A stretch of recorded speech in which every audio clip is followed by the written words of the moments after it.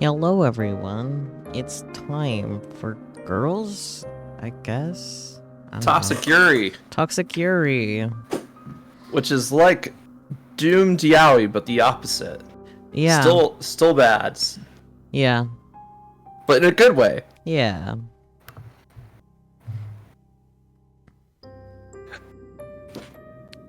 I mean, last time we tried to rizz up a vampire princess, that was cool. Yeah, it didn't go too terribly well. Depends on what you expected the outcome to be. That's fair. We should go back to that, though, so we can accept our fate. Yeah, accept our fate. Yeah, because we didn't do that last time. Hi, Spooky. Welcome in. 10 stream streak? Nice. I'm pretty sure this ends the game, but we'll find out. I won't say anything. What? Really? You're fine with being eaten alive in a dark, dingy dungeon than being left to rot? That does Yeah, why not? Sounds fun. That doesn't sound like a very satisfying ending to this particular narrative. But if that's what you want, then so be it. I do not mind indulging you. That is what I have always done, after all, from the moment we first met. I have dedicated myself tirelessly to answering your wishes, and this is no different. Do not be so foolish to think, though, that you can escape me, even if your life's blood has mingled with that of the princesses. I am not going to relinquish my hold upon you that easily. I did pledge, after all, to remain by your side, come what will, fire or flood. I will never leave you. You'll never be lonely again. That's interesting. Yeah, I kind of like that. That's the type of context that I was like, okay, they need to have this before we go into the next routes because it is super interesting how this game is set up. Yeah. Because based on that statement, it seems like the narrative is the antagonist of the game. By narrative, do you mean the narrator? Yeah, the narrator. Okay. We know the narrative is doomed. It's Yeah. Toxic Yaoi. It's always doomed. It's not Yaoi, it's Yuri. You get it right. You're just mixing up words and genders. Damn, dude. But yeah, it definitely seems like, oh, the narrator is the antagonist in this scenario. Maybe. And it's like it's a really interesting dynamic between narrator and MC once you realize that, like, oh, they're not always on the same page about things. Yeah. Well, glad we have that tidbit before we go to here. Yes. Yeah. To go to the shore or go to the village? So everything after this, I have no idea what happens. Perfect. This is about as far as I got. So We love it. from watching other people's streams. But I figured. we did learn some cool things about the village last time. Oh yeah, some vague mentions about the village. Yeah, there's like a plague or something. Mm-hmm. Did you want to go to the So- village first, then, or? I don't know. I don't want to catch the plague. Yeah, that's fair. We already went through COVID. Yeah, exactly. So shore first? Yeah, let's go to the shore. Okay. So, you want to go to the shore. Good idea. What will you discover there, I wonder? Probably fish. I hope so. This night is far from over, and there are any number of adventures still awaiting you. I hope that you have prepared yourself in advance, and I do hope, for your sake, that you have learnt how to swim. Ooh, foreshadowing. I have a sneaking suspicion that this skill might come in handy. Oh no. Saki, how are you good at your swimming? I'd say pretty good. Okay. Probably not like swim team worthy, but like, not bad. What about you? I'm a pretty decent swimmer. I like to swim. Okay. When I was younger, I did swim team stuff, and then Boy Scout camp, I was able to swim in like the very deep waters. So Nice. they at least trust me not to drown, and I'm still here. So mission accomplished. Fair enough. Oh, the best part was if you got to the furthest point, you were able to go like kayaking out on the lake proper, and that shit was fun.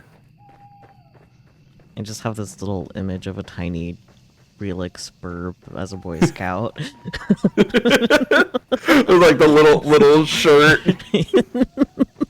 It looks something a lot like what I'm wearing right now, just minus the hood, give it a bow tie, some pockets, some Yeah. Little sash cargo with shorts that are a little badges. bit too short. Yeah.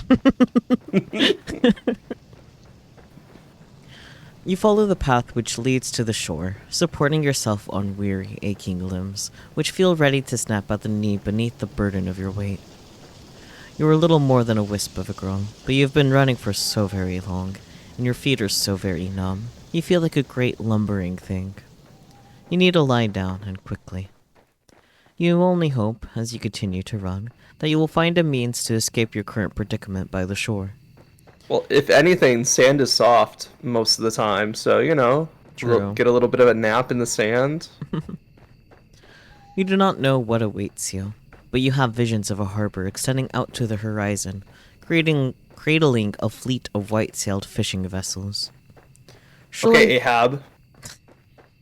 Surely there will be a kindly fisherman who will be willing to take you far, far away on his boat, to a place where your pursuer will not be able to find you. I don't know, if you ran up to somebody and said, hey, I need to get on your boat and we need to sail away if you know someplace safe, I wouldn't trust that person.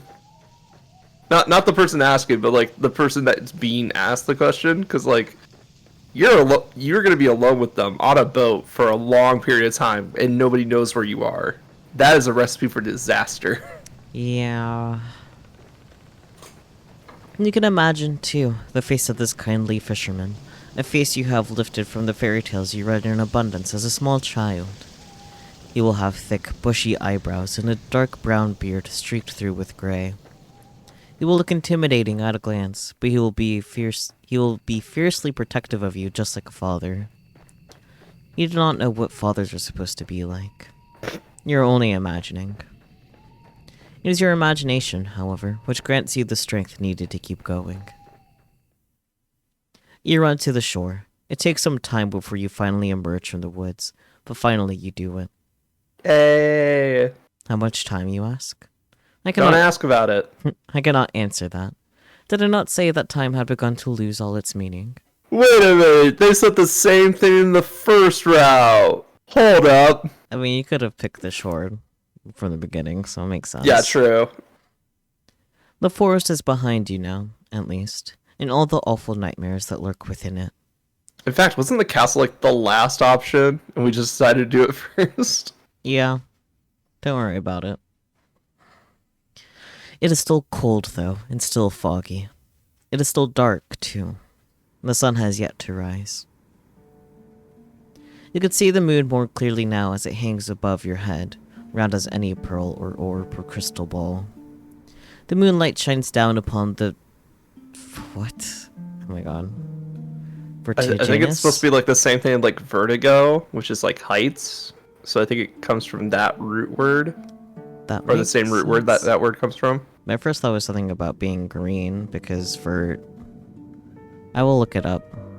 Vertiginous. Vertiginous is probably how you pronounce it, yeah. Causing vertigo. Okay. Vertiginous. Vertiginous. Vertiginous. Vertiginous. Yep. Causing vertigo. Okay, I see. Especially by being extremely high or steep. So you're right. Yeah. Look at you. I was right. Birds. Same root word. Proud of you. Yeah. The moonlight shines down upon the vertiginous cliffs, which plummet sharply downwards to an array of sharp, spiky rocks below. You felt, upon escaping the woods, a degree of hope, but the sight of these weather-blasted cliffs gives you a pause. Ooh, that's a good description though. Mm-hmm. Weather blasted because wind erosion and water erosion. Oh, it's so good. You inhale, and then you frown. Now, what are you to do? Jump, jump, jump, jump, jump, jump, jump, jump. You do not think this plan of yours through very well. Not that you had much in the way of a plan in the first place. There's little in the way of civilization here. The cliffs are far from the village. How far? You do not know, and you cannot see any houses. I have not had my share of the potato salad, no spooky. Chug, chug, chug. Where exactly will you rest your weary head, and what of your weary legs? Well, you got a cliff. Fitfully you look around. There's nobody to your east, nor is there anybody to your west. There's no point in looking south, that is the way you came, and when you look to the north, the world falls away from you. The cliffs are too steep to scale, and it is too dark. Naturally, there is not a soul here to help you. You are on your own. You feel so overwhelmed you could very well cry. You do not cry, however. You know that tears have never helped anyone. You got yourself into this mess. Hi Nigiri, welcome in. Now, you need to get yourself out of it. Hi, Nigiri. You can get first Nigiri, no one's claimed it yet. A rare chance. Oh, Peachy just yoinked it down. Let's go, Peachy! Peachy felt the threat. Hi, Peachy. Let me find where the thing is. My favorite snack, just eating a tea bag whole. The saliva will mix in and make tea. It's easy. Uh-huh. Whatever you say, buddy.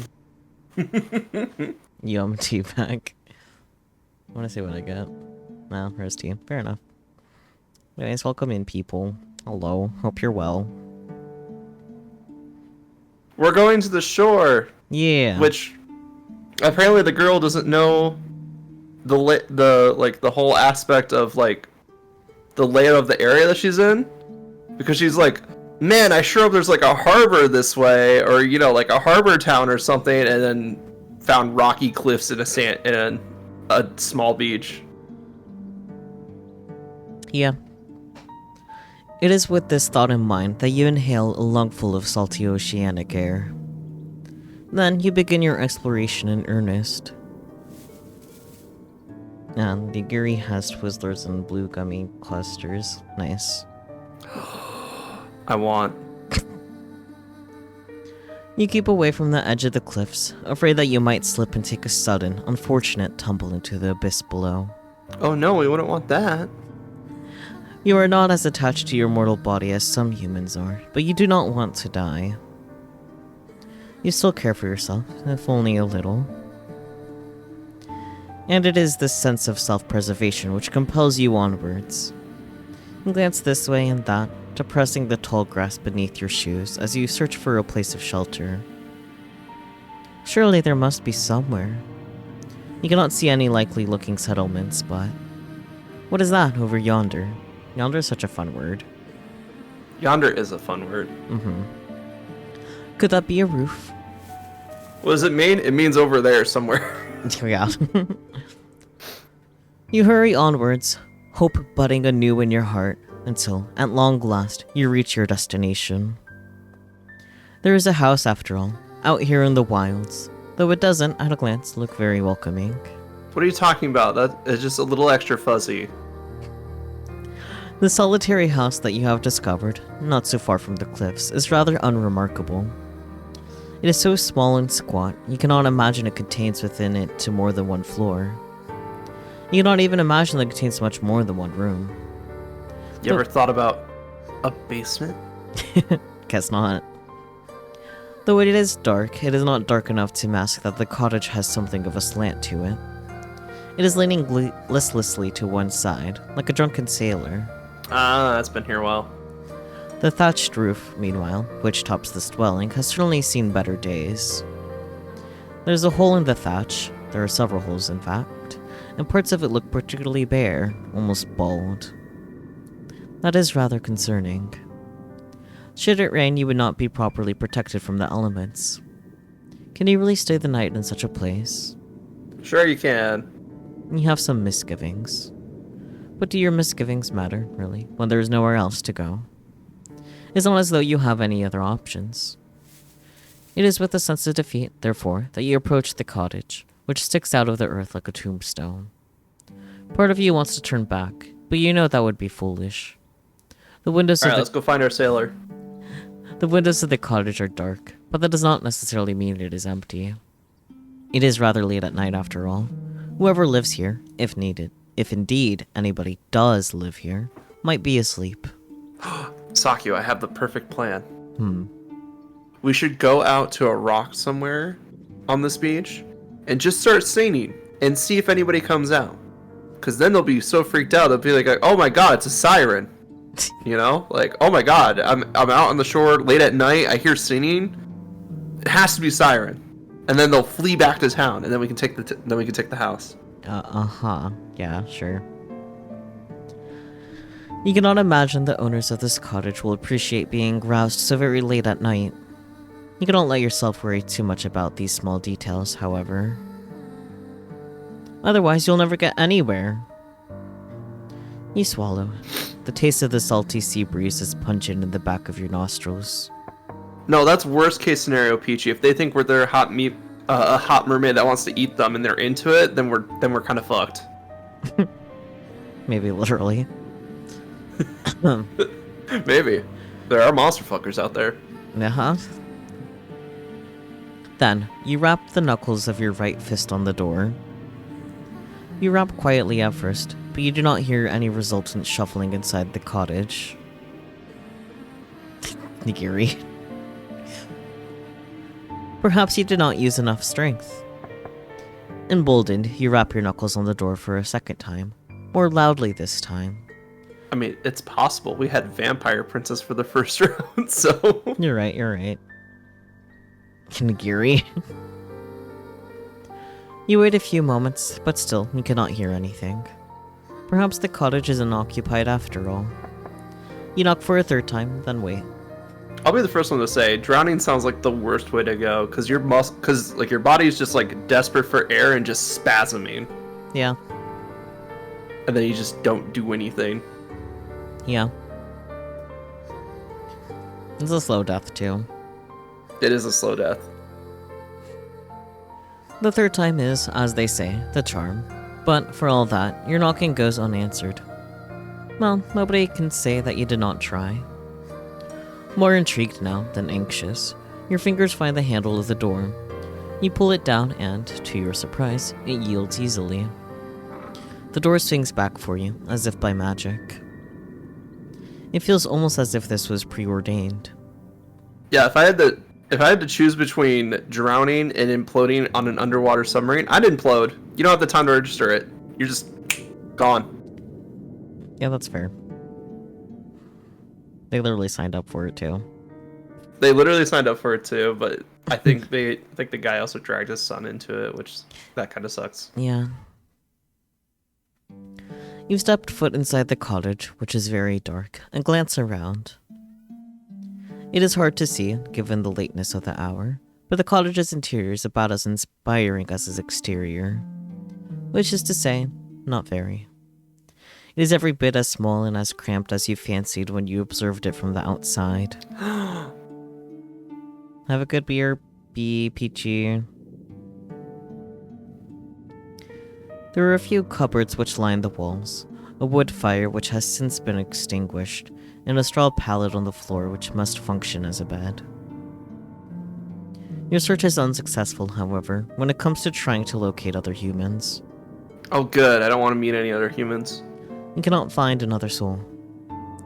Surely that is to your benefit, though. Hell yeah it is, it means we can squat here for free. If nobody else lives here, then you might as well make yourself at home. Or as at home Or as at home as one can be, I suppose, in a small cramped cottage such as this, with holes in the roof. You close the door behind you, then approach the straw pallet. I think you mean roof ventilation. Very well ventilated. Uh-huh. All of a sudden... It's all about how you spin it for the flip, you know? It's all about how you spin it for the flip. Uh-huh. I'm telling you, Saki, we fix this place up, we can sell it for a nice profit back at the town. Uh-huh. All of a sudden, you feel incredibly weary. The tiredness that assails your limbs is absolute, so intense it overcomes the last of your concerns. You settle down upon the straw pallet, yawning as you do. It is not comfortable, but being able to lie down eases some of your aches and pains. Lying down, even on an uncomfortable makeshift bed such as this one, is better than standing. It is far, far better than running. Your eyelids fall shut, your lashes melting together, and, soothed by the sounds of the wind and the distant rolling of the waves, you fall asleep. Then you begin to dream. It is not uncommon, of course, to dream. The best and the worst of us do it, from queens in their castles to peasants sleeping in the straw. Why, who is to say that all you have observed tonight has not, in a sense, been a dream of its own? Would that make your nighttime fancies, then, a dream inside a dream? Perhaps our dreams are empty, hollow things stacked inside one another, like little wooden dolls. Is that not a whimsical thought? How very droll. Your dreams, however, cannot be called whimsical, neither are they particularly droll. Because they are memories. They're not pure fabrications, as dreams sometimes are, fleeting fancies which can never come to pass. Your dreams are of a rather more pernicious Pernicious? Pernicious? I hate words. And of course PT left. Pernicious? Oh, pernicious. So like pernicious. Seeing the future a little bit. Yeah, pernicious. Having harmful effect, especially in a gradual or subtle way. That makes sense in this context. Yeah. The example sentence is the pernicious effects of air pollution. Slowly poison you over time. Mm-hmm. In your dreams, you are at the conservatoire with your red hair tied back into two prim, proper braids. We've seen our hair. It's mostly pink. Artistic liberty. You're walking through the courtyard, clutching your books to your chest as you make your way to the library. Your head is bowed so as not to look at the faces of your passing classmates. You do not want to meet their eyes. These girls with their sensible braids and their sensible shoes are merciless. You hunch your shoulders together in this dream of yours so as not to draw their attention, but alas, it is not enough. You stumble, clumsy thing that you are, and you fall, and just like that, all eyes are upon you. Yes, get in the kill circle. They're staring at you. They're laughing at you. You lay there on the ground, by the fountain, your books scattered and your skirt in a woeful state of disarray. Your knee hurts. Is it bleeding? You examine your injured leg, trying not to cry, and, as this transpires, you hear a voice. One of your classmates is calling out to you. She has acknowledged you. You look up shyly, tears beading in your eyes, at a girl taller than you and prettier and much more refined. She extends her hand towards you. Does she mean to help you? It cannot hurt to try, can it? Hesitantly, you reach out to accept her offered aid. Your fingers curl around yours tightly, perhaps too tightly. Her nails dig into your skin.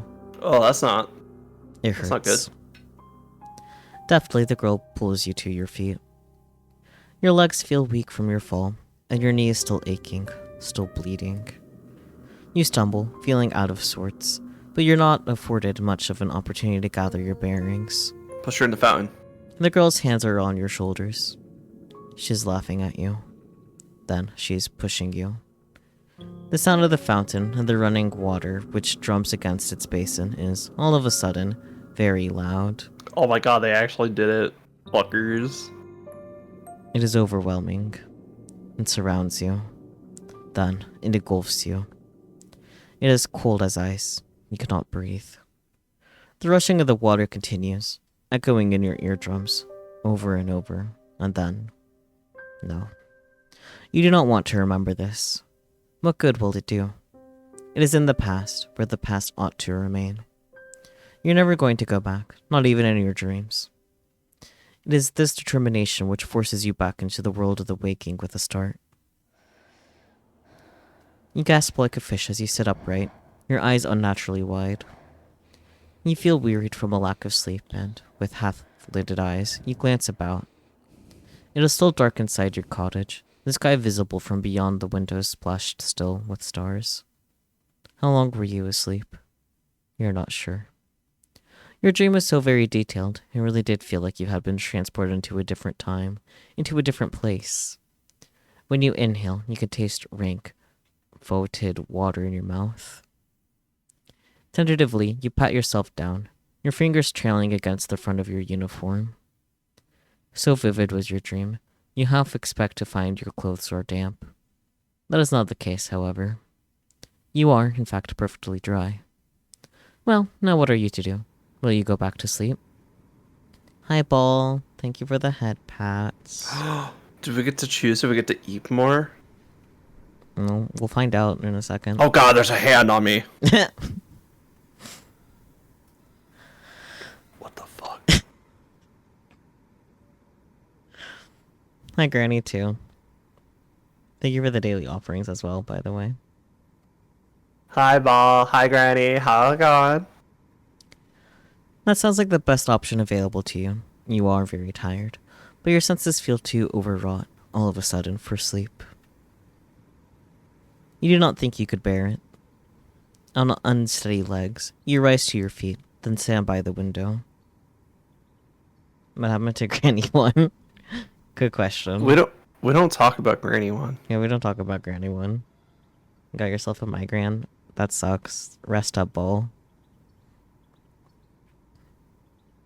Let's just say that she's making apple strudel for sky people now, and that's where we're leaving that. Okay, hydrate. Hydrate. The cat is meowing like crazy, sir. It's zooming and meowing. 1 second, I got it. Meow meow meow meow meow meow meow meow meow meow meow meow meow meow meow meow meow. Yeah. Meow. Yep, Paul got Balls. Nice. You look out to the starry sky, into the pitted moon which hangs amongst them, and you frown. You didn't know Bubba tea was an option? There's like 51 total options, Nigiri. You could be like me and try to get the soap right now. Oh dear. Fucking tea! Fuck! You can hear the wind outdoors, howling like an injured animal, and, more softly, the ebb and flow of the waves as they meet the cliffs. But that is not all. What is that sound? Why, it is almost like singing. Honk. Honk was timed very well. It's almost like singing. Yeah. What is that melody? Dear. The voice is far away enough that you cannot pick out any individual words, nor even the individual syllables, but there is a haunting quality to it all. The singer, whoever they are, possesses quite the pretty voice, high and clear like a bell. The song is a melancholy one which stirs your heart. Curiosity takes root inside you, as it did during that fateful day you found that book in the library. Logically, you know you should not go outdoors to seek the source of that singing, but emotionally, that is another matter altogether. You really should have learnt your lesson by now. You should know better than to go sticking your nose into business which does not concern you. But naughty little girls such as you never do learn. You cross the old fisherman's cottage as though in a dream, then reach for the handle of the door. The handle depresses easily enough beneath your grasping fingers, and the door opens with a click. The rest of the world yawns before you, framed into the doorway, all of it bathed in moonlight. You thought it was cold inside the old cottage, but it is colder still now that the door is open. And yeah, you got that body heat to heat up the space, even if it's not doing a whole lot. Mm-hmm. An unpleasant wind rushes forth to meet you, nipping mercilessly through the fabric of your uniform. You look across the cold and hospital landscape, your fingers clenched into fists at your sides. Then you step out into the unknown. Into the unknown. Please don't get me copyright struck. I'll try not to. Next time I'm gonna go straight for part of your world, Little Mermaid. Oh dear. You'll definitely get copyright struck then. Oh dear. You canvass the cliff face, led by nothing more than that luxurious singing. So haunting and ethereal is this voice, as it hangs on the breeze. It would be enough to send 1,000 ships off to war. You keep walking into the night until you reach the very edge of the cliffs, where they drop downwards into empty air. You ought not to go any further, but the voice has yet to cease. You can still hear it, echoing inside your head. It compels you to act. You look down at the shore, which seems like seems like a dizzying distance away, then out to the ocean, which is breaking against the scattered rocks below. Your eyes narrow with determination. Then, you take a step towards the cliff. Oh! These cliffs are steep, and the rocks below them are sharp. You can see them glinting in the darkness, their tips jagged like the teeth of hungry predators. The cold wind blows, rocking your hair, and you shudder from it. Your shoes were not built for scaling cliffs, and your heels do not have much in the way of purchase, particularly not when the cliffs are so steep. Clinging to the cliffs is no small feat, yet you are determined to ease yourself down onto the shore, in one piece preferably.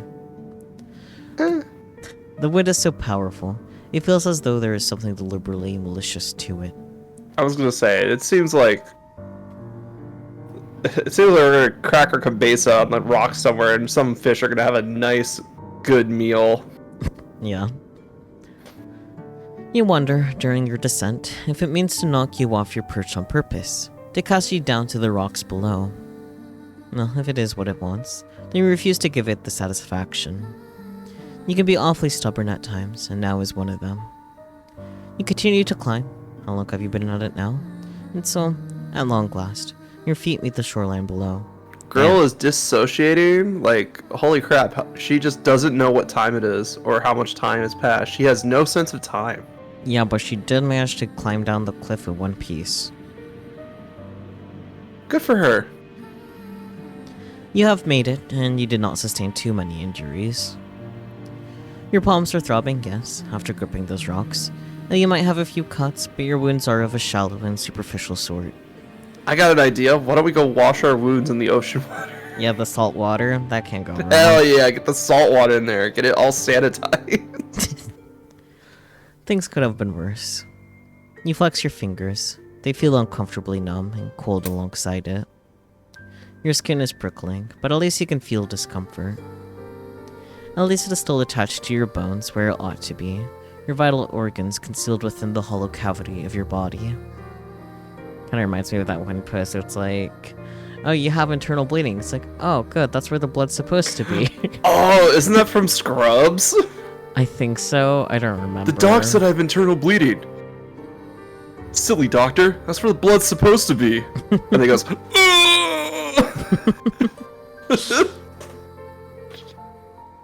It's such a funny skit from a very... It's funny, but it's a terrible show.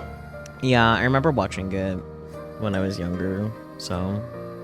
Like, the sketch comedy is great. There are bits and pieces of, like, how the characters interact, and I'm just like, this is not great nowadays. Yeah, some things don't age well. Unfortunately. You have a lot to be thankful for. This night has, by and large, been quite successful. There are no longer any obstacles between you and the mysterious voice which lulled you outdoors. Now, you must find them. Oh boy. You set off down the shore on the hunt of the singing voice which has captivated you so. You sidestep sharp, jagged rocks which jut out of the sand like teeth. The rocks which cannot be circumnavigated, meanwhile, you clamber over. All the while, the sound of the sea mingles with that of the singing.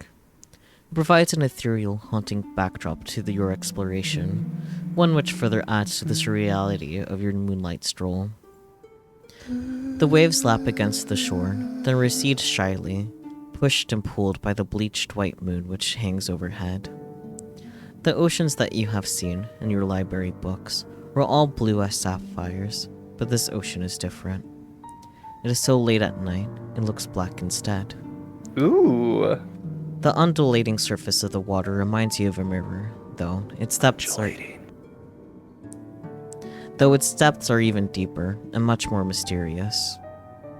A sense of foreboding settles upon you, but you try to quash it. You will not let yourself be afraid. Ooh. You round a corner, your feet unsteady in their sensible brown shoes, and then, at long last, you see her. And there's a woman sitting upon a rock, out in the ocean. The woman's eyes are closed and her lips are parted, her expression soulful. She is singing. Her hair, which is fair, flutters around her face like a shroud, which adds to her otherworldly aura. Her eyes might be closed, but her lashes are long and luxuriant like a doll's. Her lips, meanwhile, which are parted in song, are soft, like the freshly plucked petals of a flower. Her face is perfect, as are her proportions. Okay, that is very gay to note. Yeah, her proportions, aka the long-ass fishtail. Her neck is tall and slender, like the stem of a flower. As for the lower half of her body, meanwhile, well, it is nothing like anything you have ever seen before. It is here, and here alone, that the woman betrays your narrow human definitions of beauty, for her legs are non-existent. Rather than two awkward appendages, this woman has, instead, the sleek shimmering tail of a fish. Is she not, then, a human? She cannot be, not with a tail like that. This unusual sight makes you gasp, and quite audibly at that. You do not mean to be rude, but you cannot help yourself. Humans tend to react poorly to things they do not understand. At least you do not scream, and that would have been even ruder.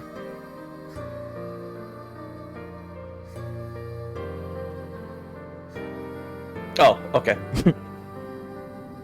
Oh my. You meant to observe the mermaid from a distance, but it would appear that your shocked gasp was loud enough to attract her attention. The fish-tailed vision sitting upon the rock is looking at you. Her gaze is so piercing, it feels almost as if she's looking through you. Your heart seems to stop inside your chest, as if by some manner of magical spell. You thought the mermaid pretty when first you observed her, sitting on that outcrop of rock, her face turned in profile. Now she's looking at you, however. You can see that you were mistaken. Yeah, she got that fisheye thing going on. She's not just pretty. She's beautiful. So much so, it is almost unnerving. No, not the gay panic setting in again. Damn it, girl. She's weak. She's weak. She looks as though she has stepped out of the pages of a picture book. She is simply too perfect to belong to this world. Perhaps she is some kind of vision, a waking dream, a hallucination. Your worst nightmare. But no, she is none of those things. Her tail might be an impossible thing, but its scales look slick and wet regardless, like those of any fishes one might find at the market. These scales are iridescent, and bathed beneath the light of the moon, they seem almost to glow. The sight of her rather takes your breath away. You look at the mermaid. She looks back at you. You prepare yourself, expecting some sort of altercation, but the surprise soon fades from the mermaid's face. Her lips, which were once pursed in a frown, now shift upwards. She is smiling. Run. Then she says in a refined sort of a voice, My, it really is good to see a human again, particularly a human girl.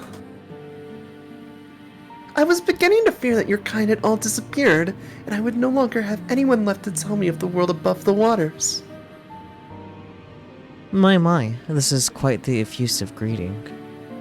The mermaid's introductory speech is positively brimming with excitement of a sweet, girlish variety.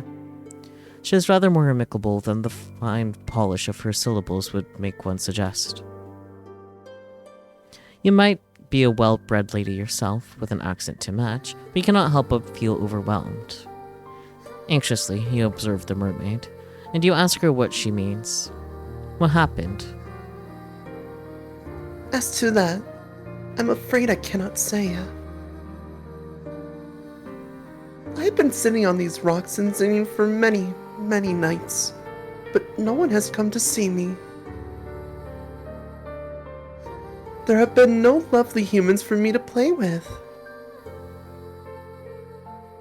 I was beginning to wonder whether your kind had disappeared altogether. I feared some manner of calamity had occurred while I was slumbering beneath the water's surface, and your kind had been eradicated. You shudder, then reassure the mermaid to the contrary. You do not know about the humans that she used to speak with, but you, at least, have not been eradicated. You are still here. Yes. Well, I can see that.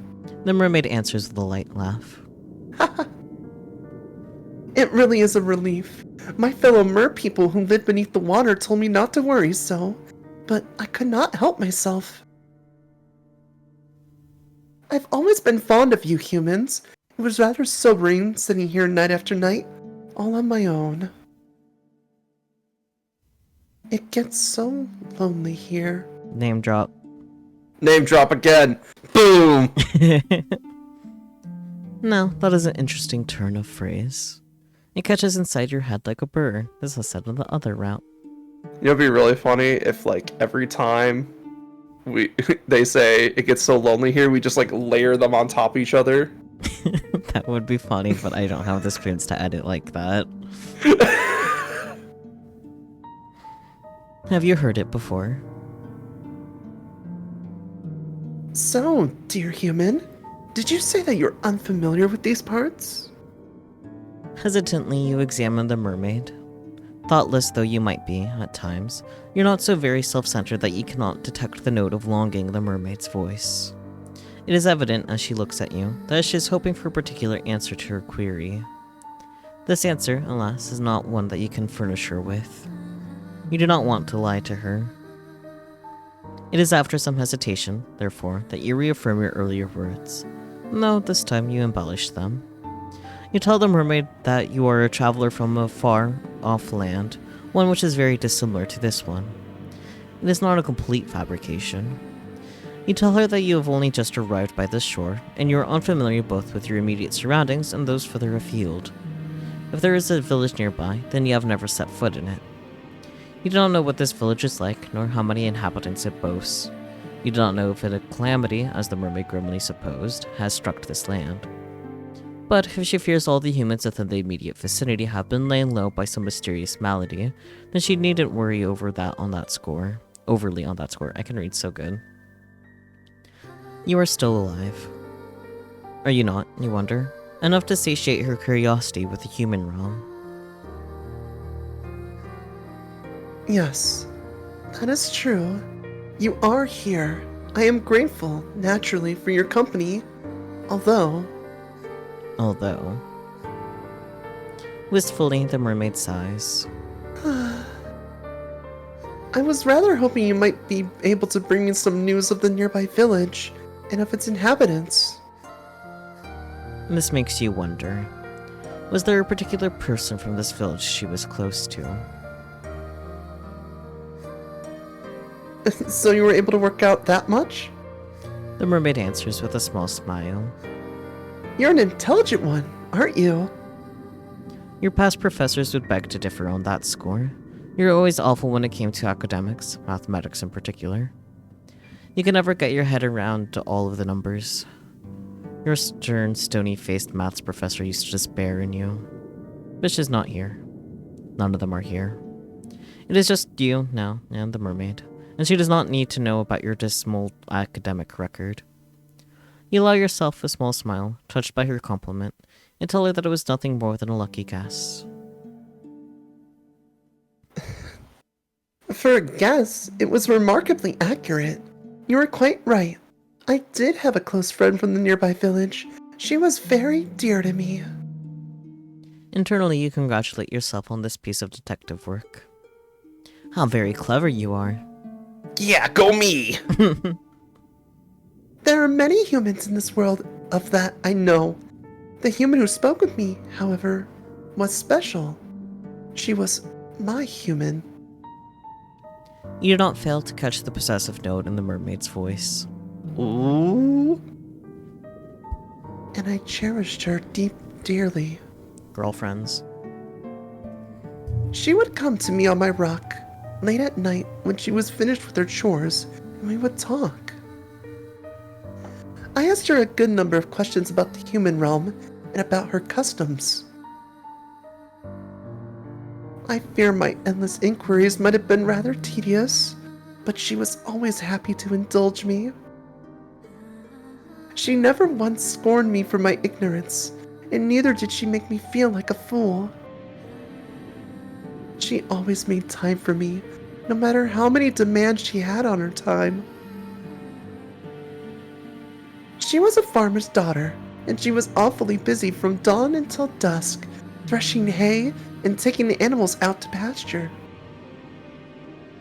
She told me of her work, and I marveled at her, Slender though she was, she possessed a truly tremendous amount of strength.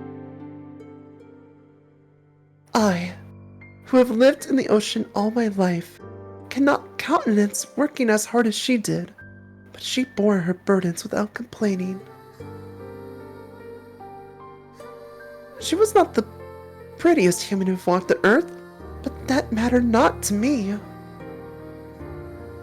Her conversation was engaging, and I knew, through our continued encounters, that she meant no ill will. She did not have even a single drop of malice in her heart. The wistful manner in which the mermaid speaks of her friend makes you feel, for a few brief moments, a flicker of some ugly, primordial emotion. Could it be jealousy? Ooh? It is painful, isn't it, to hear others wax poetic about those they hold dear, particularly when you yourself have never been regarded in so intimate a manner. You have for many, many years been woefully alone. But you're not alone now. You are with the mermaid, and she is with you. And though she might prefer to be in the company of an industrious farmhand, the farmhand is not here. Where does she go? Oh, if only I knew. She quite simply disappeared one day, almost as if she'd been whisked away by a wicked spirit. That seems like quite the anticlimactic ending for such a close relationship. Did the farmhand not tell her companion beforehand that she might one day disappear? No, she did not. Nothing of the sort happened. It was all very sudden. So, you ask, feeling affronted upon the mermaid's behalf, did she not give you any warning? Not a single one. And when, you ask, did she disappear? I do not know, in truth. Time is a strange concept to beings such as myself, particularly as it seems to ebb and flow differently both above and below the surface. You humans have a strange compulsion to pin down and to place labels upon everything. You have names for your seasons, and for your months, and even for your days of the week. It is all very precise. We merfolk, however, do not bother with such affairs. Perhaps because we live so much longer than you humans do. We have no need to obsessively document our days, not when we have so many of them at our disposal. This curious remark catches your attention. How long exactly do mermaids live for? The mermaid does not look much older than you, but you cannot help but wonder. My, nosy aren't we? The mermaid asks, and she laughs, a soft tinkling sound, like that of a bell, which makes you blush. Were you being nosy? Perhaps you were. You have always had a thirst for knowledge, not of the dry, dusty academic variety, but of stories peopled with strange persons. Literature was the only subject you were ever any good at. Again, it is hard for me to quantify, but to put it in terms a human like you can understand, I suppose we mermaids can live for centuries. Centuries? That is quite the surprise. But perhaps it shouldn't be. You have been subjected to any number of surprises tonight. What is one more to add to the pile? I have not been waiting quite that long, however, for my friend to return to me. I think it has been but a few seasons. It might not sound like much, but never before have I been so aware of the passage of time. I have experienced any number of wants during my life, but I've never wanted anything quite as badly as I want to see her. I wish she would sit with me, and she would talk to me just one more time. But perhaps I'm asking for an impossibility. I have been waiting for long enough now to presume that she will not be returning to me. I fear that something must have happened to her, or to her family, or perhaps to her whole village. You can hear the worry throbbing in the mermaid's voice, so potent that, for a few moments, you swear you can feel the depths of her sorrow within your own breast. Her sadness over this human girl is a deep, dark thing, almost fathomless. You cannot let yourself indulge in it for too long. Otherwise, you fear you might drown in it. It might drown, you say? Ruefully, you tell the mermaid, once more, that you cannot help her. You are only a traveler after all. What do you know of a single, insignificant farmhand in a nearby village? Yes, I thought you might say that. It is quite unfortunate, but... oh well. I ought not reflect upon all that I am missing. That would be churlish of me, and it wouldn't not be fair to you either. You did not approach me, I am sure, with the hopes of hearing about all of my woes. Yeah, no trauma dumping. No trauma dumping on the first date. That's a second date thing. I should be grateful instead, for all it is that I do have. I still have my long, long life, which stretches before me like a golden cord. And of course, I have you now. Does she? Do I not? I ought to go soon before my absence is noticed, but will you not come and visit me again tomorrow night? I think I would like that. I have always enjoyed speaking to humans. You make me feel less alone. You cannot help but feel, as the mermaid observes you with those enchanting eyes of hers, that she does not truly wish to speak to you for your sake. She wants to use you, instead, as a substitute for the farmhand that she has been missing so very ardently. Oh, we know. The thought stings, though you really ought to be used to it. Still, to be held in lower esteem than a farmhand of all things makes your self-esteem sting. You try not to let the mermaid notice this, though. The woes of your past are not her fault, much as the woes of her past are not yours. It is silly, in any case, to be jealous of a girl who might very well be dead. That is what you tell yourself. It is the only way to prop up your bruised sense of self-worth. You tell the mermaid, after a pause, like to see her again. You would like that very much. Oh, thank you! I have been feeling very gloomy for quite some time, but seeing you has invigorated me. Finally, it feels as though I can smile again. Did she not smile, you wonder, after her friend disappeared? I did not know.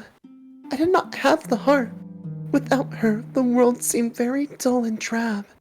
Your company has cheered me up immensely. This is why I like humans so much. You are not callous and unfeeling like the merfolk who live beneath the water's surface. You are much kinder than they are. Oh, if only she knew. If only she knew indeed. If the mermaid was aware, I wonder, of how petty you are and how jealous, would she still care for you? Well, that was neither here nor there.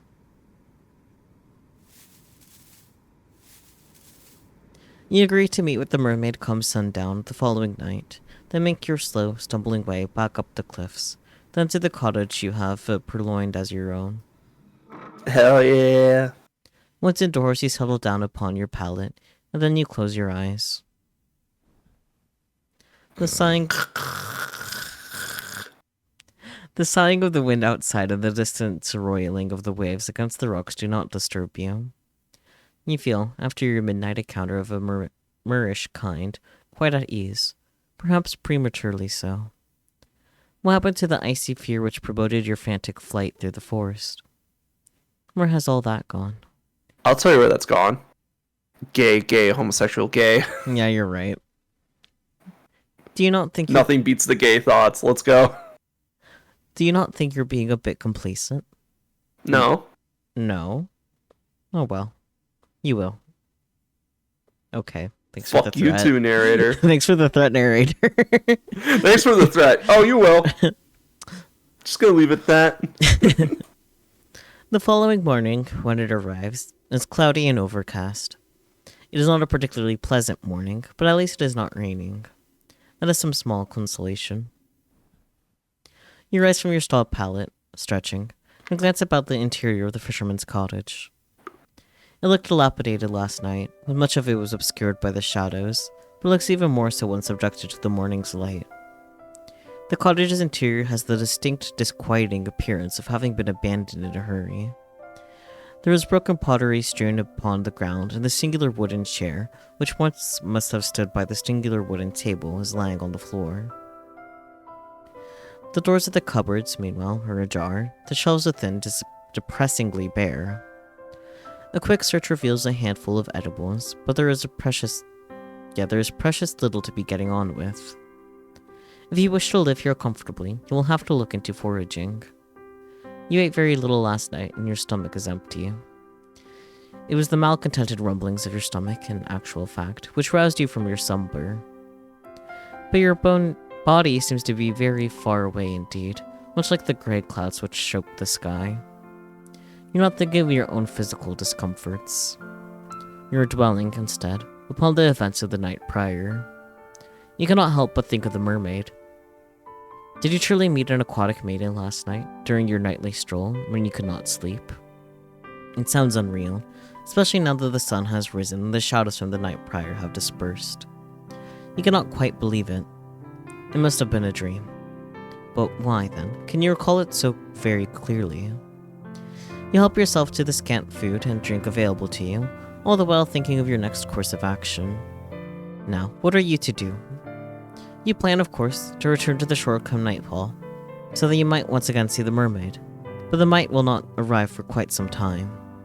You need to find some means of keeping yourself occupied until then. The uninspiring interior of the cottage does not furnish you with any particular ideas, so you decide to go for a walk. Your soul still ache from your exertions last night, but if you go slowly, you ought to be alright. But that's what you hope, at least. You do not want to spend much longer than you have to in the fisherman's cottage, no matter how cold it might be outdoors. It's almost as cold as it is out, and in any case, the cottage is far too small. You leave the cottage behind you and set off. You do not know where exactly you are going, but you suppose it does not matter overly much. You do not have any particular destination in mind. Your meanderings lead you to the cliffs, which are steep and sharp. The drop to the shore is a perilous one, so much so that you have to wonder at how much you were able to descend the cliffs the night prior to meet the mermaid. You're rather more determined than you ever realized. Though I, of course, could have told you that much. You're surprisingly capricious for such a small, slender human. You walk along the side of the cliffs, keeping a sensible distance away from the drop to the shore. You might have survived last night's excitement unscathed, but you do not fancy trying your luck. She doesn't have that gambler mindset. Nope. It would be so Damn. It would be so like you, really, to avoid a drop to your death in the darkness, only to stumble during the morning's light and take an irreversible tumble. Honestly, that would be my luck too. Just be like, yeah, I did this in the dark. This will be easy. Oh. Yep. Cabeza. Your fortunes have never been the fairest. Your meanderings along the cliff reveal to you all manners of curious flora. Edibles. You thought the night prior that the cliffs were weathered, blasted, but you can see now that your assumptions were incorrect. There are flowers here, very warm and bright, like the sun's light during the summertime. Or, you think, with a flush of pleasure, that the fair hair of the mermaid, whom you are certain you spoke to last night. These flowers are so very like her hair, it is uncanny. You step towards the flowers, drawn towards them, and sink to your knees. The tall grass brushes your ankles like a caress, the morning's dew wetting your skirt. Your clothes are getting damp, as are your legs, but you care not for this minor discomfort. You have just had an idea. Why not make a gift for your new friend? You were sure that she would appreciate it. Why would she not? Girl, get food. She told you, in a voice which was steeped with dolor, that she had been that she had been feeling lonely. You want to see her again. And when you next see her, you would like to make her smile. It is with this thought in mind that you begin to pick the flowers which are growing upon the cliffside. These flowers do not have any thorns, and their delicate stems snap easily enough between your fingers. You take care when plucking these flowers to leave a substantial amount of stem intact. You will need these stems so that you might twine the flowers together. You mean to make for your mermaid a diadem, something she will be able to wear in her hair. This tiara is certain to suit her. She is so pretty, anything would suit her. You continue to work, slow and steadfast, as the weak sun shines. It takes time, but you're eventually able to fashion something you are satisfied with. You'll only hope the mermaid will feel similarly. If indeed she really does exist. Did we get food? No. What the fuck? About to. Carefully, you Oh, there pocket we your go. makeshift diadem, then decide to forage for some food. You discover, during your search, some fruit trees whose sweet burdens are enough to fortify your spirits. For the present, at least. It is fortunate, really, that you are so excited about your moonlight rendezvous with the mermaid. If you were less focused upon the future, and dwelt more in the immediate present, you might have more of an appetite. Do you identify as a woman in this? If so, gay. Yes. MC is Yes, female. Nagiri. Yeah, we've seen the main MC. We saw her in the other room. In fact, we saw her earlier this stream, but she was chained up against a wall. Yeah. There's been constant mention of her wearing a skirt, too. Hmm. Not that guys can't wear skirts, but... It would be a kilt in this setting. Can't you see the cliffs? Goodness gracious. You probably did miss that. 'Cause I think only Spooky was here early enough to see the MC chained up. I did read this, yeah. The emptiness in your stomach assuaged, you return to the cottage, whereat you mean to wait for the setting of the sun. There is very little to do, you soon discover, in the cottage other than checking the cupboards and sweeping the floor. Occupations with both feel depressingly pointless. Not until you realize that you can flip this place, girl. Like, you clean this up, you fix up a couple of the places around here, you could sell it as seaside property. There are no books to read either, with which you might pass your idle hours. You do, however, busy yourself with trying to light a fire, so that you might ward off the cold. The time is horribly slow in passing, in part because you have precious little to do, but also because you cannot stop thinking of the mermaid. Will she really return to the shore as she said she would? Can you truly trust her? Oh, you hope that you can. If she were not present at your designated meeting place, would you think you would die from disappointment? You think you would die from disappointment. I can read so good. The seconds continue to trickle by, unchecked by any hourglass, and as they do, the sun sinks beneath the horizon. Part of you worries, however, that it might still be too early to search for the mermaid. Will she be there yet? You've never seen this game before? Yeah, I figured. I think it's relatively new. Yeah, it's relatively new from what I can tell. Yeah. I've only seen a couple people play it. I'll check the store page to see when it came out, because I don't remember. Load, Steam, load. Nagiri, you should watch episode 1. She's down bad for her princess. Oh yeah, no. Like, more gay panic than this one. Yeah, at least so far. And that gay panic was kind of justified because the princess was kind of into it Yeah. and flirting back. So like, damn. I mean, it was during subathon, so I think the subathon video is actually up on YouTube, but I haven't edited it yet. But the game came out in May 2023, so... Okay, last year. Not bad. So, yeah, relatively new. You sit there, your stomach tied up in anxious knots, and as you listen to the wind which buffets your windows, you hear it. The sound is faint, but you recall it well from the night before. There is a single, solitary voice outdoors, tempest tossed amidst the roiling waves. The voice is a high, clear one, silvery, if indeed voices can have colors, like a finely polished dinner plate in a noblewoman's home. The voice belongs, of course, to the mermaid. Who else do you know with a voice as angelic as that? Relief begins to bubble up inside you, a relief so potent you feel dizzy from it. She did not abandon you after all. Why, you wonder? Do you ever think she would? She said that she wanted to see you. Did you think that a mere nicety? Buoyed as if by a gentle breeze, you hurry to the door. With trembling fingers, they are trembling, I presume, from the excitement rather than fear, you seize the handle, then turn it. It's okay, it's just the gay panic setting in. Then you step out into the dark, inky night. You walk toward the cliffs as you did the night prior, beneath the cover of the inky blue sky, the wind moaning fitfully with every step you take. Your soul still ache from your expedition the day prior, but you're able to ignore this discomfort. It seems irrelevant, really, when compared to the prospect of once again meeting the mermaid.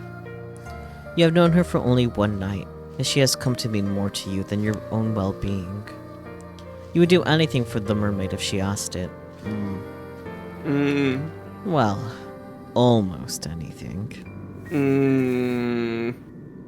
You hurry down the sharp incline of the cliffs to the shore, almost stumbling in your scuffed brown shoes, which really were not built with rock climbing in mind. So frantic are you in your attempts to once again make the mermaid's acquaintance, you very nearly fall. It is a good thing that you still have enough sense about you to regain your footing. Otherwise, this tale will come to a premature ending. Yeah, you gotta fall at the perfect time. Eventually, you make your way onto the shore, then approach the jagged outcrop of rock whereat you last saw the mermaid. Like the night prior, the mermaid is perched upon these rocks, her fair hair strewn about her shoulders. When she sees you from across the shore, she ceases her singing, and her eyes light up. Or at least they seem to. So, you've returned to me, my hero. The mermaid says, and then lightly she giggles. Or perhaps I should say heroine. 'Cause you're like a drunk. Tragic Yuri is literally gay. Why? Yeah. It's okay, Nigiri. Don't look that up. You had to look it up, Nigiri. You should have known. You read Tragic fanfic. Yuri is... You read First fanfic of all, all it's the the time. best form of Yuri. That and Doomed Yuri. It's okay, Nigiri. Her praise makes you blush. You do not feel worthy of it. Nobody has ever called you a heroine before. Alright, Nagiri, do you know the difference between tragic and doomed Yuri? It's very important that you do. You do not even think of yourself as a heroine. If a story were made about you, you'd rather think that you would be a supporting character, one without her own voice. You are not interesting enough. The mermaid seems to think that you are, though. She's staring at you delightedly, as though you're the one person in the world she wishes to speak to, most wishes to speak to. The thought makes you tremble, but not as much as the mermaid's gaze. You tell the mermaid that you do not think you are reading hard, okay? Stop making fun of me. They're throwing a lot of words at you very quickly, I agree. I also am reading like 95% of this. Yeah, and? And I'm gonna fight you. You tell the mermaid that you do not think you are so very brave, but she dismisses your awkward remark with a laugh. Trust me, if I had to read all of this in the mermaid's voice, it would be a very short stream and I'd be dead. I think you are. The way that I saw you scale those cliffs, I thought that was very heroic. Oh, so she saw that, did she? Impressive. Then did she see how you slipped down the cliffs, grazing your palms in the process, and how you very nearly fell? You have never been the most graceful of girls, but to have your failings exposed before a being as poised and as perfect as the mermaid, it stings a little bit. More, in fact, than the resulting grazes on your palms your clumsiness wrought you. You tell the mermaid that there was nothing so very heroic about all of that. You were simply excited, that is all, to see her again. You weren't thinking.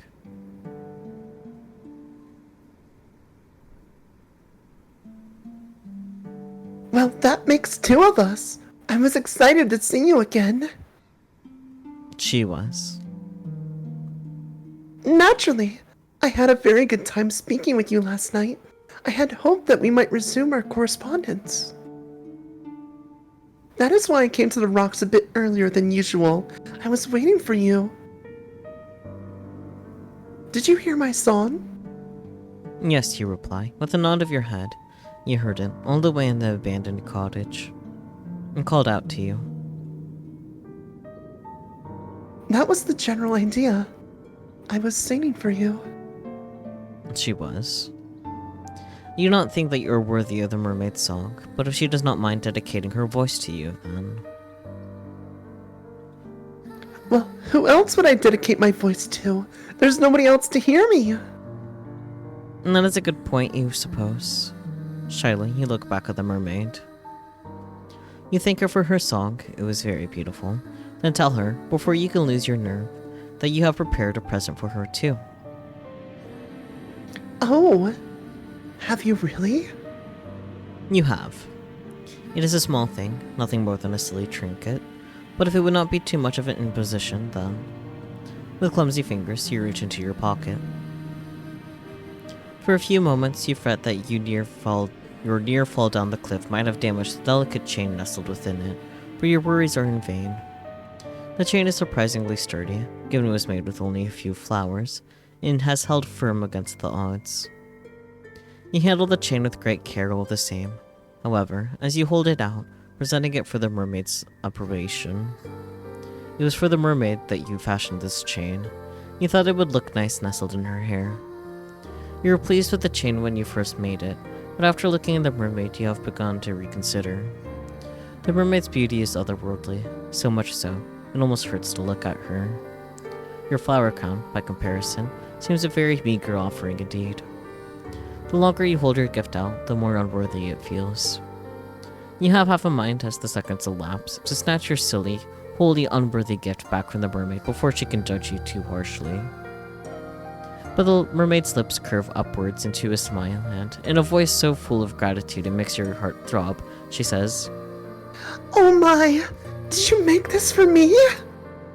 Well, yes, you reply, still feeling a little flustered.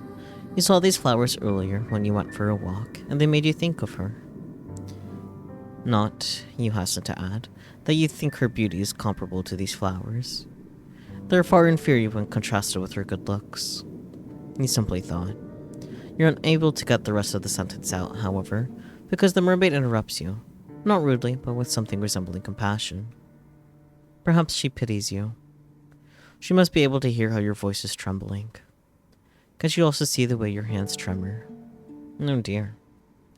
Faint heart never won the hand of a fair maiden, you know. Weapon to all of your confidence. Gay, homosexual, gay. I think that your gift is a wonderful one. I did not expect it. I did not at all expect it. But it is really... But it really is pretty. Ha, struggle, bitch. Homo, so true. Gay, homosexual, gay. You look at your feet, too shy to meet the mermaid's gaze. Then you say, very quietly, that you're glad that she thinks so, but she does not need to spare your ego. You have precious little of it left as it is. The mermaid seems touched by your shyness. Perhaps she likes her prey to be self-conscious, because she smiles. I am not simply saying things to spare your ego. I am not like that. Humans might spout platitudes as easily as they breathe air, but I do not compliment others unless I truly mean it. Is that not the point of speech? To have an honest dialogue with one another? Eh. Eh. If one party in a conversation is withholding their true intentions, then conversation is impossible. Playing games is a waste of my time, particularly given my time above the surface is so very limited. Oh. You blush at this, more deeply still, and survey the mermaid beneath the full fringe of your eyelashes. Okay, so the mermaid is autistic. What tipped you off? Then, she really does like it. Did I not just say that? You humans are so very funny with all your second guessing. She was like that too, in the beginning. She. Farmhand. My girlfriend. Yeah, that's fair. Let's be real, it is a girlfriend. Yeah. The mermaid's answer is a simple one, but it makes your stomach clench regardless. Ah yes, her friend. Her girlfriend. How could you have forgotten about her? She used to make me gifts too, you know? Gifts like this one. She would pick flowers on the cliff over there, where I cannot tread. You know it's a red flag when they keep talking about their ex. True, though. The mermaid gestures with one hand to the cliffs, which tower above the shore, tall and imposing, as though to stab the sky above. Look, that's why it's toxic Yuri, though, because, like, it's a toxic relationship. Yeah. That's the whole point of toxic Yuri. So, doomed Yuri is that the narrative means that they can't be together. So, like, think like Romeo and Juliet, but they were girls. Yeah. Both girls. Yeah. In this case, it's definitely both, though. Oh, in this case, it's definitely both. The Doom narrative stuff is kind of seeping in, but it's mainly the narrator MC dialogue. So it's like, oh, she's kind of self-sabotaging her own dialogue or her own narrative. We also died in the last route, so, you know. I mean, death is temporary. Yeah. It's a temporary setback. So we can die again, and then die again, I imagine. And she would fashion them into crowns like this one, and bracelets. I was appreciative of her tokens, though she was similarly shy when she presented them to me. She did not seem to think very much of her handiwork. You and her are remarkably similar, really. So, I could see this going one of two ways. Mm-hmm. So, one, it's like, oh, I found the replacement GF, you know? Mm-hmm. The other one is she's just observing what you're doing and projecting it onto, like, this previous entity that never existed. Mm. So it's like, oh, you did this? Well, my ex did that too. You know, it's like a way to be like, oh, you jealous? You jealous? Do you want to please me more? Do you want to be better than my ex? You know, play those types of games. Maybe. My thoughts are just like, oh, she killed the previous girlfriend and she's just setting up Oh, MC. absolutely. She absolutely murdered the last girlfriend. Yeah. There's no way it's like, Oh, I wonder if the plague got her. Yeah, I can't No, find out no. how to get drowned. yeah, no shit, she got drowned. Like, Mhm. if... Spoiler alert for Greek mythology, and most mythologies with mermaids, mermaids drown people and then eat them. I mean, other spoiler alert, the description on Steam, a Yandere Yuri visual novel. That's all I got. I mean, that's fair. There's no guile in the mermaid's voice, but her words have rather taken the wind out of your sails. Be more fitting of a siren. You are right if we're talking like old mythology, but the term has basically become synonymous with mermaid Yeah, in the modern era, anyway. yeah. Of course, the cowherd gave the mermaid gifts. Why would she not? The mermaid is beautiful. She is so very beautiful. Like a tutelary goddess, she seems to invite tribute simply by existing. Were you more religious, or more irreligious, maybe? You might even consider worshipping her. Though, in essence, is that not what you were doing with your flower crown? How silly of you to think that your idea was an original one. I might be accustomed to gifts, but it has been a long time since any human has bequeathed me with anything. This is a pleasant surprise. I am truly thankful for your kindness, dear one. The mermaid leans forward on her rock, so as to pluck the circlet from your fingers. Her benevolent smile, all the while, is unwavering. Yeah, the horse ones are really good. And now that I look at your gift more closely, I rather think it is of a superior quality to the gifts my old friend once gave me. Now, this is enough to make you start, if the touch of the mermaid's fingers upon your own was not. Could your silly gift really be better than those she once accepted? See, that's the part where I'm like, oh, you're just like my ex, but you're better. You know, that's where that theory comes in. Yeah. I think so. My friend's trinkets were all rather clumsy in execution, though I cherish them nonetheless. They were very precious to me. I got gizmos and gimbals. Or whatever. I forgot how the song goes. They did not last very long, though. Not when I took them with me to my home beneath the ocean. The water soon rent the fragile links between the flower stems asunder. Your diadem, however, seems more sturdy, but it is, by the same token, very delicate. You must be very good with your hands. Just what you need in a lesbian. So true, though. Sorry, I had to. That was low-hanging fruit. You must be really good with your hands. Hey, y'all. We know what type of game this is. You think back briefly on your disastrous sewing lessons in the past, of your numerous failed attempts to thread your needle, while the other girls giggled at you, and you blush. You think the mermaid's praise might be a touch too effusive. You tell the mermaid as much, but she only laughs. I do not think so. Now? The mermaid places your floral trinket upon her head, over her long fair hair, then surveys you in a manner which seems almost coquettish. What do you think?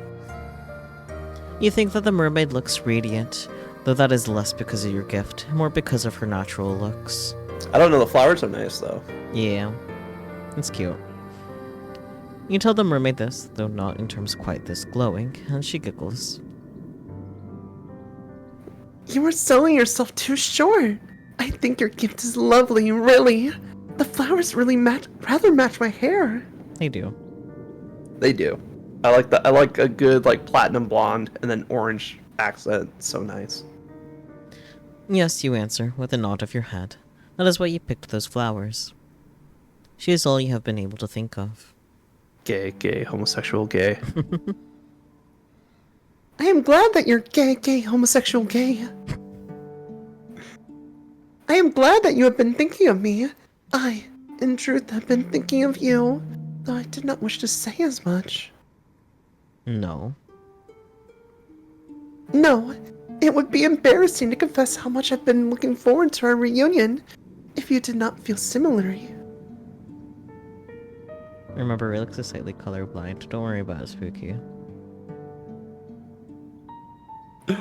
Why? What is it? They're more... Tell me! They're more firmly like goldenrod, yellow. Wait, I think Spooky's trying to make a connection to another character. He might be trying to make a Taisho X Alice Oh. Arasu connection. I mean, you are using your Reikyu voice, and I'm using my wizard voice. Or they're talking about me. Who knows, man? I don't know. Did you read this? Yes. Okay. I was talking about relics. Yeah. Okay. Look, it's a good color combination. What do you want? Sue me. I do not care to pine for humans from afar. But if you care for me as I do you, then it makes me feel less alone. You hasten to assure the mermaid, your face aflame. Do you ever stop blushing? Goodness gracious. No, her skin tone's just gonna be red at the end of this. That you do care for her, very much so. You have not known her for very long, but she has certainly made an impression upon you. She is such an easy conversationalist. The time simply slips by when you are together. And it does not hurt, of course, that she is so pretty.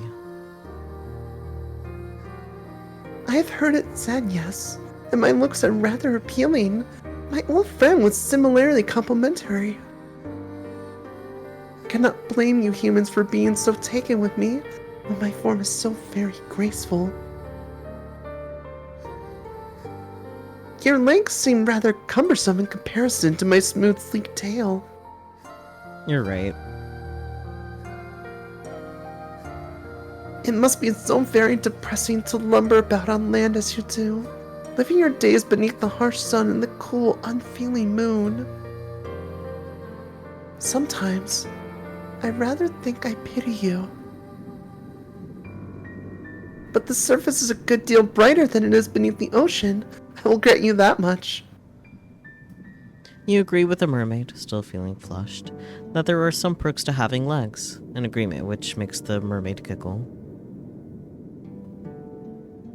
I am certain that there are, though you cannot explore the ocean's depths as I can. I presume you have never tried it? Yeah, drown, bitch. You shake your head, no. Yeah, Well, never. let's get started! Throws you into the ocean. Damn, at least let her get some snorkeling gear. You had never thought to do so, largely because you have never been so close to the sea before. Not in all your life. You did not have much opportunity for nautical exploration in the past. You were not allowed to go anywhere then, save to the local church.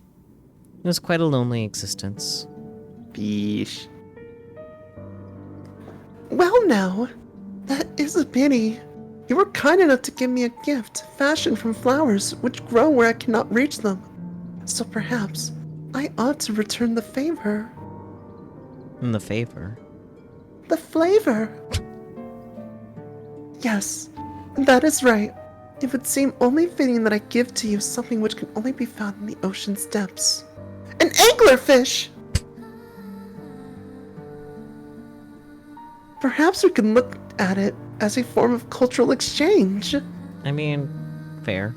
Accurate. No, you protest. Your eyes wide. You couldn't possibly put such a burden upon her. Here's your new pet anglerfish, Francis. You did not give her a gift after all, because you wanted to receive anything in return. Anything other than her friendship, that is. Your conversation is... Hey. Accept the gift. If someone's offering you a gift, just accept the gift. Yeah. Like, no strings attached, here's a gift. Accept the gift. Your conversation is more than enough to satisfy you. You do not need any physical presence on top of that. The mermaid does not seem convinced, however, by your naysaying. She raises one eyebrow, even this gesture is performed elegantly, then says,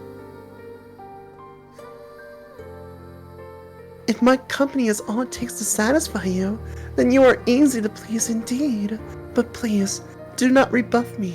I am offering because I wish to do this. Exactly. Remember what I said. I do not say things for the sake of it. well, you murmur, if she really doesn't mind.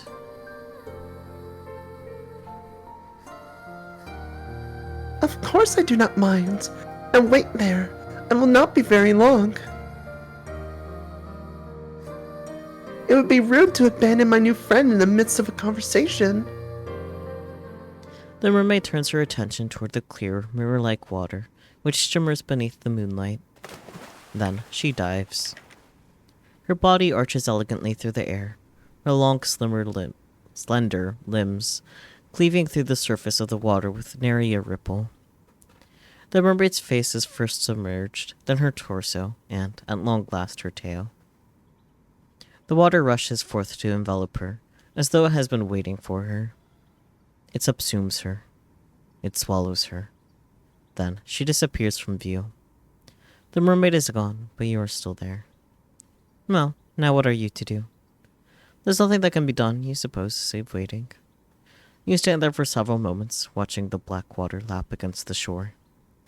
The breeze howls mournfully, like a wounded animal, as it buffets your hair about your face and your torn skirt around your legs. Time elapses, but how much of it? While you stand there, fretfully, feeling as ostentatious as a maypole. When will the mermaid return? We have two bitches that can't tell time. We're fucked. Will she ever return? You're starting to worry. Is that all you do? When? Look, over there, by the rocks upon which the mermaid once sat. The water is rippling. It looks as though your new friend has returned.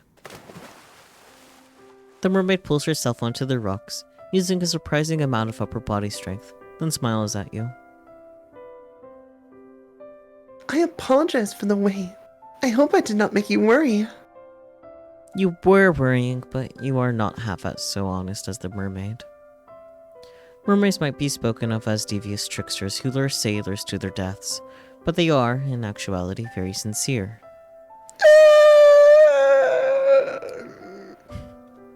They are much more sincere than most humans. Perhaps that is why your kind fears them so. There are few creatures who inhabit this world whose capacity for lying is greater than your own. You tell the mermaid that you were not worrying, and she answers with a wry smile. I am not so sure about that. The mermaid is wilier than you are giving her credit for. She has seen straight through you. But no matter. It took me some time, but I was finally able to retrieve it for you a gift. I do not have the means to turn this into a pretty piece of jewelry, as you did with the flowers, but I wish to give it to you nonetheless. She gives you like a big ass pearl. I do hope that you like it. The mermaid leans forwards, then holds her gift out towards you. Her slender fingers unfurl about it, like the petals of a flower being folded back, and... Anglerfish! Oh, what a pretty gift it is. The ocean might be dark and deep, cold and unfeeling, but the same cannot be said for the object which glitters upon the mermaid's palm. She has fished from the depths of the water a beautiful shell, one which shimmers prismatic colors beneath the moon's light, much like the scales on her tail. The shell is so very pretty, it quite takes your breath away.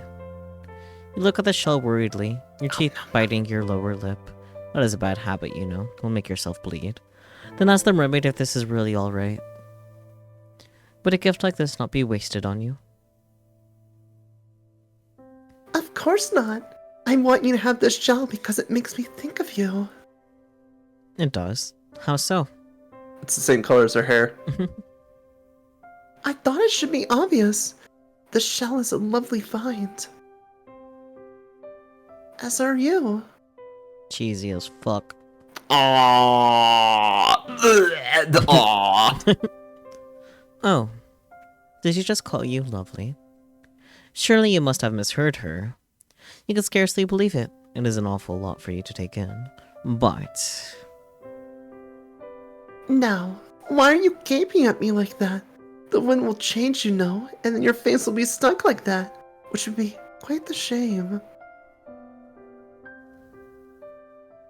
You would waste your good looks, which for a maiden such as yourself would be nothing short of a tragedy. it seems as though the mermaid really does think you are pretty after all. The mermaid with her smooth skin and her fair, fair hair. You can scarcely believe it. There's something almost laughable about the mermaid's compliments. How could she call you pretty when her looks are so immediately, obviously superior? Tongue-tied, you look at your feet. You do not know how to reply to the mermaid. You have half a mind to refute her words, to tell her that you are not that pretty, not really, but you fear that might look rude. You do not want to rebuff the mermaid's well wishes. There's nothing for it, then, but to take the shell which the mermaid retrieved from the ocean's depths for you. You do not think that you are worthy of it, but neither do you want to refuse it. Now, this is a surprise. The mermaid says, amused, as you reach for the shell. I did not think you would be bold enough to take it, not without more coaxing on my part. You have exceeded my expectations. What a good girl you are! Your heart flutters with this praise, and it flutters all the more when your trembling fingers brush against the mermaid's palm. Praise kink, praise kink, praise kink. Yeah. She presses the shell into your skin, and your own fingers tighten about it. The shell is sharp and pointed, and it digs uncomfortably into your skin. It hurts. But there's pleasure in the pain. This, too, feels like a gift from the mermaid. You do not want to spurn it. Even pain can be a precious thing when dealt by one whom you care for. As long as it's consensual, I don't know. Yeah, I mean, there's ways to go about it consensually, but like, Yeah. you know, pain in general is typically bad. Usually that means you're doing something wrong. Yeah. You never knew that before. You hold the shell to your heart, which is beating in a regular rhythm, and look at the mermaid. Then, very softly, you thank her.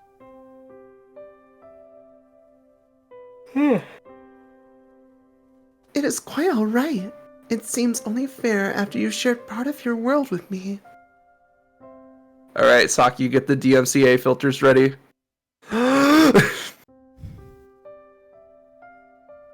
I wish to share a part of my world with you too.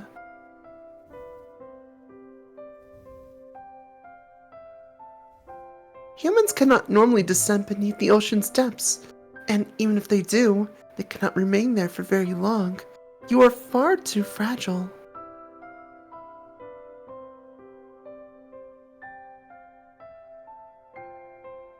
Would that I come, I would bring you with me to my underwater kingdom, where we might be together. The mermaid's melodic voice trails away, suffused with something resembling melancholia. She sighs.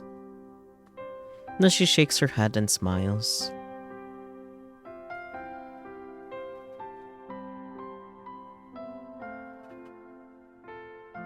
But this will have to do for the present.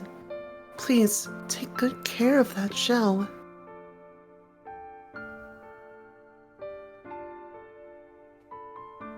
Look at it from time to time and think of me.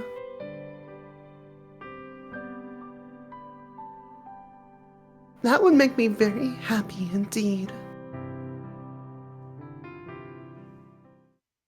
Crunch, crunch. Just starts eating the shell. Please. Calcium. The shell. The days pass following this nightly encounter with your aquatic acquaintance with an almost intolerable slowness.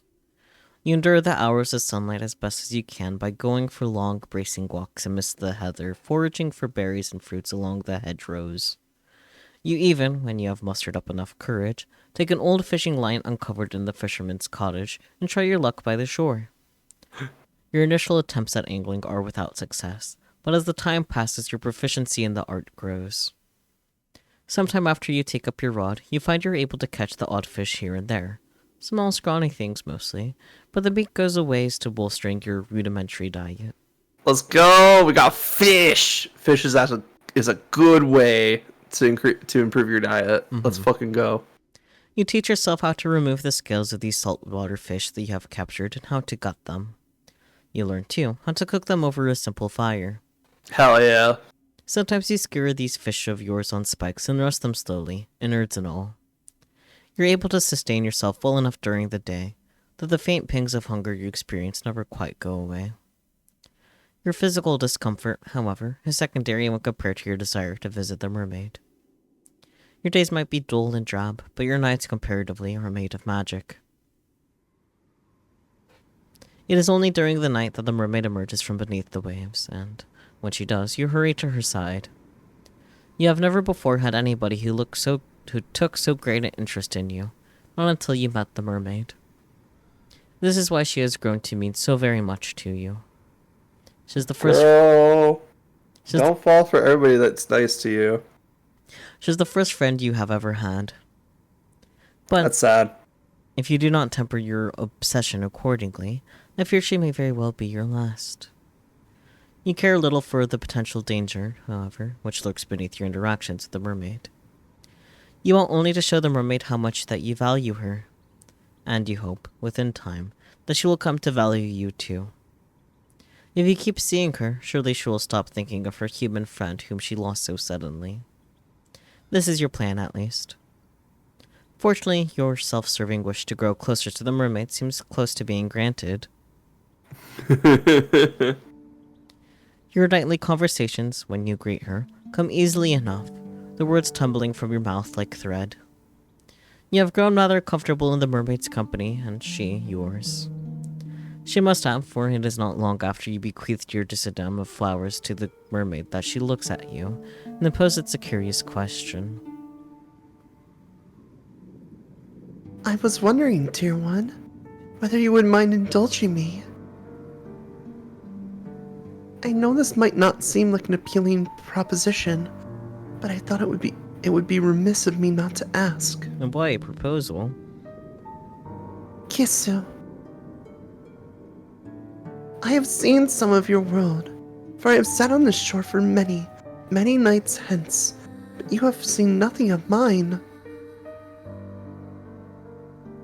It seems unfair that I should know some of the world that you inhabit, while you know so little of my own. So, would you care to come with me beneath the ocean's waves? Have you figured out a way for us to breathe underwater? No. There is much I wish to show you, sights that cannot, I fear, be accurately represented in language alone. Bet, did you buy the scuba gear? Did you get the scuba gear? Words can be awfully stifling when it comes to the communication of expertise such as this. Experiences.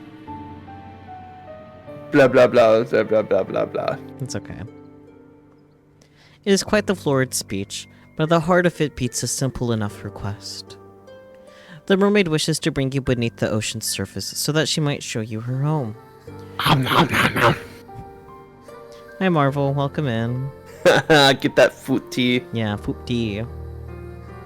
You are flattered, initially, that the mermaid wishes to show you something so personal. Thank you for the daily offering. But after this flutter of flattery, there comes an uncomfortable sense of unease. The mermaid might feel at home beneath the water's surface, but what of you? You are a human girl with two awkward, ungainly legs, and you were not made to live under the sea. You frown and, mistrustfully, you look at the ocean. It is late at night, as it always is when you speak to the mermaid, and the water does not look blue. It appears instead to be obsidian. The waves moan as they break against the rocks, which jut out of the shore like a mighty dragon's bones.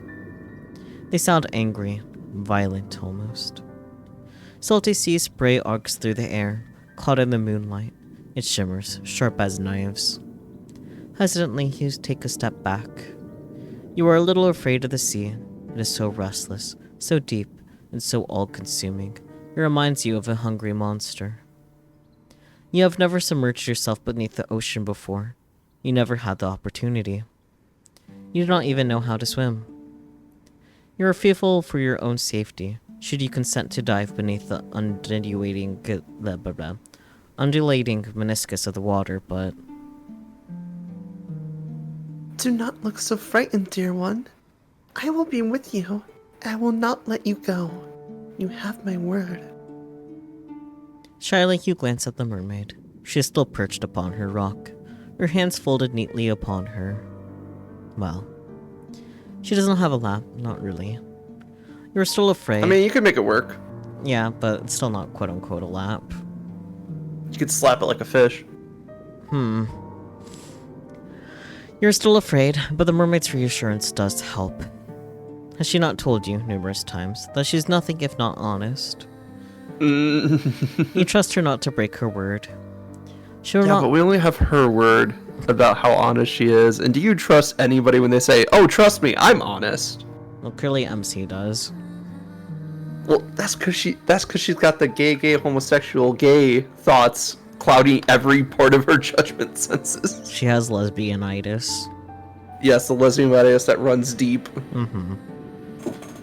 She'll not leave you beneath the waves, abandoning you to a cruel, lonely fate, to become the food of so many fish. Just one fish. Of that you are certain. That is why, despite all of your misgivings, you find yourself nodding your head. Oh, she's so dumb. If that is what she wants, then you will accompany her. You are interested too, in what lies beneath the ocean's surface out of sight. Oh, I knew that you would agree. Thank you very much for humoring me. I will endeavor to make these next few moments the most memorable you have experienced. Marvel. So she's gonna bite? Maybe.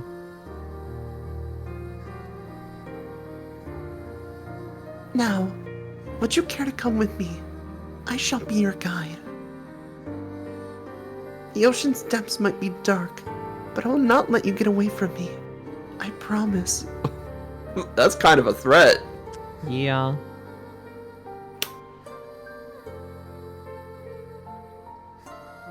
Marvel. Fair enough, but damn. I don't know, the mermaid's doing it for me.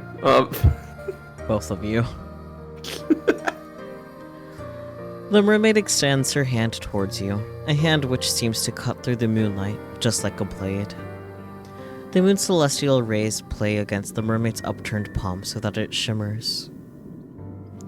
The mermaid's hair, too, is glowing, backlit by Celine's glow, so that she almost looks like an angel. Her beauty is such that, for a few moments, you cannot do anything, neither step towards her nor back away. Oh, okay. I was like, Selene, and I remembered that like Selene is like another name for the moon and like summits. I kind of figured that's what it was, even though it didn't connect properly. I was like, I'm pretty sure we don't know the mermaid's name. Yeah. You feel frozen in place, rooted into the sand, like some shore-growing tree. You still Quick do question: did we know the princess's name either? Nope. Okay, just want to make sure. So nobody has a name in this game. That's great. Nope, no names allowed. Excellent. Just pronounce the Yep. way it should be. All the pronouns are she, her, too. Easy. You still do not understand why the mermaid has taken such an interest in you, but an old adage does occur to you. You ought not to look a gift horse in the mouth, or ignore the pleas of a graceful, dignified mermaid. You reach out, your arm shaking like the skinny bow of an accident tree, and find the mermaid's hand with your own. The mermaid's fingers curl around about your own, her nails, only now you notice how sharp they are, digging into your skin. That's like the dream we had earlier. Though the mermaid herself looks very soft, her grip is surprisingly strong. You do not think, if she willed it, you'd be able to get away from her. But why would you want to? She does not mean you any harm. Sure, she doesn't. Now, let us be on our way. There is much to see in my underwater kingdom. I cannot wait to show it to you. Look at these things. Isn't it neat? I am going to mute you. The mermaid turns toward the ocean, as do you. A brief moment passes, one during which you allow yourself to stand there, your hand claimed by the mermaids as the wind buffets your hair and your skirts. You inhale deeply. I guess it's buffets, I don't care. The smell of the salt is heavy in the back of your nostrils, so much so you could choke on it. It is not a particularly pleasant smell, but you have grown accustomed to it after living in your tumble-down cottage by the shore. It is nostalgic almost. You have a vague feeling as you stand on the precipice between your world and that of your aquatic companions, that you might never again be able to smell the salt in the air like this. This is just a silly supposition, though. You're being foolish. The mermaid will return you back to the surface in due course, will she not? You hope that she will. You, unlike her, cannot breathe underwater. You open your mouth, meaning to ask the mermaid about this fact, but you are not afforded the opportunity to speak. The mermaid has already shifted, her fingers still twined about yours. She dives forwards, her body slicing through the surface of the water like a knife, and you, inexorably, are dragged along with her. And we're dead. Not yet. Aww. Cute. The water rushes... We will be dead. Yeah, eventually. No scuba gear after all. No air supply. Mm-mm. Don't have our tunes. Her mouth is open. She's not helping herself. Yeah, she's not helping herself at all. She's just like, salty water. The water rushes forwards to meet you in a sudden shocking rush. The mermaid's ascent might be graceful, but yours is anything but. You do not know how to position your legs, and your limbs feel awfully ungainly. Straight. The shock of the water as it touches your skin, meanwhile, is intense. You did not think that the water would be this cold. No, it's not just cold. It is freezing. It feels as though all the warmth has been sapped out of your skin. Yeah, she really didn't think this through, did she? If your head was not already beneath the ocean's waves, you would gasp from it. You do not gasp, however. You cannot. You have already been submerged. All you can do is drink the entire ocean, which you're currently trying to do. Your body no longer feels as though it is your own. Your hair is unspooling behind you like thread, and your skirt is fluttering. Your body rocks to and fro, as though being soothed in a mother's arms. It is a curious feeling, but it's not wholly unpleasant. If only it were not so cold down here, beneath the ocean's depths, you might find it relaxing. It is dark under the surface of the water, yes, but you have not ventured so very far, not yet at least, that the glow of the moon cannot penetrate its depths. Your surroundings are illuminated, though faintly, and thanks to this precious illumination, you can see the schools of fish swimming about you. The scales all glisten as they arc through the waves like rainbows. They do not look like life forms. They appear instead, to your fairy tale-addled mind, to be ancient relics brought to life through some strange arcane sorcery. Sorry, I keep looking at the mermaid's eyes. They really are just fish eyes. I mean, They're fish eyeing so bad in this art. don't worry about it. They're pretty. No, that word is not significant enough. They are beautiful. You do not know, as you stood upon the shore, how very full of life it was beneath the water's surface. You did not know, either, how very beautiful these aquatic denizens of the deep were. You have never seen fish like these before, not in real life. Little do you know, she's taking you to fish court for all the fish that you ate. You're on fish trial now. Good luck. You have memories, vague, hazy memories, of dissecting a fish once, in a particularly gruesome biology lesson. But that feels like a very long time ago now. You would far rather think on your present than dwell upon the past. But the seconds pass, and as they do, the mermaid continues to swim, leading you deeper and deeper into the ocean's depths. While once you were close enough to the surface that the moon's light could still slice through the waves, that is so very dark you can scarcely see. Your vision is beginning to blur. You can feel an uncomfortable pressure weighing down on your inert body. Yep. Here we go. You have descended, you realize, with a ripple of anxiety. Too deep. She's getting the bends. Humans were not meant to descend into these depths. The water, once cold, now feels freezing. It caresses every inch of your exposed flesh, as if to sap what little warmth you might still possess. You shiver, and when you do, you swear that you can hear your teeth chattering, despite the water which stops your ears. The water is stoppering up your nostrils. There's so much water down here, at the bottom of the ocean. Yeah, no why. shit, Sherlock. Yeah, I really wonder why. Water is wet. It is endless. No, water's not wet. The mermaid might be able to breathe underwater, but you are not so very fortunate. Your body is far less sophisticated than hers, and it requires oxygen with which to furnish your body with continued strength, not salt water. The thought of trying to inhale the endless water which surrounds you makes you shudder. You would rather not attempt it. You do not have gills. When will the mermaid take you back to the surface? Surely she must know that you have fast begun to near your limit.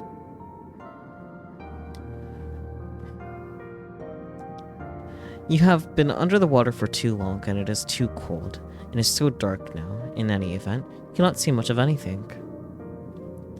The joy you once felt during your underwater adventure has begun to dissipate, just like the last of the oxygen you still possess. It is time to return to the surface now, but how are you to communicate this to the mermaid? What other descriptor is for water? You're right.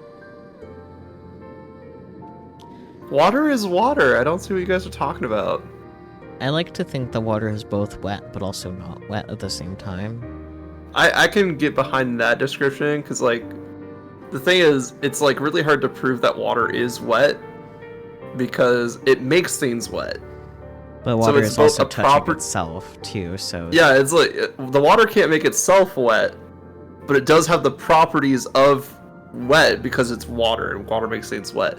Skill issue that it can't make itself wet anyways. Yeah. You cannot speak, and she is not looking at you. She is staring, instead, fixedly, at something beyond your comprehension. Something far away, perhaps, in the underwater gloom that you cannot see. Not knowing what else to do, you try to pull your arm free from the mermaid's grasp. What, you just gonna float back up? Bitch, you were too far down. You gotta get jettisoned out. You hope that this will signal to her that she has grown too carried away in her endeavors, that she ought to cut short your expedition and return you to the shore. The mermaid does not react, however, to your attempts to escape her. Yeah, you dumb bitch. Her grip does not slacken, as you had hoped, from about your wrist. In fact, it is quite the opposite. It feels as though she is gripping you more tightly than she was, as if to prevent your escape. But why would she do that? You tap on the mermaid's shoulder to get her attention, a gesture which prompts her, at long last, to turn. Her fair hair billows about her, suspended in the water like a shroud. Then she says, in that calm, measured, incredibly reasonable voice of hers, Yes, dear one? What is it? if you could, you would open your mouth to reply to her, but alas! You're a human girl, not a fish, and you cannot speak underwater. Any attempt to do so would accomplish naught, save filling your pretty little mouth with water. You did miss big words, but it's okay. Welcome back, Peachy. You missed the whole discussion on whether water is wet. You did miss that. Oh yeah, Mermaid. We're about to be done with Mermaid too. Yeah, it seems like we're getting very close to the end of the mermaid journey. Yeah, we're about to die for real, again. The mermaid really ought to have considered that before she started to ask you questions. But your comfort seems to be the last thing on the mermaid's mind. Yeah, because she sees a meal ticket. Yep. She smiles at you gently, delicately, then says, I understand. Being underwater for so long must be beginning to take its toll. I mean, not just the timing, but also how deep you are, you know. The bends. Do your lungs feel like iron? Are they heavy? So she does understand your woes. You might not be able to speak, suspended as you are in the dark, murky depths, but communication is not wholly impossible. You nod your head emphatically, hoping that this will be enough to make your distress apparent, but... Yes, that will happen. It is a natural part, or so I have heard, of drowning. Not that I've ever had the opportunity to experience it for myself.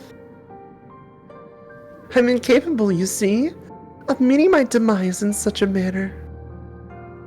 Now, what was that? What could she mean? I mean The mermaid answers. Can she read minds? that this was a calculated act upon my part. Shocking. Forgive me, dear one, but the moment you consented to sinking beneath the waters with me, your fate was sealed. Your lungs will be flooded with water soon enough, then you will die. It's not a very pretty way to go. You needn't worry about your corpse bloating, disfiguring, or being eaten by fish, though. I will take very good care of it, I promise. In death, you will look lovely, almost angelic. Is that not what you always wanted? You do not know what... Go on. You do not know what the mermaid thinks.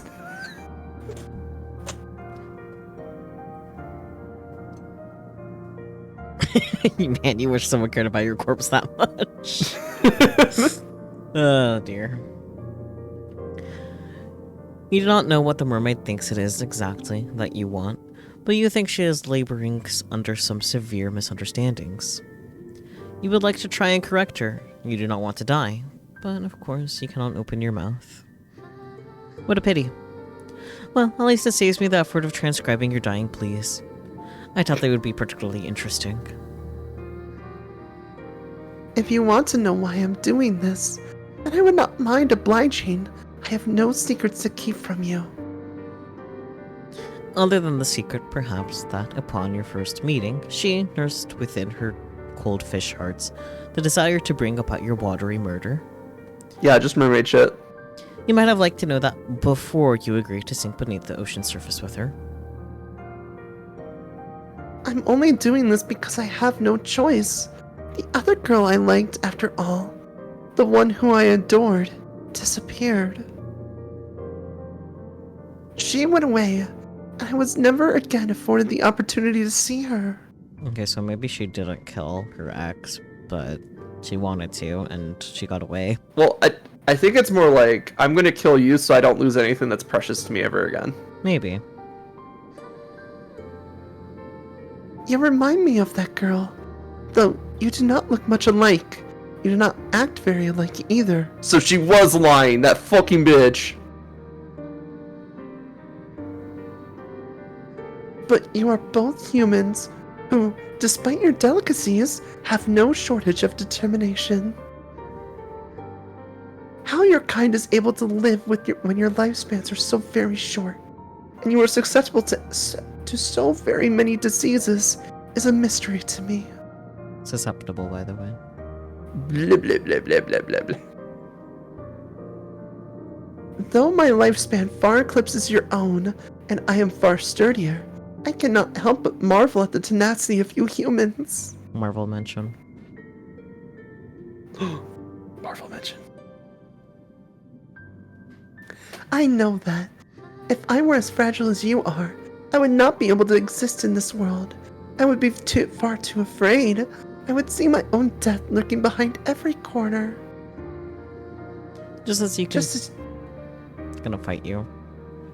To be fair, it does seem like something that she would say to follow it up with. Yeah, but there's no quotation marks. It's okay, I get it. It happens. Say la vie. Yeah, you mentioned, for realsies, you were a word in the text box. Can you believe it? Just as you can see your own death looming before you, it is not so very far away now. You can feel it coming closer and closer, enclosing its cold, icy fingers around your throat. You humans are incredible. I cannot help but respect you. Weak and pitiful though you are. She respects your tenacity so very much she wishes to extinguish it. That does not make very much sense. Perhaps my words are confusing you, but it makes perfect sense, to me at least.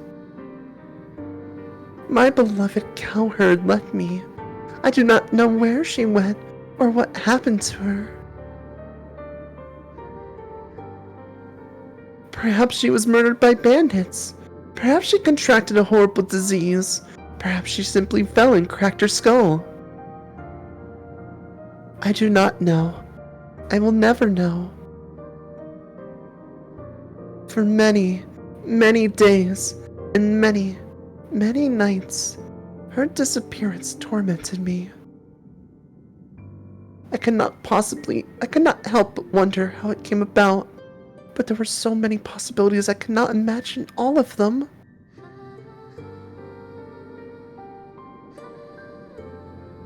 This thought terrified me. It still does. I don't know. This is like one step above cute aggression, Marvel. This is cute murder. That is why I'm going to take you to my underwater kingdom with me. There, we can be together forever. Nothing will be able to tear us apart then. I will brush your hair, and I will dress you in the finest pearls found from the bottom of the seabed. It will be lovely, much, much lovelier than any sort of miserable existence you might be able to eke out above the water. In my citadel, you will never be attacked by bandits, nor ravaged by diseases. You'll be quite safe, I promise. She won't be rackled by diseases because she'll be dead. Quite safe, yes, and quite dead too, surely. Well, yes. That is the only unfortunate aspect of my plan. She considers your death nothing more than a mere misfortune. The mermaid might be surprisingly cold after all. But perhaps you ought to have predicted this. She is part fish. Are fish not cold-blooded like lizards? I actually don't know. I don't. You probably learned this at some point during biology class, but your lessons are beginning to feel very faint and far away now. Your body is beginning to fail you. You cannot take much more of this. It is a necessary sacrifice, though. If we are to be happy, I am doing this, you know, for both our sake. I do apologize for tricking you, but please, try to understand. I really have been lonely. You would be more inclined to sympathize with her, perhaps, if her loneliness was not ushering in your inevitable demise. But you're too preoccupied with your dwindling reserves of oxygen to feel much in the way of anything for your captor. You can feel the pressure of the water against your eyes. They're beginning to ache. Oh boy. Perhaps you're crying. You do not know. The water masks much of your anguish. You have been drifting underwater for almost 3 minutes. Oh yep, she's almost done. That is a remarkably long time to go without any air. Your vision is beginning to cloud. Your surroundings, already dark, look darker. Still, unpleasant and obscure, and not at all like the paradise the mermaid promised you. What is it, like 3 minutes without air, 3 days without food? Wait, no, three minutes without air, 3 days without water, 3 weeks without food. Something like that. Something like that. The pain of being suffocated, slowly, is far stronger, and far more oppressive than the sensation of the mermaid's hand wound tightly about your arm. Is there no escape for you? The prognosis, I am sorry to say, is grim. Your fate, as the mermaid said, really was sealed the moment you met her, luxuriating on those rocks beneath the moonlight. But you'll forgive me if my sympathy is limited. You did bring this upon yourself, you know. You reap what you sow, and in your case, you made a series of bad decisions which led to your untimely demise. We made one decision. Yep. Now, what do you want to do? Will you accept this fate of yours and rest in peace, or will you try to fight against it? Here we are again. Alright, here we go. I say we accept the fate. Yeah. Seems like a good fate. I mean, we're gonna get clothes, we're gonna get hair brushing, Yeah. we're gonna live in the underwater kingdom. And then we'll load in and fight against it. Yeah, of course. That is a bit of an anticlimactic answer at this juncture in your life story, but I suppose it would be remiss of me to lecture you too much. I'm sure you are well aware of what a terrible series of decisions you have made. There's no need for me to belabor the point. That would be boorish, not to mention tedious. I am rather tired of scolding you. So instead, I think I will content myself with loving you. What, you thought in your death the mermaid was the only one who'd be able to cassette you? I know I have said this before, but you really are naive. You cannot escape me, even if you're at the bottom of the deepest, darkest ocean. The world might have forsaken you, but I never will. I will never leave you. You'll never be lonely again. What is with the narrator and MC? I'm really curious. I know, right? Isn't that great? Crazy. Even I don't know. That's the best part. I love the Oh, first let's fish see. brand fish. Fish brand fish is indeed a phrase. Ah yes, most fish brand fish are indeed ectothermic, cold-blooded. That said, the mermaid's appearance implies a lineage of hominid that's secondarily aquatic, which is more likely to be endothermic. Ah. So like dolphins. Alright, let's fight against our fate! Fight, fight, fight! Fight! the toxic yuri between MC and narrator real, right? I mean, we're trying to figure out what's going on between the narrator and MC because it seems like they're a lot more interconnected than they want to be. Yeah. Well, I like that look on your face. It is like a look full of determination, the self-same determination which first prompted me to take an interest in you.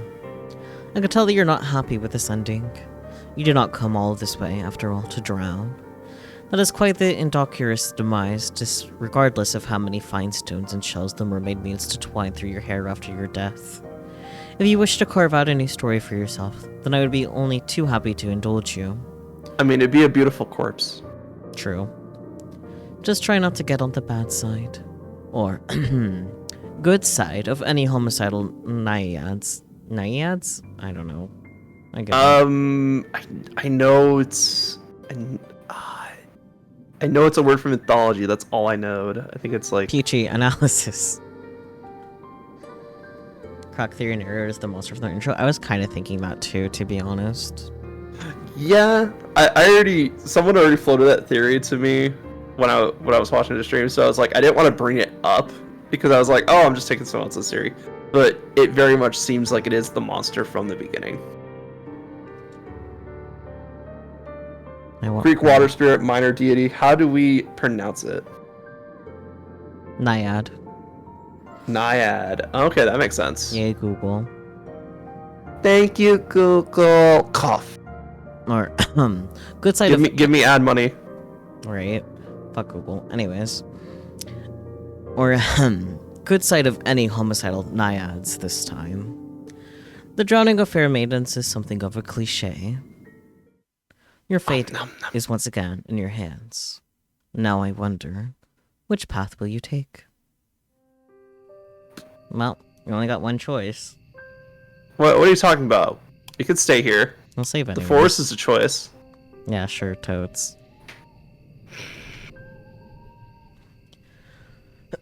Alright, you want to take like a 5-minute break? Not really. But, alright, Probably well, should. can I get some water before we do the next part? Yeah. Alright, cool. I'll throw the BRB screen. I should probably get up and stretch. Yeah, thank you. Uh-huh. When you're back, chat will be able to hear you. Oh, that's the wrong screen. There it is. Be sure to tell them, oh, blah, blah, blah, blah, blah, when I get back. Yeah, of course. You guys should get up and stretch too if you've been sitting the whole time.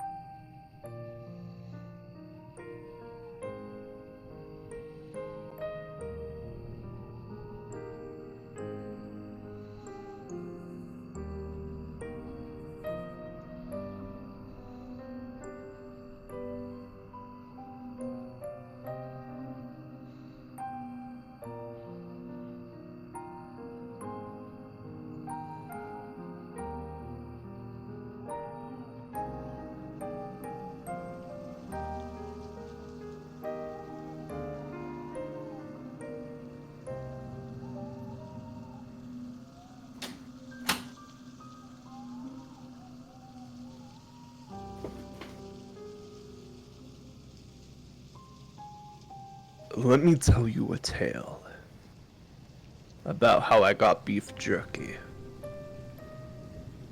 Hi, chat. I'm back.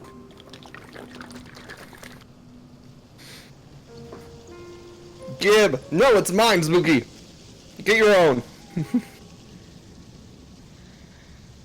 um, um.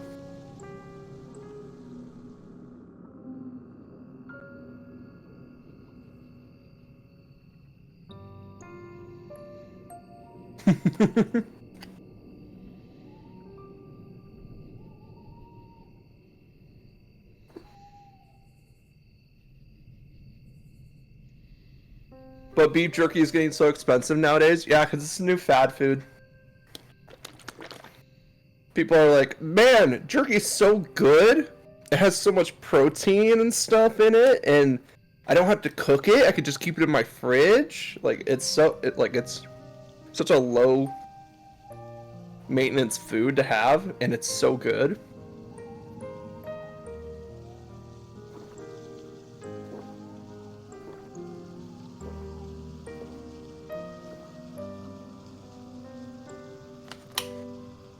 I mean, like, this stuff is so portable, you can just put it in, like, people's lunch bags and just send it to school with them.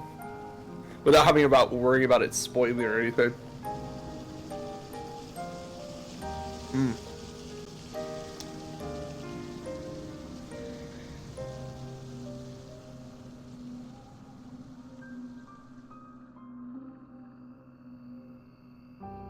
I make it all the time if I had a dehydrator, but I do not, and those things are expensive. Oh yeah, dehydrators are way more expensive.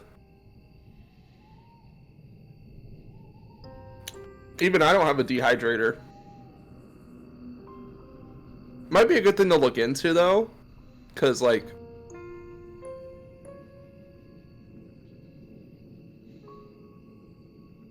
my family gets a lot of fruits, and then we don't go through them because we're trying to quote unquote eat healthier. So it's like, ooh, a dehydrator might be nice. Yeah, you can just set the oven on the lowest setting, but then you're just using the oven the entire time. Exactly, and it's like, if I'm gonna use the oven, I could just cook something else, basically. Something that'd be ready in less the time. Obviously, the solution is to have a friend that has a dehydrator that could make the beef jerky for you. So true. I have a Wait, question. can they hear you on the BRB? I mean, I just tried to mute on my mic, so yes. You have a dehydrator, Peachy. Peachy! Peachy. Wait a minute. You've been withholding this information from me? You could have been making Peachy. You could have been making your own, like, fruit snacks, the fuck? Peachy, have you tried making peach chips with your dehydrator? I'm just curious. Yeah, fruit snacks, like, you can make so much shit with the dehydrator that come on, man. And the best part about dehydrator is that the food keeps longer because it doesn't have moisture in it. I'll just give you a couple of fruits on Tuesday so you can bring it to your place and ask your mom's like, hey, can I use it to, like, dry these fruits? And then you can bring them back to me next Tuesday. All this plan, right? Dried fruits are really good, though. They have more know. calcium than milk. Dude, I love dried fruit so much, but, like, buying them from the store is so fucking expensive. Yeah! It's annoying as shit. It's the same thing with the beef jerky. Like, PG withholding information like this from me? Damn.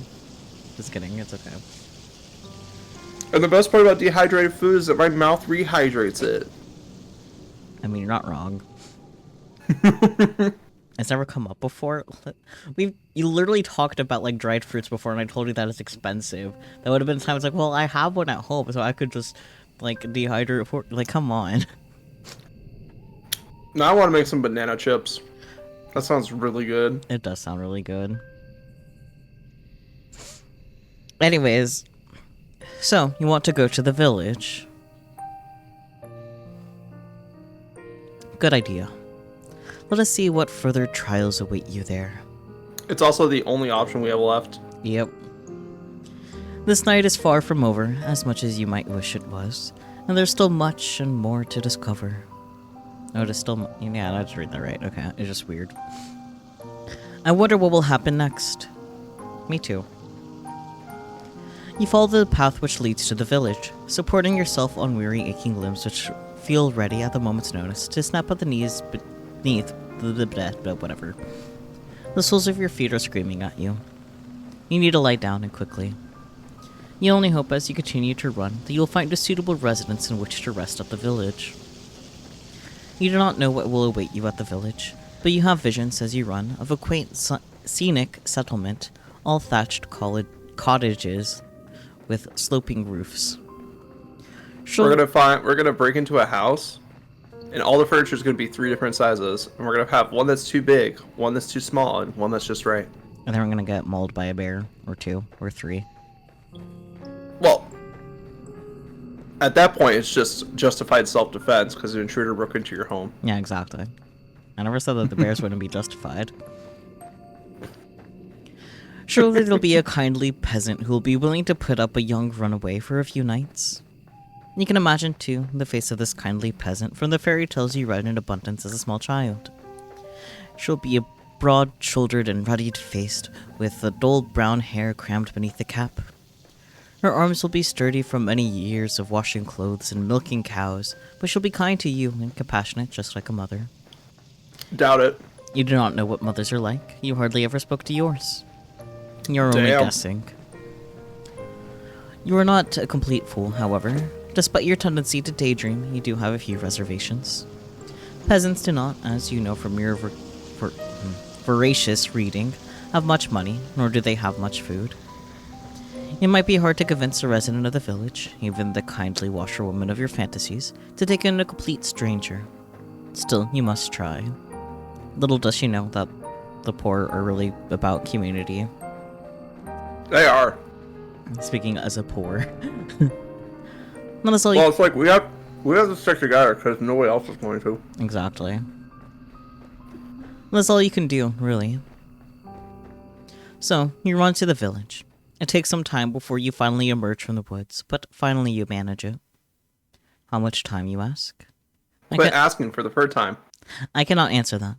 Did I not say that time had begun to lose all its meaning? The forest is behind you now, at least, and all the awful nightmares which dwelt within it. It is still cold, though, and still foggy. It is still dark, too. The sun has yet to rise. You could see the moon more clearly now, though, as it hangs above your head, round as any pearl or crystal ball. The moonlight shines down upon the village, nestled among the hills like a diorama. Hope anew bubbles within you. You have finally made it. Surely not, but your salvation awaits you. You follow. Okay. What did Spooky say? He had a vampire girl, yes. A mermaid, and MC is fantasizing about a farm girl. Wolf girl? Your money is on wolf girl. Maybe. Probably we're probably walking into like a Red Riding Hood situation here. Maybe. You follow the winding dirt path to the village, looking this way and that. But your hope, such a precious, fragile thing, soon begins to fade. The village, up close. I really do hope it's a puppy. Puppy. Puppy! Does not look half as welcoming as you imagined. There are cottages, yes, but they are in a state of disrepair. There are holes in the roofs and holes in the windows. Aren't windows holes? Anyways. Most of the doors are tightly Windows are holes. Most of the doors are tightly shut, but others are gaping open. The kitchens beyond them even darker than the night sky which shrouds you. There are no lights on in any of the windows, and neither can you see any people, insomniacs like you, at them. You cannot hear anything either, beyond the sound of your own footsteps and the low mournful sighing of the wind. The village is quite quiet, eerily so.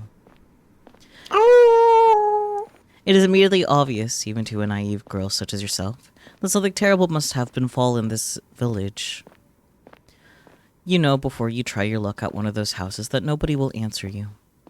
There will be no kindly red-armed washerwoman to welcome you here, no matter how much you wish for it. But that does not stop you from wishing regardless. Your knuckles rap smartly against the wooden door. Your efforts soon prove, however, to be in vain. There's nobody here to hear your entreaties. How very sad. You try another door, then another, but the result is the same regardless of how many doors you rap upon. Oh no, they all died from the plague. Nobody answers you. How could they? There's nobody there. Once again, you have found yourself all alone. At least you found some dwellings in which you can rest your weary head. Will you utilize one of the... Will you utilize one of these cottages for your purposes? Nobody's here. You might as well. But no, an abandoned cottage is not what you're looking for. You would far rather have companionship, would you not? Bravely, you swallow your tears. You wipe your eyes with the back of your arm in a well-practiced motion, then inhale. You square your shoulders, and you keep on going. Surely the village cannot be completely deserted. There must be one person here, at the very least, who can help you. Oh yes, the local town cannibal. The local town yandere. Your local town. Oh wait, no, we already had a cannibal. Never mind. The local town yandere lesbian. The local town yandere lesbian. So true. This is what you're thinking as you resume your search. You flit from cottage to cottage with precious little to show for your determination until you make yet another discovery. This village, with its squat thatched cottages bathed in the moon's glow, has a church. Oh, church girl? Fuck yeah. Well, of course it has a church. The villagers who once dwelt here were not a godless heathens. Not that their faith did them all that much good in the end. Still, the sight of the church soothes your overtaxed heart. You were so focused on your fantasies of a kindly washerwoman taking you in, you did not pause to entertain the fancy of a kindly nun doing much the same. All hope is not lost. The best part about churches is that they always take in, like, people down on their luck. So this is, like, perfect. Like, you have a pretty good shot at getting in a church. In this point of time, anyway. You approach the church, which seems to tower over you despite it being so humble. The church... Honestly, I hope it's a wolf church girl. I don't think they go full angel demon devil. The church is a small one, but it is stout and sturdy. It must be, for it has withstood centuries, forever standing, sentinel on this hill, like a relic from a bygone era. The church does not have any stained glass windows, but it does not need them. Even without more luxurious trappings, the church still exudes an aura of dignified solemnity. The stone building is fringed by a sizable graveyard, one which occupies the rest of the hilltop and some of its sloping sides. The graves, which have been planted by generations of wardens, are hewn from a similar stone to which the church's walls are made of. Some of the gravestones are shaped like lozenges, while others are shaped like crosses. A handful of headstones are even shaped like angels, though these are few and far between. There are very few people, in a village such as this one, who can afford such luxurious final resting places. You look at the tombstones with an almost childlike curiosity, forgetting in your examination of the visceral, heart-rending fear which gripped you as you ran through the forest. You are out of the woods now, and you have, subconsciously, already begun to relax. We're all ignoring the big possibility here. Zombie. Yeah, that's a possibility. You try to read the names hewn into the myriad tombstones, but it is dark and you are tired, and some of these graves are very, very old indeed. You strain your eyes, but you do not have much luck in this endeavor. Oh well. Such superfluous details are not important. You eventually tire of examining the graves in turn. This graveyard is an expansive one, unusually so, given the village itself is so small. How can it boast so many corpses? And there is much to explore. You walk about the perimeter of the church, casting your gaze first here, then there, then everywhere, consumed as you are by your immense, all-encompassing curiosity. And as you do, you see her. She looks like an ordinary girl, small and scrawny, just like yourself, but she is much, much more than her unremarkable appearance might suggest. For some moments you observe her, hiding all the while, in the shadow cast by the church, like a furtive lizard clinging against a rocky edifice to shroud itself from the sun. There is no sunlight here, though. There's only the night sky and the stars and the moon. Beneath the moon's light, a silvery implement the girl is clutching shimmers. It takes you a few moments to see what it is the girl is clutching in her hands. It's not until you see her manipulate it, its sharp edge biting into the earth, that you understand. It is a shovel. This girl is standing in an isolated corner of the churchyard, late at night, and she is digging a grave. Well, you suppose she could always be digging a hole for the sake of it, but her work seems much too precise for this to be the result of mere whimsy. It is hard for you to see her face, given the distance between the pair of you, but her posture is one that speaks of supreme concentration.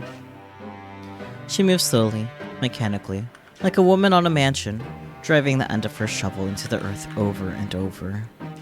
Her motions are regular enough to be repetitive. There's something hypnotic, almost, in the manner in which she attends this task. Should you risk interrupting her? Do you dare? Yes. You get the feeling that she would not appreciate it. Oh, wait. The shovel in her hands, meanwhile, is rather hefty. She might be the Grim Reaper. Maybe. If she wished it. Is that... I see, like, the hourglass with how her hair is, like... There's also hair accessories? bones on her design, like the Yeah. cape and her sleeves. If she wished it, she could cause you no small amount of damage with it.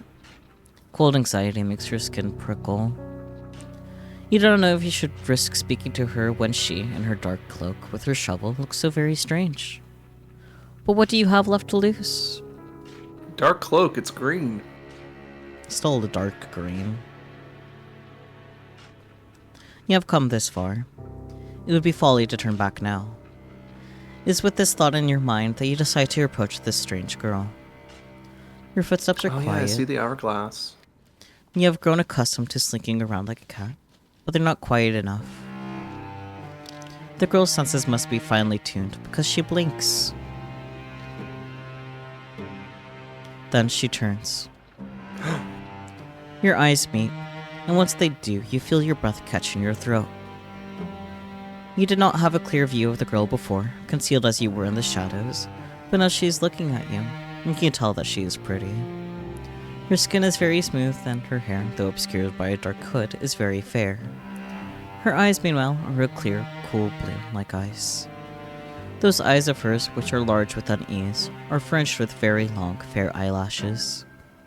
She looks as though she has stepped out of the pages of a picture book. She is simply too perfect to belong to this world. Perhaps she is some kind of vision, a waking dream, a hallucination. But no, she is none of those things. The shovel she is clutching in her hands looks solid enough, its pointed tip glittering wickedly in the moonlight. You steel yourself, expecting perhaps some sort of outburst. But the tension soon drains from the girl's slender shoulders. Her fingers, which once were gripping the handle of her shovel, tightly relax. Her lips curve upwards at the edges. She is smiling, and what a smile it is. It is transformative. When she smiles, she looks radiant, angelic almost. Hers is a smile that is so suffused with light that your eyes begin to prickle from it. You are so relieved, you almost feel as if you could cry. It would not be the first time you have wept during this night, and neither would it be too surprising if you did. You have been through a lot. You must be exhausted. The girl holding the shovel seems to realize this, because she bridges the distance between you cautiously, as one might approach a skittish cat. Then she says, in a rough voice which does not match her dainty appearance, well, she does live in a rural village. What were you expecting? So, quick, catching up a bit on what the chat's saying. I mean, the face of Mercy when she smiles, literally angel of death right there. Mm-hmm. Alright, let's see. Now I gotta think of a voice for the... Oh, it's so good to see another person. I was afraid I was the only person left alive. The only one in the whole world. No, this is quite the effusive greeting. Her introductory speech is riddled with exclamation marks. She is rather more personable than her apparel would make one suggest. You, a well-bred young lady, cannot help but feel overwhelmed. It is your turn now to be on your guard. Anxiously, you observe the girl with the shovel, and you ask her what she means. What happened? Oh, do you not know? There's an awful lot you do not know. So much, in fact, it would fill in a whole encyclopedia. No, a whole library. You shake your head, ashamed at your ignorance, and the girl frowns. Well, that's fair, Marvel.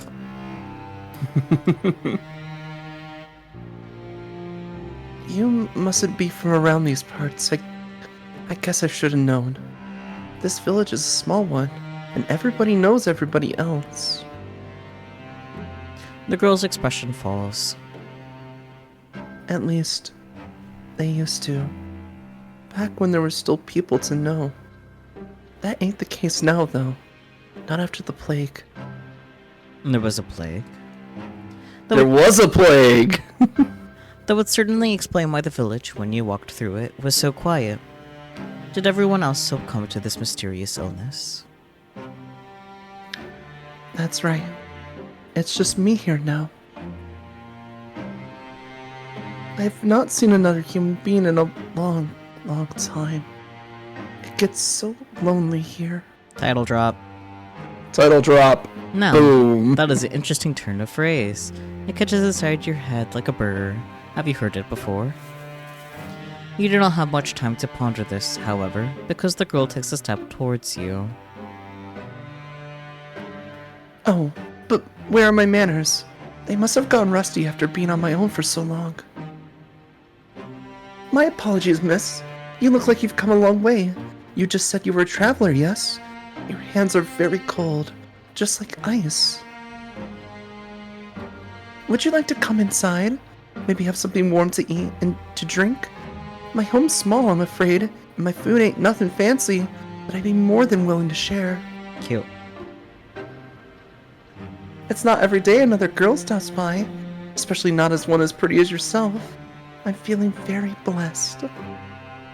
The girl laughs, a carefree, airy sort of a laugh, which does not match your initial impression of her. You thought when you saw her among the graves that she would be more distant, somehow, and more mysterious. Yeah, I'm like, that was the voice I was going with, is like the mysterious, detached, ghostly. But it's like reading some bubbly stuff. I kind of like the dissonance between it. Yeah.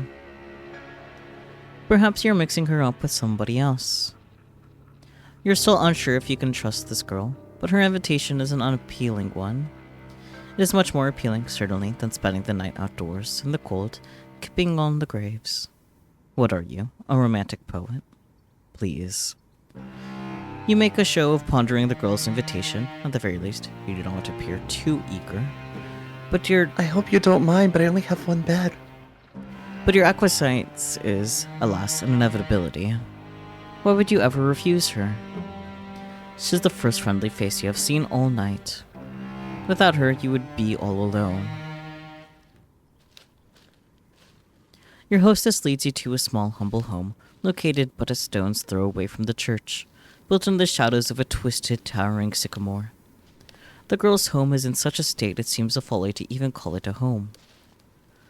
Hovel would, to you, be the more appropriate descriptor.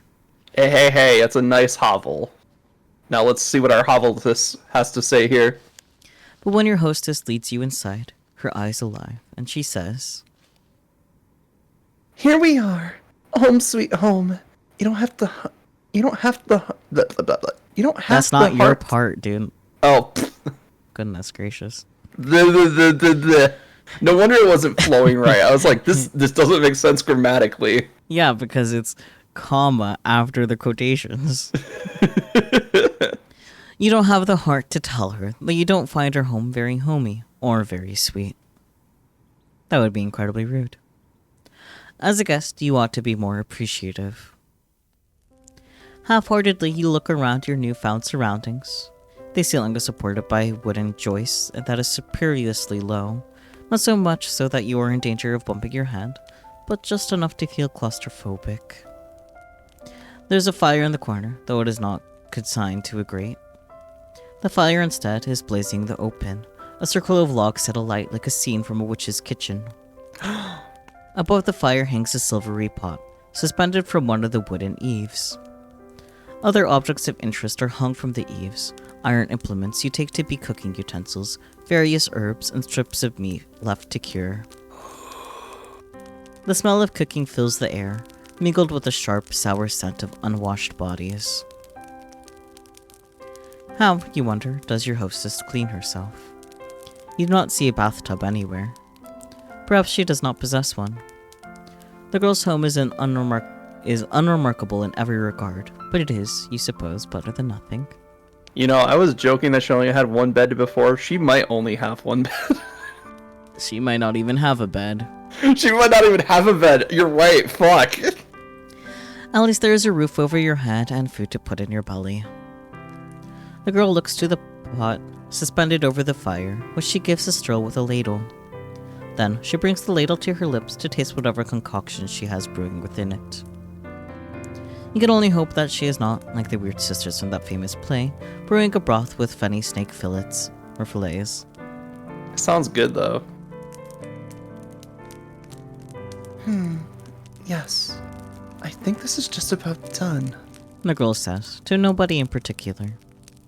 She sets the ladle down back into the pot, then looks to you and smiles. Do you want something? It looks as though you come quite a long way, and you must be hungry. These words are like music to your ears, even more divine than the trumpets of God's most loyal angels. You're so hungry, you could eat a horse. Not that there are any horses in the immediate vicinity. You express your interest to your hostess, who smiles in response. To the people that I've talked to that have had snake, they say it's a lot like chicken. But then again, like everybody says everything tastes like chicken. Yeah. So I thought you liked the sound of that. Just give me a few moments. Your hostess retrieves 2 earthenware bowls from a cupboard with rickety hinges, into which she pours 2 hefty helpings of whatever it is she is cooking. This she serves with bread, which is so hefty it could be used as a murder weapon. hell yeah, Is we got that how that we're thick gonna ass die? bread. Are we gonna die by bread? I wouldn't mind. Um, I'd be down if I had for to take a that. guess, it's just what is it called? It's probably like it's not hardtack. It's definitely not hardtack.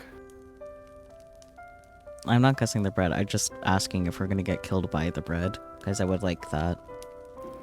I mean, Death by bread. It's if it's hard enough and you swing it hard enough and it doesn't break, probably. Death by bread. Or you eat too much of it. It's not much, I'm afraid. It's only soup and bread. It should take the edge off your appetite, though. You thank your hostess for her hospitality, her stomach rumbling all the while. The soup does not look like anything you would typically consume, but the soup's poor presentation does not dissuade you. It is true enough that people eat first with their eyes, but when one is hungry enough, one becomes obliging enough to eat almost anything. Why else do you think that people, when stranded upon desert islands, will resort to cannibalism? Humans are creatures of necessity. You like to wrap yourselves in pretensions, but in actuality, you're not much better than the animals. You are so hungry, your stomach is achingly empty, that you certainly descend upon your food like an animal. Yes. Pet the MC. Give her food. Give her a place to sleep. Your teeth glint, your incisors gleam, and soon you have consumed all that your hostess has offered you. Oh, are we gonna be the wolf in this scenario? Wait. Your hostess watches while you eat, and she giggles once you have finished. Did you enjoy that? Oh. You catch your hostess's gaze, suddenly abashed. You were so hungry you failed to account for her judgment. Now you have some food in your belly, though, and you have been suitably warmed. Your old self-consciousness is returning. Did you not make a fool out of yourself? You demur shyly, looking at your lap, fearful, all the while, of what your hostess might think of you. Very demure. Very mindful. Not quite demure, because demure has an extra E at the end, but... You do not want her to take against you. Fortunately for you, however, and for your fragile ego, your hostess is not the judgmental sort. She doesn't like the girls you grew up with. Yeah, she's not a bitch. Yet. Yet. Well, I'm glad you enjoyed it. It's nice to see my food being appreciated so heartily. I know I'm not the best, but I've been practicing for a long while. I used to cook for my father all the time, you see? This remark catches your attention. Quizzically, you look at your hostess, your abashment over your animalistic eating habits suspended. What happened to her father? It seems a grim thing to contemplate after having eaten, but... Didn't your hostess mention something about a plague? A plague! Yes, Your hostess says, her voice soft now and serious. that's right. There was a plague. And what of the villagers? What of her father? They're all gone now. Gone. Yes. You see, Your hostess rearranges herself upon her chair, one slender leg folded over the other. Then she begins her tale in earnest. my family has a history. We lived here for centuries by the church, so as we can tend to the graveyard. Ah, so this abode is centuries old then. It would certainly explain the dirt. My father used to prepare bodies for burial. Back when he was alive, he built the coffins, and he dug the graves, and he lowered the coffins into the dirt. I know it might sound like an awful job, but somebody's got to do it. There's no sense averting our eyes from death, not when it happens to the best of us. It's a noble profession, one that's been handed down in our family for generations. My father's father was a gravedigger, and so was my father's father's father, and my father's father's father's father. Digging graves is in our blood. It's who we are. My. That was a surprisingly pretty speech, coming from a girl who lives in the countryside. A girl who is without much in the way of education. It is apparent, just to listen to her, and the way she slurs her syllables together, that she has never had any elocution lessons, not like you. There is a determination, however, to her, and a pride in her genealogy which gives her a respectable aura. You cannot help but be impressed. So, you ask your hostess, does that make her one in a long line of gravediggers? Yes, Your hostess, the gravedigger, says. that's about right. Though I was never supposed to be a grave digger myself. It's not a woman's profession. That's what everybody says. My father didn't mind that, though. He taught me everything he knew, and then some. I might be a woman, but I have plenty of upper body strength. I can dig a grave just as well as my father could without breaking a sweat. To the spare of my mother up in heaven, I'm sure. I'm sure, if she were still alive, she'd rather I focus on more feminine pursuits like basket weaving or sewing to better attract a suitor. Not that that would do much good now. There's nobody around who'd court me, not for miles and miles. Marvel. And what happened to her mother? She died when I was very young, during childbirth. I was only 5 years old. Oh, well. You can relate to her, at least upon this point. Your parents are not dead, at least not as far as you are aware, but you've not seen them in an awfully long time. They sent you away as soon as you were old enough, and they never once bothered to check up on you. For many years, there have been no letters, nor any visits. You offer the gravedigger your condolences. You do not know if they will help, but you feel like you cannot say nothing that would seem heartless. The gravedigger, however, does not seem too upset by this turn of events, because she smiles, albeit somberly. It's alright. It was ages ago. I don't remember her too well. I never really had the luxury of sitting around feeling sorry for myself. I had too much work to do. Around the house, you ask? That too. I was the oldest child, so it was my job after my mother died to manage the sweeping and the cooking. Oh, and looking after all my siblings too. You blink, intrigued, then glance up at your hostess' humble lodgings. You do not see any siblings in the immediate vicinity. Where could they be? The gravedigger must have noticed your roving eyes. You are not exactly being subtle, because she shakes her head. I had siblings. 2 younger brothers. They're both gone now. Oh. You should have known. You apologize to the gravedigger for your lack of tact, but she does not seem upset by this foul paw. Faux pas? Mm-hmm. En français. Oui, oui. Oui, oui, baguette. Don't apologize. It's not your fault. My brothers weren't long for this world anyway. The youngest, he died when he was still a babe. And the oldest, he died before he reached double digits. Okay, fine, Marvel. I'll do one more word. Croissant! Titty croissant. Missed opportunity. I was upset about it at the time, of course, but I'd come to terms with it. Life's a fleeting thing in this wicked old world. That's something you learn in this trade. Digging graves, I mean. I've dug graves for the elderly and the infirm. I've also dug graves for young babes still in their swaddling clothes.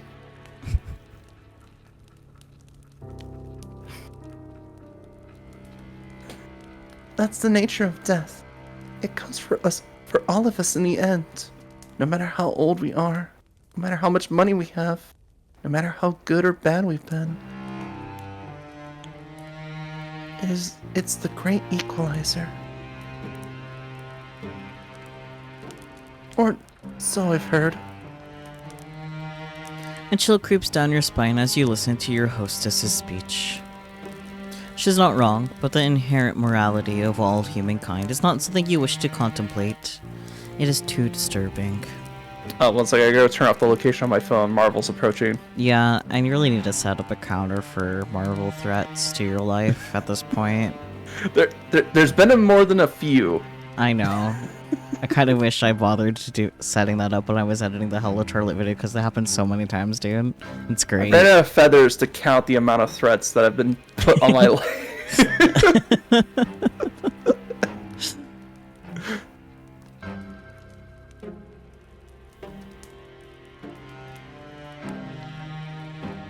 For the longest of times, my family was a small one. It was just me and it was just my father and me. But that was fine. It's how I liked it. I was very happy, even if our lives weren't the best. I never had any fancy clothes to wear. We can't dine on any of the finest of foods. In the grand scheme of things, we ain't anything that special. But I've always felt otherwise. I thought that I was blessed. We knew hardship, of course, and famine. That's just the way life is around here. When food supplies were low, we always helped one another out. I had my father, but I also had the rest of the village. We all looked after one another. Things always worked out in the end. At least, they did. Until the plague happened. Yes, she had mentioned a plague. You have been wondering when she was going to return that topic. You suppose that the plague is the reason that the village, as you traversed it, was so very empty? You'd suppose right. The plague tore through the village. I don't remember when. It feels like it was a while ago, but maybe it wasn't that long after all. It feels like I've been on my own for centuries, but Your hostess's eyes begin to cloud over. She looks as though she's entrenched within her own memories. Oh no, she's disassociating. What could she be remembering? You have never seen a plague before, though you have heard of them in your history lessons. Your history professor was quite enthusiastic about the subject. She talked about piles of dead bodies just stacked up on the streets, and stacked up in the wooden carts come to take them away with no shortage of a plum? Plum. Plum? Just A plum? plum. A plum, okay. Yep. Hate words. She was a strange woman, your history professor. The plague came on very suddenly. There was no warning. One day, everyone was fine. And then the next. They were all dead. It is with no small amount of anxiety that you eye the grave digger. Then you ask, worriedly, surely they would not have all died? Is that not an exaggeration? Oh, if only. I wish I was exaggerating, but it's the truth. Honest to God. The people in the village died, one after the other, just like that. I saw what the plague does to people firsthand. My father was one of the first people who caught it. I think one of the bodies which came through that we buried must have had it. Not that I know for certain. I'm just guessing. Still. My father didn't have an easy time of it. His skin turned all gray and clammy. He complained of a horrible fever. There were night sweats and stomach cramps. And then there were the boils. Oh no, not the boils. The boils. Pustules. They were the size of eggs and they were full of pus. When they burst, it stunk. The whole house was full of it. The stink of death. The wise woman of the village came to see if she could be of any use. But it was no good. My father was too far gone already. She took one look at him, lying on his deathbed, and she shook her head. She said she didn't want to get any closer. I can't say I blame her. It was a ghastly sight. I didn't appreciate it at the time, though. It felt like she was turning her back on us.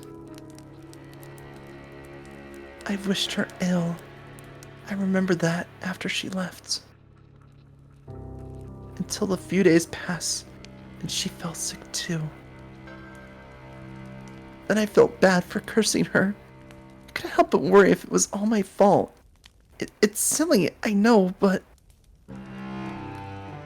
The gravedigger closes her eyes. She seems to squeeze her lids together until her lashes melt like flecks of fallen snow. Her shoulders, which are very slender, are shaking. She looks as though she might, at any moment, fall apart. It wasn't long after that the rest of the village fell ill. They all had the same symptoms as my father. The clammy skin, and the fever, and the boils. The boils grew, then they burst, and then they died in screaming, stinking agony. My father died too, only 3 days after he fell ill, but I think even that was 3 days too many. I didn't want my father to die, of course. I did everything I could to help him, but it was all pointless. None of my herbal salves had any impact. I couldn't make a blind bit of difference. All I did was stand about his bedside, telling him it'd be alright until his eyes sank into his skull like 2 black stones and his mouth dried out.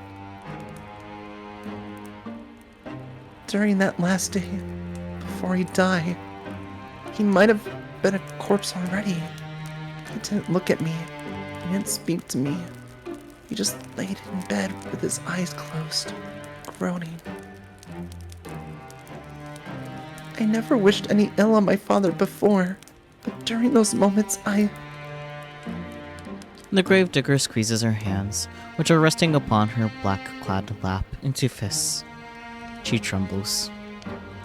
Then, in a voice throbbing with awful emotion, she says, I wish he just died. well, based on her antidote, it does not sound like she had overly long to wait. I wonder if she would consider that a silver lining. No, perhaps not. The gravedigger is still shaking. She will not cry, will she? You hope not. Awkwardly, you look at the gravedigger. You're not sure how to soothe her, but you know you must take some sort of an effort, even if it is a token one. You shift upon your chair, which feels very cold and hard beneath your thighs. Then you say, very softly, that you are sorry. It is not much, but it is all you can think of saying. You had thought, initially, that your situation was comparable to that of the gravedigger, but now you can see that is not the case. Her suffering has far outstripped your own. Not that suffering is a competition, of course. I mean, misery likes company. True. Your apology feels inadequate to your ears, largely because it is, but the gravedigger seems not to mind it. She is very big-hearted, that girl, to smile at you so, no matter how foolish she might be. Do you really deserve such kindness? Oh, again with the apologies. It's alright. Like I said, you didn't cause any of this.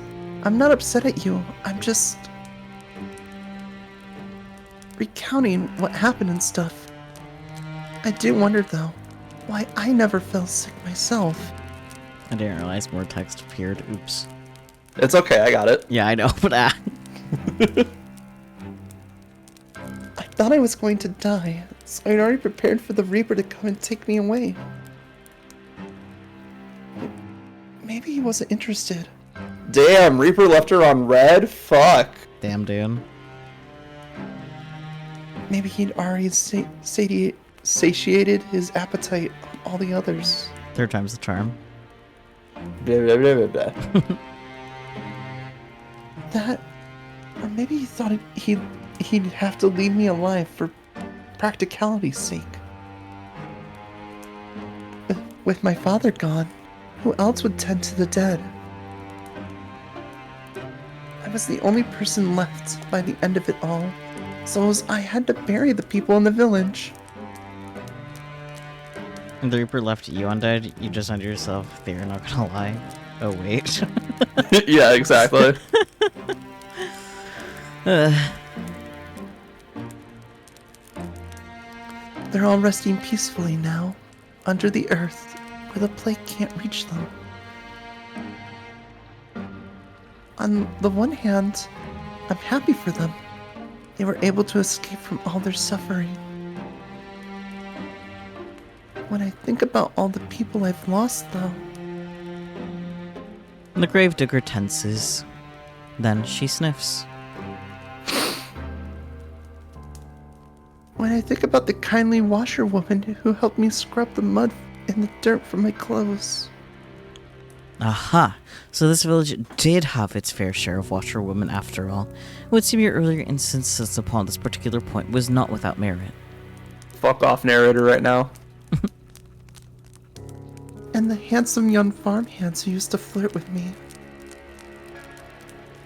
The priest who preached at the church, who told us wonderful tales of paradise, and the children who would skip stones on the lake and play hopscotch in the streets. I can't help but feel so lonely. The gravedigger's eyes begin to shine when she has finished her address with tears, but she does not let them fall. She's being very brave, much more so than you are. Anxiously, you extend a hand towards her, meaning to... what? Give her a hug. You do not know her well enough. Pat her head. That would be infantilizing. I can speak. Squeeze her hand. Perhaps that would be misconstrued as a romantic overture, and that is the last thing you want. Unless... Kiss you. you endured more than your fair share of teasing over that. Wait, don't kiss her. It might be the kiss of death. Wait. Kiss her. It's the kiss of death. You sit there for a few moments, paralyzed by indecision, as the gravedigger poorly suppresses her sniffles. In the end, you let your arm drop back to your side. Your hand rests upon your lap, as useful as a damp kindling. You do not know what to do with it. You do know that you ought to say something, though, to show that you heard her plight and that you care. You do not know what this something should be, however. No words could ever console the gravedigger. They would never be enough. They can offer some balm, however, to the bereaved, and so, after a pause just long enough to be awkward, you offer your condolences. What else can you say? Oh no. The gravedigger replies, wiping a few stray tears away with the back of her arm. It's alright. I've grown used to it, really. Being on my own, I mean. It ain't so bad, really. And I'm not alone now, at least. I met you. You'll keep me company, won't you? Well, what can you say to that? You aren't callous enough to trample this poor girl's hopes, are you? You know full well yourself how awful that feels. You can do nothing but nod, a response which makes the girl smile more widely still. That's wonderful. I know you're just a traveler who's passing through, but I can offer you bread and board until you leave. Bread. Wife? I have food enough, and a spare bed. Fuck, she does have 2 beds. Damn. Fuck! Oh, wait, that makes sense. She lived with her father. Never mind. True, and siblings. And siblings. I can make it up for you right now. You must be tired after your long journey. Just give me a moment. The gravedigger rises to her feet in a flurry of excitement, then retreats. You watch as she departs, a little too eager to please and frown. The girl's home is a small, humble one with a low ceiling and slanted walls. You cannot imagine such a small dwelling possessing a spare bedroom. This so-called spare bedroom is, in all likelihood, the room her father slept in before the plague carried him off. You do not think that you would much like to spend the night in the room of a dead man. What choice do you have? You are tired, wretchedly so. Why, it is all you can do to keep your eyes open. Well, it used to not be a spare bedroom, but it is now. True. While you were running through the forest, desperate to escape your pursuer, you had no thought in mind beyond finding some safe sanctuary in which you could recuperate. Now that you have found said sanctuary, it would be unreasonable to find faults with it. Sanctuary! You ought to learn to be more thankful for what you have. There are many, many people in the world with less. You rise and follow the gravedigger, when she has finished her preparations, to her so-called spare bedroom, which is every bit as cramped as you feared it would be. At least there is a bed, which comes as something of a relief. The rest of these lodgings are so humble, you were half expecting a straw pallet. As tired as you might be, you cannot lie to yourself. You have no desire to sleep among the hay like an animal. The sheets of the bed are clean too, a fact you discern with a cursory glance. So, you will not be expected to sleep upon the sweat-soaked linen of a plague-ridden man after all. This really is your lucky day. I got you this too. The gravedigger says, somewhat shyly, as she hands you a folded gown. To sleep in. I thought it might come in handy. Your own clothes are, a little shabby. She can say that again. Your skirt is covered in mud, and the hem is torn and ragged. This nightgown is one of my old ones, so it's stuffed a bit of wear and tear. Or it suffered a bit of wear and tear. But I hope it'll fit alright. If it's clean, if nothing else. That's a good thing, yeah. Clean. The most important thing for it to be honest. Clean! You accept the nightgown from your benefactress with words of thanks. You want to sound appropriately appreciative, but you cannot mask your fatigue. Weariness overcomes you, and you yawn, a fact the gravedigger does not fail to notice. Oh, beg me your pardon. I don't want to keep you. I'll be making myself scarce. If you need anything, though, don't hesitate to ask. I'll be happy to help. The gravedigger bows her head to you like a drudge, then hurries off, closing the door behind her with a thud. Tired though you are, you find that you rather miss your hostess' company. In the face of her good-natured smiles, you could almost forget all of the hardships you had to hitherto endured. In her absence, however, your lodgings feel almost unbearably cold and hospitable. You suppress a shudder, then unclothe yourself. You work as quickly as you are able, but your fingers are cold, and they fumble with the buttons of your blouse. It takes you more time than you would like to complete this endeavor, but soon you have your shirt and your skirt dispensed with. You're too tired to fold them neatly, so you do not bother to fold them at all. Instead, you cast them carelessly upon the floor, as defiant as a sulky child, then pull on your new nightgown. Gown. I'm gonna fight you. Bring it. I'm gonna give you a cage. No. Get caged, idiot. No. Your hostess's earlier warnings were apt enough. It is quite worn, but it fits well enough. It is more comfortable, at least, than your old uniform. You have endured worse. Newly dressed and ready for bed, you loosen your hair from your braids and settle down among the sheets. You do notice it's a little loose in the chest area. I already caged you. Come on, dude. It is with a sigh you extinguish the weakly flickering candlelight which burns on your bedside, and with another sigh that you lay your head down upon your pillow. Though physically exhausted, you have to wonder whether you will be able to sleep at all. You can recall your previous dash through the forest in such vivid detail your heart is still pounding. That fear has yet to leave you. Perhaps it will never leave you. Your terror was such, it almost feels as though it was suffused itself into your bones, into your very being. Wait, are we gonna get Yandere One-san? Uh-oh. But your exhaustion is greater than your worldly anxieties, and soon it claims you. Your eyelids fall shut and your breathing, inevitably, begins to even out.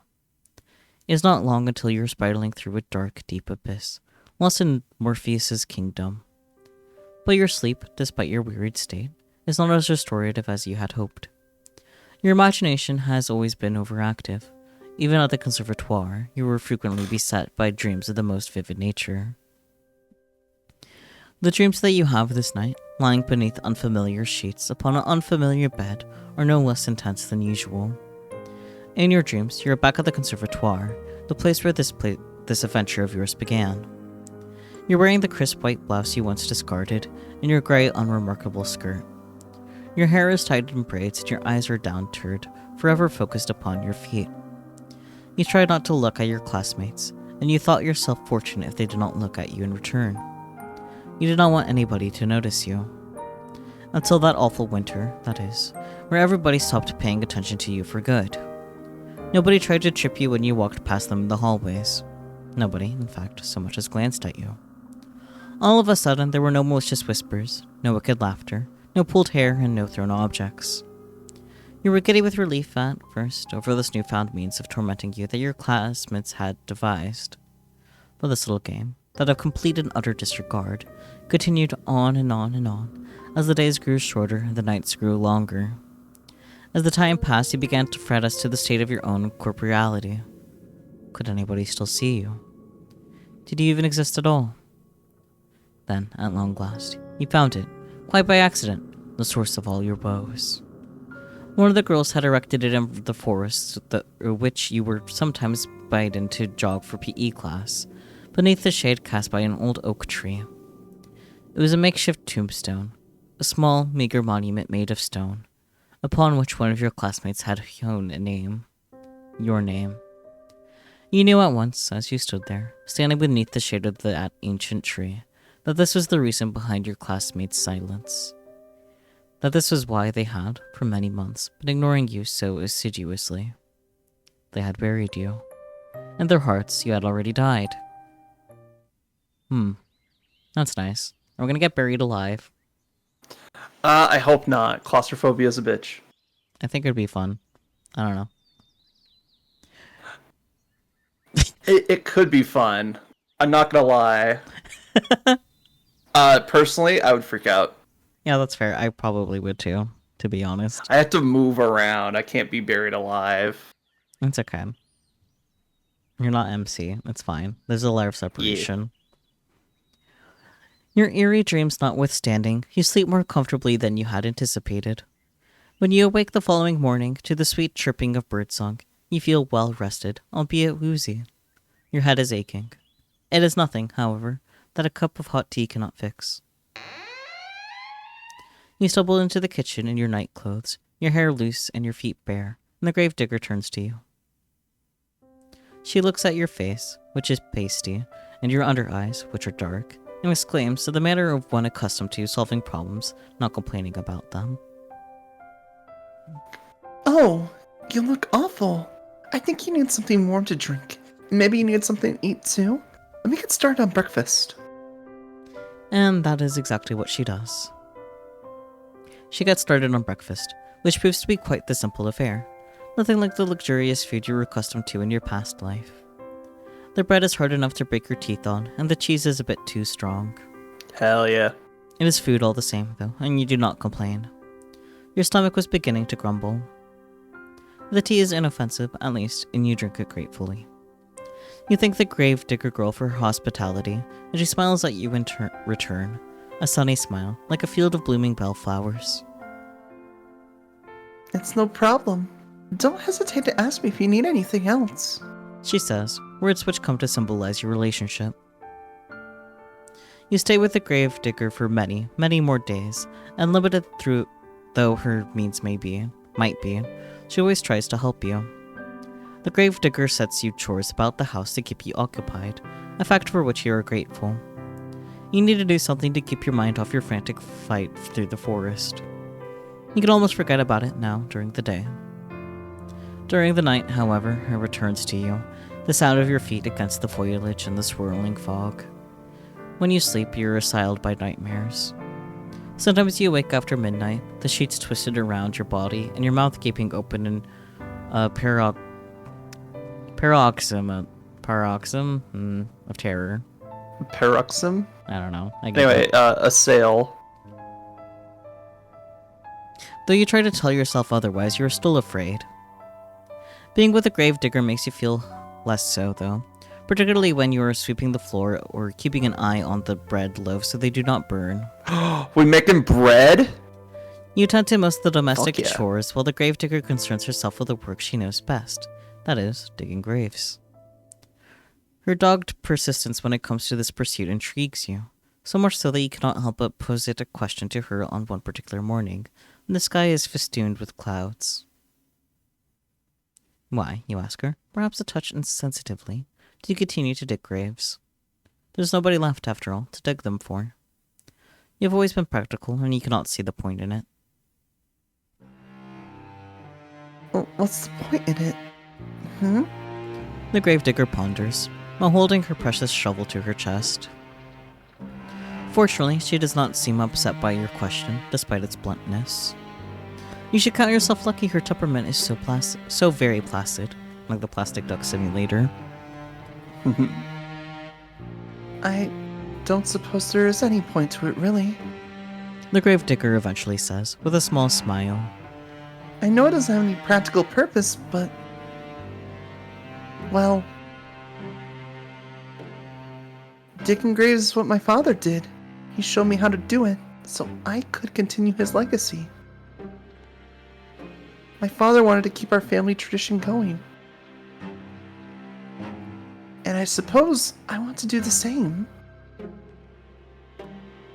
That's all there is to it, really. And that's all, is it? You think you can understand that? Though your companion's actions might appear to be illogical, there is a kernel of reason nestled amongst them. She does not dig graves out of any sense of purpose. She does it, instead, out of sentiment. Besides, I have to do something to keep myself busy, don't I? If I spend my days idling all on my own, I think I'd go mad. Yeah, that's fair. The gravedigger laughs at this, as though the prospect of her own madness is amusing. Her laugh, despite her slender stature, is not particularly delicate. It reminds you, perhaps unkindly, of the braying of a horse. You are ashamed of thinking of such a thing, though, and your face flushes with the guilt of it. We cannot all be well-bred young ladies, you know. Still, the laughter of the gravedigger, as it echoes through the grey, gloomy sky, is strangely desperate. It sounds forced. I wonder why. Her smile, too, is a touch unnatural, the rictus grin of a corpse. You find, despite your attempts to return her laughter with a polite giggle, that you cannot. You cannot help but pity her. She's got nothing else in this world. You retreat indoors briefly after you talk with the gravedigger. Let's set about some simple chores. The gravedigger trusts you well enough to manage sweeping the floor, a task which does not take particularly long, and the preparing of the meals, a task which takes slightly longer. It's not until much later, however, once the sun has already sunk beneath the horizon and the moon is high in the sky, that the gravedigger returns from the outdoors. She has windswept after many hours spent exposed to the elements, and there is dirt caked beneath her fingernails. The gravedigger removes her cloak, which she hangs by the door, then looks to the pot suspended over the fire, a fire which you stoked with your own fair hands. The scent of cooking food, that of garlic and onions, fills the air, suffusing the interior of the kitchen in a homey aroma which makes your stomach rumble. Garlic and onions. Taking stock of this, the gravedigger smiles at you, a toothy smile which, despite her status as a lowly peasant, is surprisingly clean and bright and white. Oh, you know when you cook onions and they get like that sweet smell? I think so. It's such a good smell. Thank you so much, dear one. There's nothing like returning home after a hard day's work to find dinner already prepared. Now, let me give it a test. The gravedigger dips a spoon into the soup, then brings it to her lips. She blows upon it. Then she places the spoon into her mouth, the wooden utensil clacking against her teeth. You observe this with a touch of anxiety. Will she like the food which you have prepared for her? Will she burn in the sun? You have cooked for her before in the past, and she was always very complimentary of her efforts. Cooking is not your forte, however. You never had to concern yourself with it, really, growing up in a relative comfort as you did. You think that you enjoyed this ritual, rustic mode of existence more than you did any of the privileges of your past life.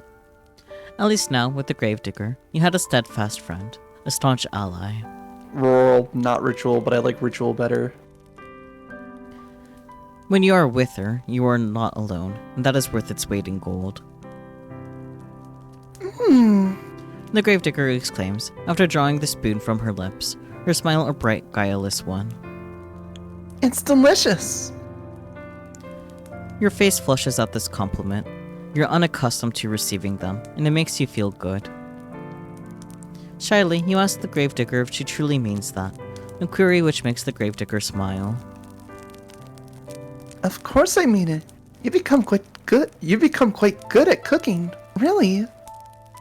That is a relief. You were not very good at all of this cooking malarkey in the beginning. You did not know how to handle a knife, nor how to peel a vegetable, and you cut yourself more than once. It's okay, it just adds iron to the dish. You bled into the soup on several occasions, but never once did you throw the sullied soup out. The gravedigger lives a humble existence, and she cannot afford to waste her precious ingredients. That's fair, that's fair. You know, just a little extra iron, you know? Your soups during your stay have all been seasoned with the slightest hint of iron. Today's soup, however, is a marked step above all the rest. You did not cut yourself with a knife even once. Maybe your companion's compliments are not entirely fluff, or empty fluff. Maybe you really are improving. This soup should be ready to serve. I have some bread too. That we can eat with. But oh, I should brew some tea too. Let me. Ah yes, the tea. You knew that you were forgetting something. You were so focused on the soup it must have slipped your mind. Soup. Your face flushes, yet again, at this oversight. and shyly you offer to correct it. The gravedigger, however, waves your request aside. No, it's alright. You made the dinner, so I'll brew the tea. It's only fair, and it won't take that long at all. Would you mind serving the soup while I'm busy? Of course you would not mind, you do enjoy making yourself useful. For a lady, you are awfully domestic. You work alongside the gravedigger to finish your nightly meal, and together you serve it, soup and bread, alongside 2 cups of piping hot tea, prepared by your hostess's own 2 hands. You sit together at the table, then partake in this simple fare, after saying grace. The soup really is quite good soup. Despite it being made from only the most commonplace of ingredients, there's a bit of kick to it, and it warms you from the inside out. The tea, meanwhile, is very soothing, so much so it makes you feel rather sleepy. You would like to sit with the gravedigger for a little while longer and tell stories, as you have sometimes in the past, that or play cards. The nights are long, and there is no better way to pass them than spending time with her. Games of Old Maid, alas, will have to wait. You're too tired for it. You do not know what has happened, but after consuming your victuals, you feel utterly fatigued. You explain your predicament to the gravedigger between your yawns, and she nods in response. That's alright. You don't need to stay up with me. Not if you ain't up to it. You should have to bed and rest that pretty head of yours. I'm gonna wake up in a grave. Not yet. I think we got like one more day before we hit Grave City. I don't think so, because we already skipped through a lot of days. True. You do not think you're particularly pretty, but you presume that the gravedigger is just regurgitating a phrase to you. I don't think she's hit her breaking point yet. Like, yeah, she's like, oh yeah, why am I doing this every day? Ha ha ha, you know? But I don't think she's hit like the complete desperate breaking point just yet. But we'll see. She does not truly mean it. How could she? She's far prettier than you are. You thank the gravedigger for her understanding, then rise from the table. Girl, what is with this girl thinking every girl is prettier than her? Just kiss them. God damn it, it's not that hard. You retreat to the spare bedroom on trembling legs, then change out of your clothes. You have only just slid into your nightgown when you hear the rapping of knuckles upon your door, light and unobtrusive. Are we gonna sleep together? This rapping could, of course, belong to but one person. It is the gravedigger, come to check upon you. I'm sorry, The gravedigger says, her voice soft. but you rushed to your room so soon after eating. I couldn't help but worry about you. Would you mind if I take a look at you? I just want to see if you're alright. The gravedigger is trying to keep her voice steady, but you can hear it wavering regardless. She really does sound concerned, so much so, she could very well be on the brink of tears. You do not want her to cry for you. You would feel horribly guilty if you upset her, even inadvertently, given all that she has done for you. You bid the gravedigger entry into your room, therefore, without further delay, an invitation she hastens to take. The door swings inward with a creak, and there your hostess stands, still attired in black, her clothes a stark contrast to your pure white, off-white, nightgown. The gravedigger looks at you, seated in bed with your hair freed from your usual braids, and exhales. Is that relief, you wonder, playing about her face? But why? What was she expecting to see, exactly, before entering your bedchamber? Thank you for letting me in. The gravedigger says, toying with her fingers. How do you feel? Not too terrible, you reassure her. There are no particular problems with your health. You just feel tired. Are you sure you're not sick? Your face does look a bit pale. That would be nothing out of the norm. You are always pale. True. Now, is there anything I can do for you? Would you like something warm to drink? Or maybe a hot brick to place upon in your bed? It should keep you warm. You appreciate the hostess's thoughtfulness, but you reassure her that this wouldn't be necessary. You will be fine. Will we? I hope so. I thought that about my father too, before he... The gravedigger begins, but her voice soon trails off. She does not finish that thought. She does not need to. You know now what she was thinking of before she entered your bedroom. Cold, clammy skin, a sweating brow, rank, oozing pustules. You think upon these symptoms, which are eerily similar to those recounted during the Great Plague which once beset your own country, and you shudder. If you don't want anything, then I'll be on my way. The gravedigger says. But before that, Before that, this was just a fancy on my part, but I was wondering,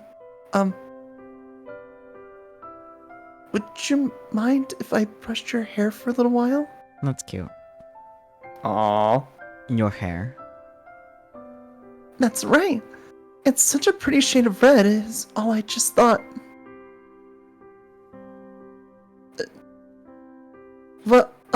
Well, it's just a fancy, really.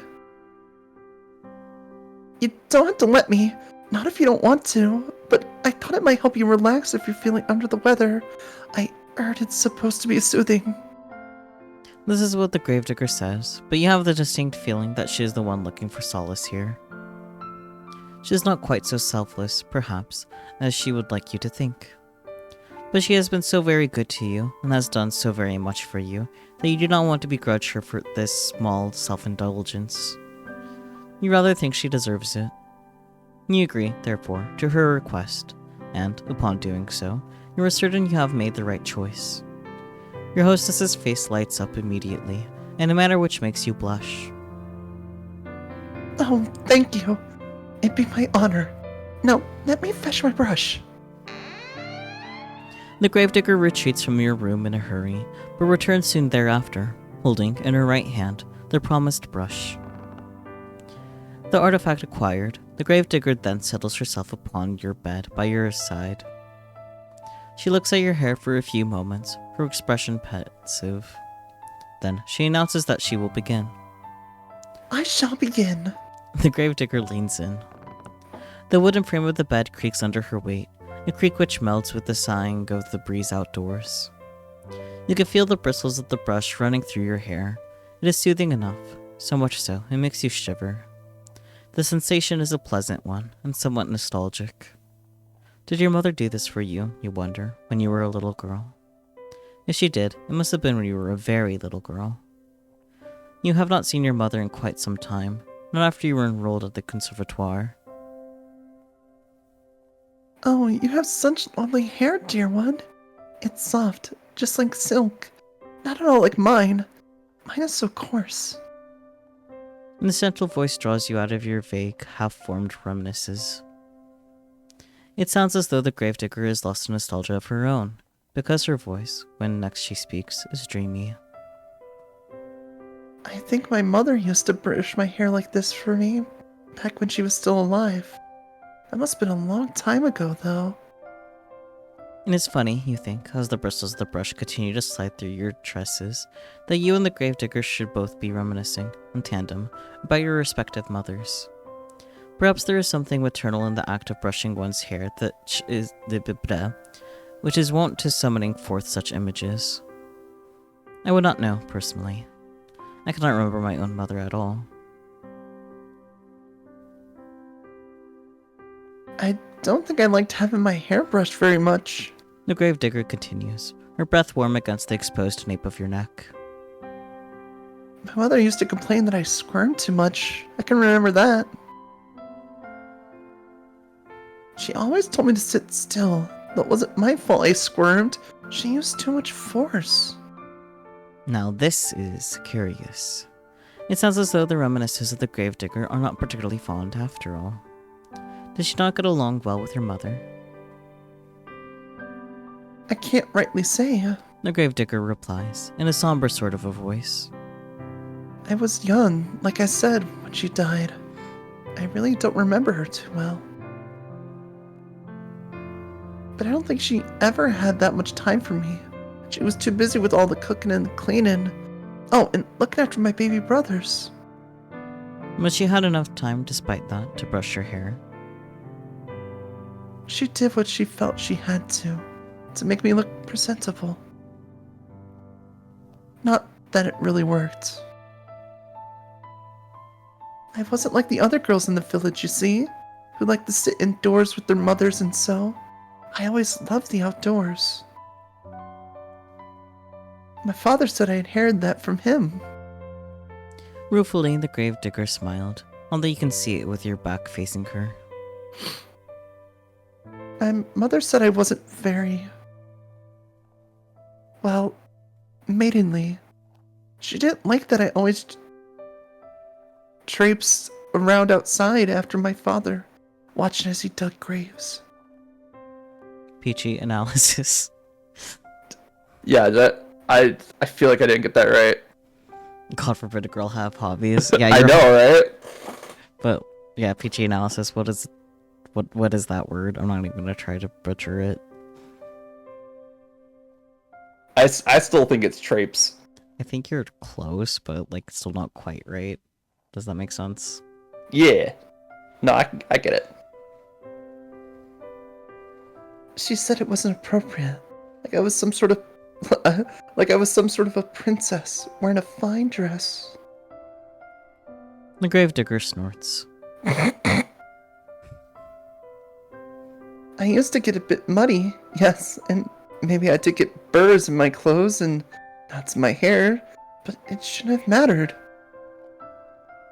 Traipsed is indeed how you say traipsed, and depending on context, it means walking around either casually or wearily. I see. Ah. Traipsed. It's a context where we love those. Yippee! Aren't all words context words? I mean, it's like how Japan has like specific bark sounds for like different indications of what the bark is doing or trying to communicate. Japanese is like the most context-heavy language I'm aware of. Oh damn. Yeah. Okay. Like you don't. Everything is context. Yeah. That is also an onomatopoeia.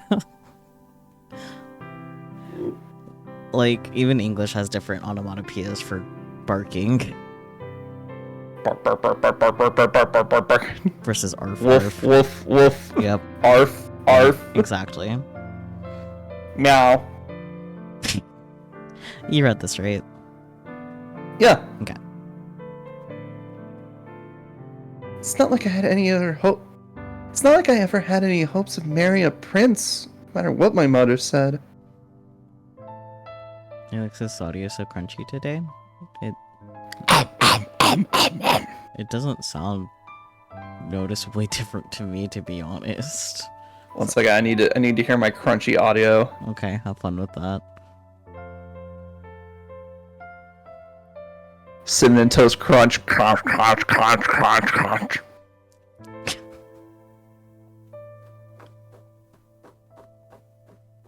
Oh yeah. Oh my god, it's so loud. What did I do to this thing? I don't know, man. I feel like it's a bit late to change it now. Oh well. Yeah, oh well. Just gotta deal with it. It's too late now. We're like almost 4 hours into this, man. Yeah. You should have said something when you first popped in. We're not doing all of that again. It's just gonna have to be crunchy. Yeah, we're just gonna have to deal with it. It's okay. It's not the end of the world. Not something that I can't fix in post. Exactly. Did you get around to reading this, or did we get distracted immediately? I read it. Okay. But still, she hoped. She had a lot of hopes. My mother. High hopes. I think she might have resented my father. Maybe, for working such a menial job. Our profession is an honest one, but it's never made much money. I think my mother was hoping for fine jewels and dresses and... oh, I don't know. She always had ideas. Her head was full of fairy tales. I wonder what other mother this sounds like. Oh yeah, another mother whose head's full of fairy tales and kind of integral to the plot and is also dead. was a shame, I suppose, that her reality didn't match up to what she wanted. I didn't match up to what she wanted. The bitterness in your friend's voice is unmistakable. So much so, you want to console her. Oh, honey, mommy issues. What would you say to her, though? You never met your companion's mother. You never will either. Her cold, inert body has been lying in the graveyard, buried beneath the tombstone for over a decade. You have no way of ascertaining whether your companion's mother truly cared for her. You do have intelligence enough, however, to understand that poorly thought out condolences can cause more harm than good. So when does she start digging up bodies and, like, hanging them from the trees to pretend that people are still alive so that way she has people to talk to? You would not like it if people tried to reassure you that of course your father loved you really. If he loved you, then why did he send you away from home? Why did he never send you any letters? You know that he was worried about his finances, and that he seems a poor excuse to pretend that his only daughter did not exist. As for your own mother, meanwhile, she was nice, at least you think she was, but she was woefully ineffectual. Though she was, nominally, an adult, she always cleaved before your father's judgment. You think that she was afraid of him. Unfortunately likely. Very likely. You do not try to tell the grave digger, therefore, that her mother loved her, that she must have done, else she would not have given birth to her.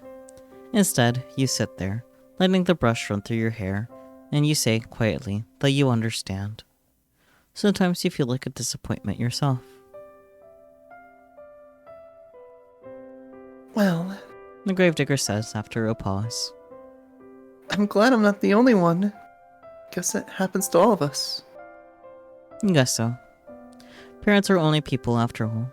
While one would hope one's parents would be kind and attentive, they too can fall victim to caprices of their own. Just because one has brought a child into this world, it does not mean we'll be able to take care of it properly.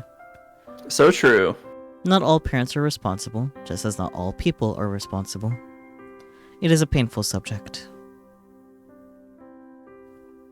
Oh well. It's alright if my mother never liked me, or even if she never loved me. I know my father did, and that's all that matters. He was always there for me, no matter what. Your companion's voice catches in her throat. She winces. At least, until he wasn't. Died. And I didn't do a thing to help him. Your companion's shoulders are beginning to shake. You still cannot see her, but you can feel her body convulsing. You can sense her loneliness rolling off her in waves. It is all-consuming, like the waters of a deep, dark ocean.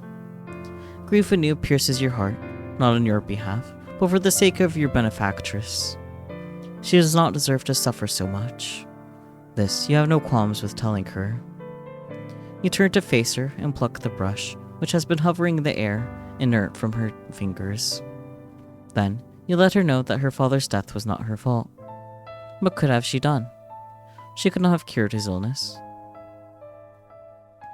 I know, but I can't help but think, what if? I keep racking my head over and over, trying to come up with something. But I can't think of anything. And even if I could, it's too late. He's already dead. He's dead and buried. I buried him. And now I'm all alone. She might have been alone, you tell the gravedigger, but she's not now. She isn't now, not anymore. How can she be when you are there? I know that. I know, and I'm grateful. But I don't know if I deserve it. Why would she not deserve your company? You do not understand. Because I couldn't do nothing for nobody. My father always looked out for me when I was a little girl, but when he needed me the most, I failed him. I failed everyone. All of the villagers, all of my friends, all died. What would I do if the same thing happened to you? I don't think I could bear it. I don't want you getting sick too. Not when I care about you so much. I thought I got used to being on my own, but now that you're here, it's making me worry all over again. I've been worrying so much, I can't sleep from it. I'm scared. Your companion's voice catches in her throat. Then she collapses in on herself. She leans forwards, her arms wound about her middle, as if to steady herself, and she cries. She cries and she cries and she cries. For a few moments you look at the gravedigger, unsure of what to do. Her pale face, streaked with silvery tears, seems to flicker in the candlelight. Her shoulders, which seem too slender to bear the accumulative weight of all the sorrows she has endured, are shaking. Your fatigue continues to cling to you, as insistent as the fog which rolls amongst the tombstones in the graveyard at night. You're not so very tired, however. You cannot offer your hostess some comfort. You do not know what you can say to console her. You feel too weary to think of pretty sophisms? Okay, too many words, too tired. But there is something you can think of. Cuddles. You would not typically be so bold, of course, but you are tired enough for once to throw caution to the wind. That, and the tears of the gravedigger are awfully arresting. You open your arms and, before the gravedigger can pass comment, you pull her to your chest. Oh! A soft exclamation escapes the lips of the gravedigger, quieter than the sound of wintry snow as it brushes the ground. Then there is nothing. The gravedigger has stiffed in your arms for a few moments, like the corpses she and her father used to seal away inside their wooden coffins. She has all wide eyes and awkward, pointed elbows, tears still coursing down her pale cheeks. You worry, briefly, as you hold her, that you have, perhaps, made a mistake. Were your attempts at consoling her too clumsy? You would not know. You have never been in a situation like this before. You have never consoled any friends before, because you have never had any friends to console. It is not so now, however. You are as far away from your old life as it is possible to be, and the gravedigger does not curse you for your impotence. Neither does she try to squirm away from you.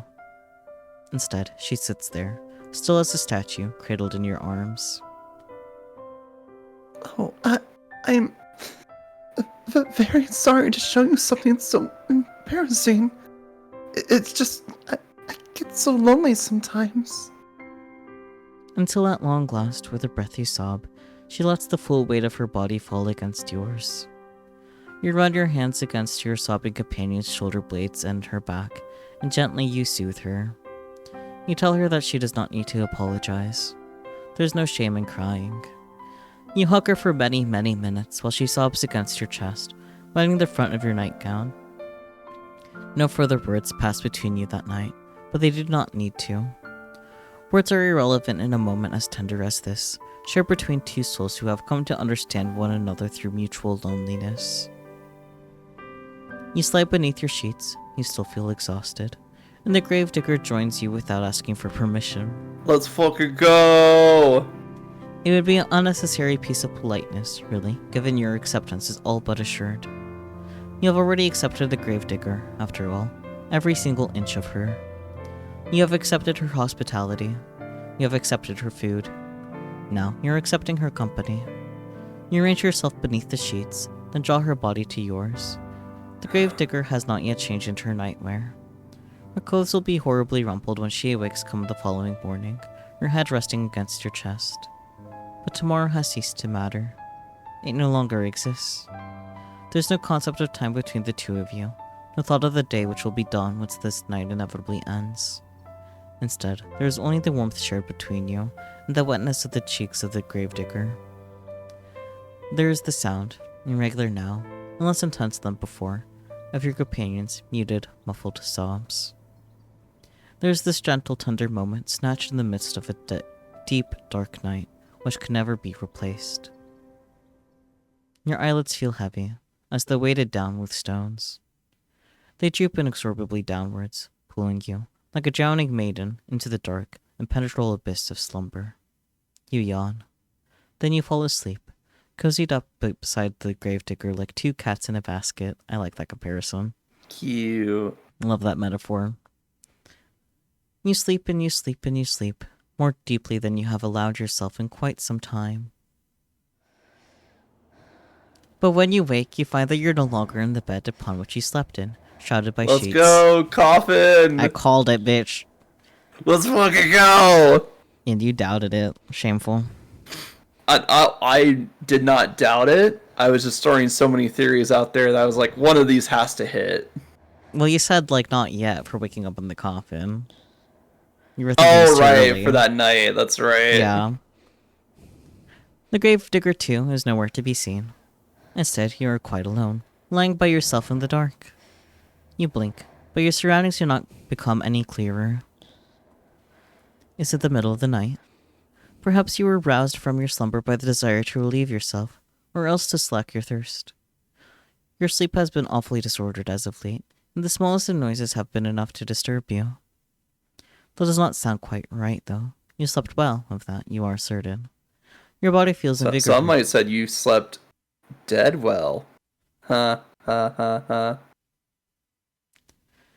Your body feels invigorated, as though it has slumbered for hours and hours. How many hours? You do not know. You do not know much of anything. You can feel a strange pinching sensation around your chest, however, and around your arms. It would appear as though somebody, but who else could it have been save the gravedigger, changed your attire while you were sleeping. It is a startling thought, but the darkness which entombs you is even more so. The darkness which surrounds you is unsettlingly complete. It is so thick you cannot penetrate it. Your newfound woes do not stop, however, at this deep, unnatural darkness. It is cold, too, and you're lying upon something hard, some sort of a stone slab. What is going on? You reach out, but your movements are what is that? Stymied. Stymied? Are you confident about that? I am very confident about that one. Okay, then what does it mean? Probably like restraint or restricted in some way. Probably. Like you just don't have your full movement. Okay. There's something heavy lying atop you, something that is limiting your movements.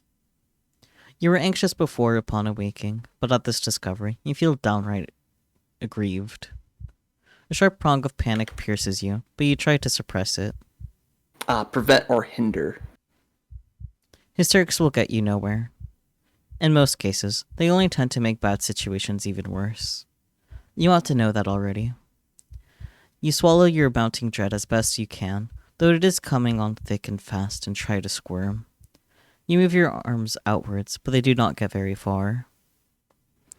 There is a wall above you, and walls on either side of you, walls which do not budge no matter how hard you push.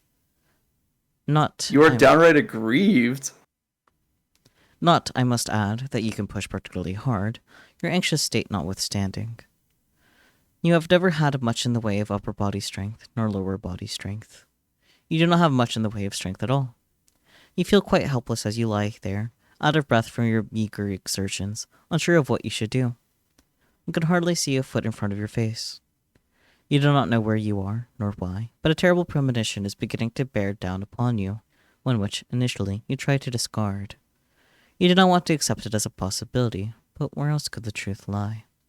You are lying in a box, hemmed in by walls which can offer a scant few inches for you to stretch in any direction. Where else could you be but a coffin? The moment you allow yourself to ponder this awful reality is the moment you hear it, the irregular sound of drumming. It is as though somebody, though they must be a very large somebody, is tapping their fingers upon the lid of your coffin. That, or it is raining. It is not the fingers of a giantess, though, which is disturbing you, nor is it falling rain. It is dirt. The sound continues, on, as though it is drilling its way inside your skull. It is relentless. It is merciless. Like the ticking of a great celestial clock, it cannot be stopped. Your time is almost running out. But you knew that already, didn't you, when you were running through the forest? You ought to have known, silly thing, that you could not outpace your destiny forever. Sooner or later it would catch up with you. You are stubborn, though, and you do not want to accept this. Not content to simply lie there, you cry out. You cry not for your parents, whom you hardly knew, nor for your school friends, for you never had any. Instead, you cry out for your new companion, the girl with whom you had been living, and with whom you shared one precious cherished moment. You cry out for the gravedigger. Surely this is some manner of mistake. When she realizes that you are, in fact, entombed in one of the coffins she is currently filling, for who else would be moving the dirt above you, she will cease her operations at once. She will pull you out of the darkness, back into the world of the living, and then she will hold you close. She will embrace you. She cannot mean to cause you any harm, not when she was so good to you and so kind. Why would she bury you? You cry to her so loudly you fear your vocal cords might tear, all while banging against the roof of your compact prison. You cry desperately, helplessly, and, to your relief, your cries do not fall upon deaf ears. The sound of the falling soil stops, albeit briefly. Then you hear a voice. The voice is very faint, given it's being filtered through your coffin's sturdy lid, but you recognize it. So, you're awake then, are you, dear one? The gravedigger says. She sighs.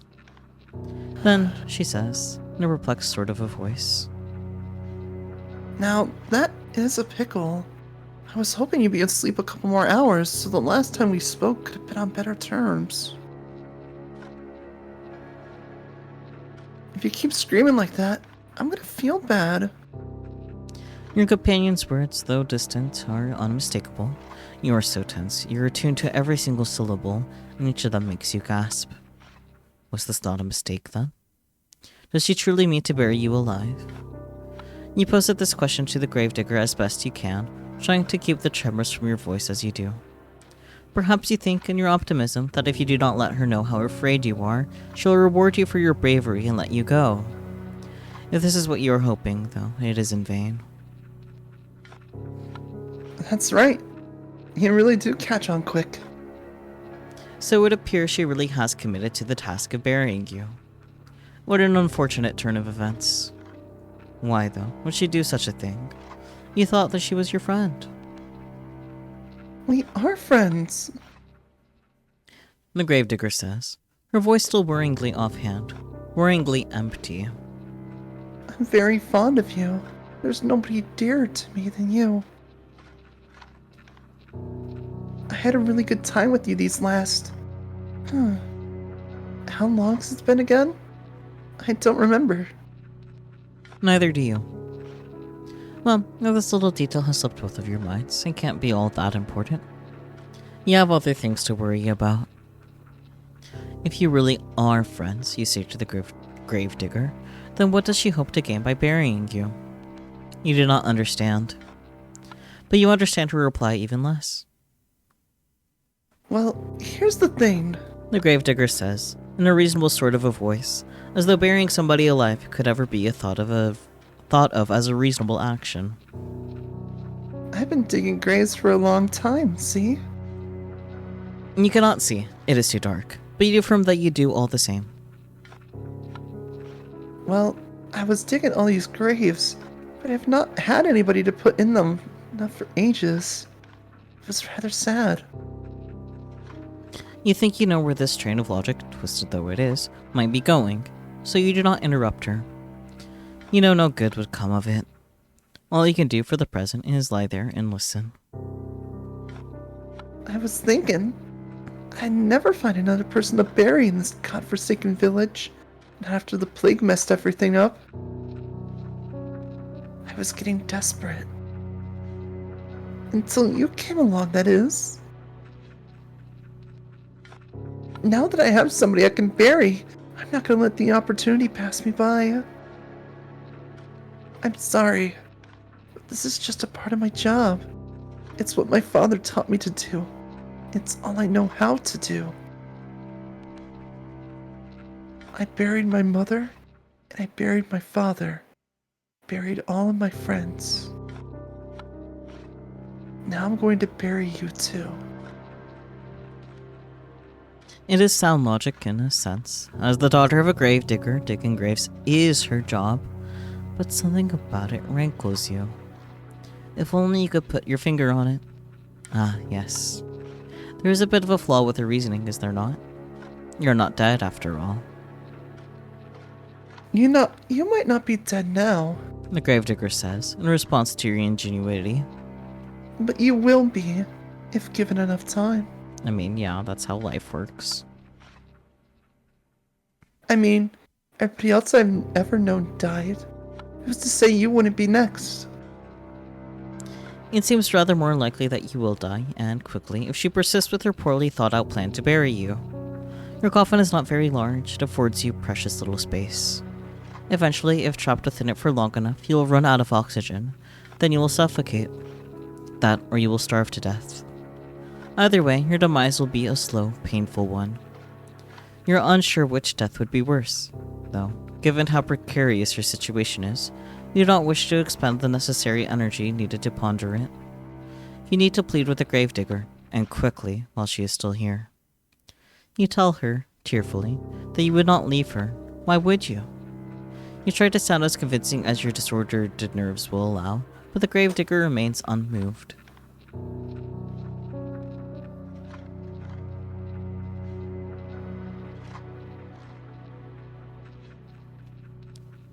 You say that, She says, but how can I know you're telling the truth? I thought you said you were a traveler. I never stay in one place for long. You get sick of me before long, and you leave me. This way, at least I can be assured that we'll always stay together. If I bury you like I did the others, we'll never be far apart.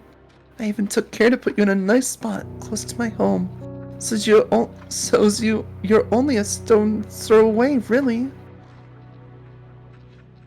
Isn't that nice? privately, you think that the gravedigger has a different conception of the word nice to you.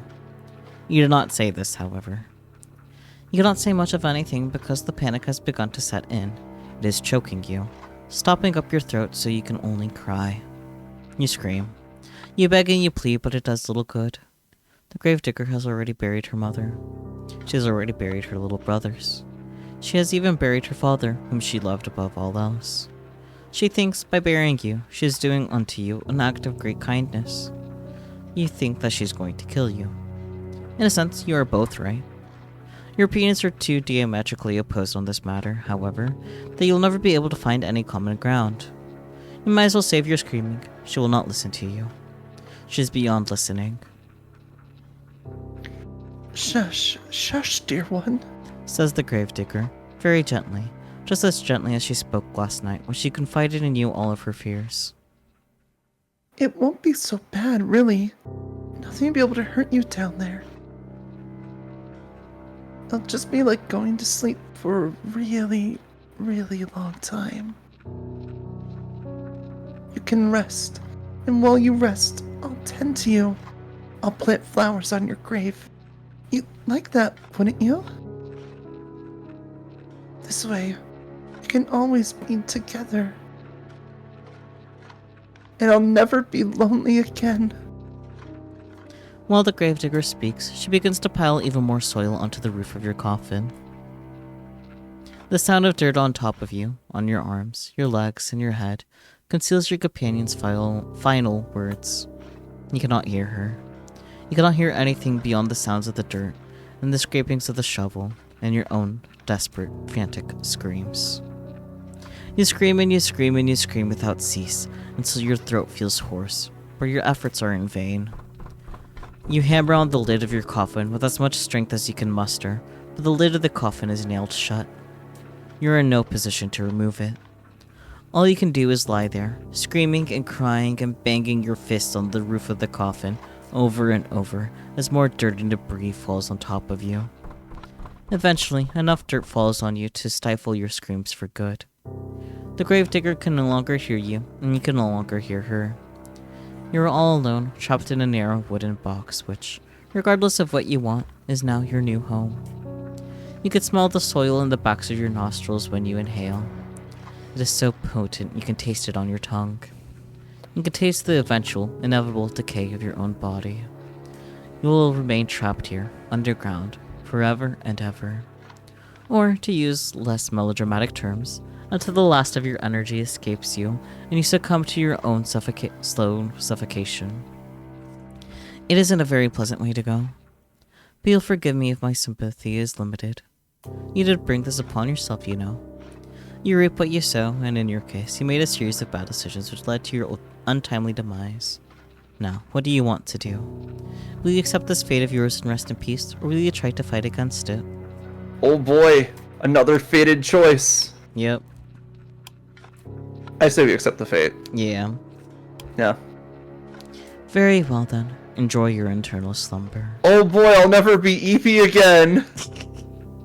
I suppose this is good night for now, but this is not goodbye. You cannot escape from me, even if you are buried deep beneath the earth. Where there is a will, there is a way. And even the whole world has forsaken you, I never will. I will never leave you. And you'll never be lonely again. You will never be lonely again. I am really curious as to what will happen when we fight, because we've already gone through all the things now. Oh, obviously there's secret fourth option. Yeah. Let's see what it says. Fight, fight, fight. Fight, fight, fight! Are you not happy with the hand that fate has dealt you? Very well. I cannot blame you. It is quite a grim ending. I would not wish it upon my worst enemy, and you are rather dearer to me than that. Now, why don't we give this another go? Just try not to be buried alive this time. I can only endure so much of your screaming. Your fate, once again, is in your hands. Now I wonder, which path will you take? Give up. Oh. Okay, bet. Well, you heard the game, guys. We're done here. Bye. So you've come back here, have you? Does not come as much of a surprise. Though presented with 3 potential paths, it's not as though traversing any of them would have any particular impact upon your ultimate fate. At the end, you were always destined to return here. Did you really think you had a choice? How hopelessly naive of you. I thought you were smarter than that. Your breath, which once escaped your lips in sharp, ragged gas, is now on the verge of petering out altogether. Your lungs feel deflated, as though they have been punctured. Your blood is rushing through your temples in a heady, overwhelming surge. Your stomach, meanwhile, has twisted itself up into knots. Your body feels heavy, your legs in particular. They no longer wish to obey you. You take a stumbling step forwards and your foot gets caught in a tree root. You are certain that you passed this route once already, and that you sidestepped it. But perhaps your memory is beginning to fail you, just like the rest of your body.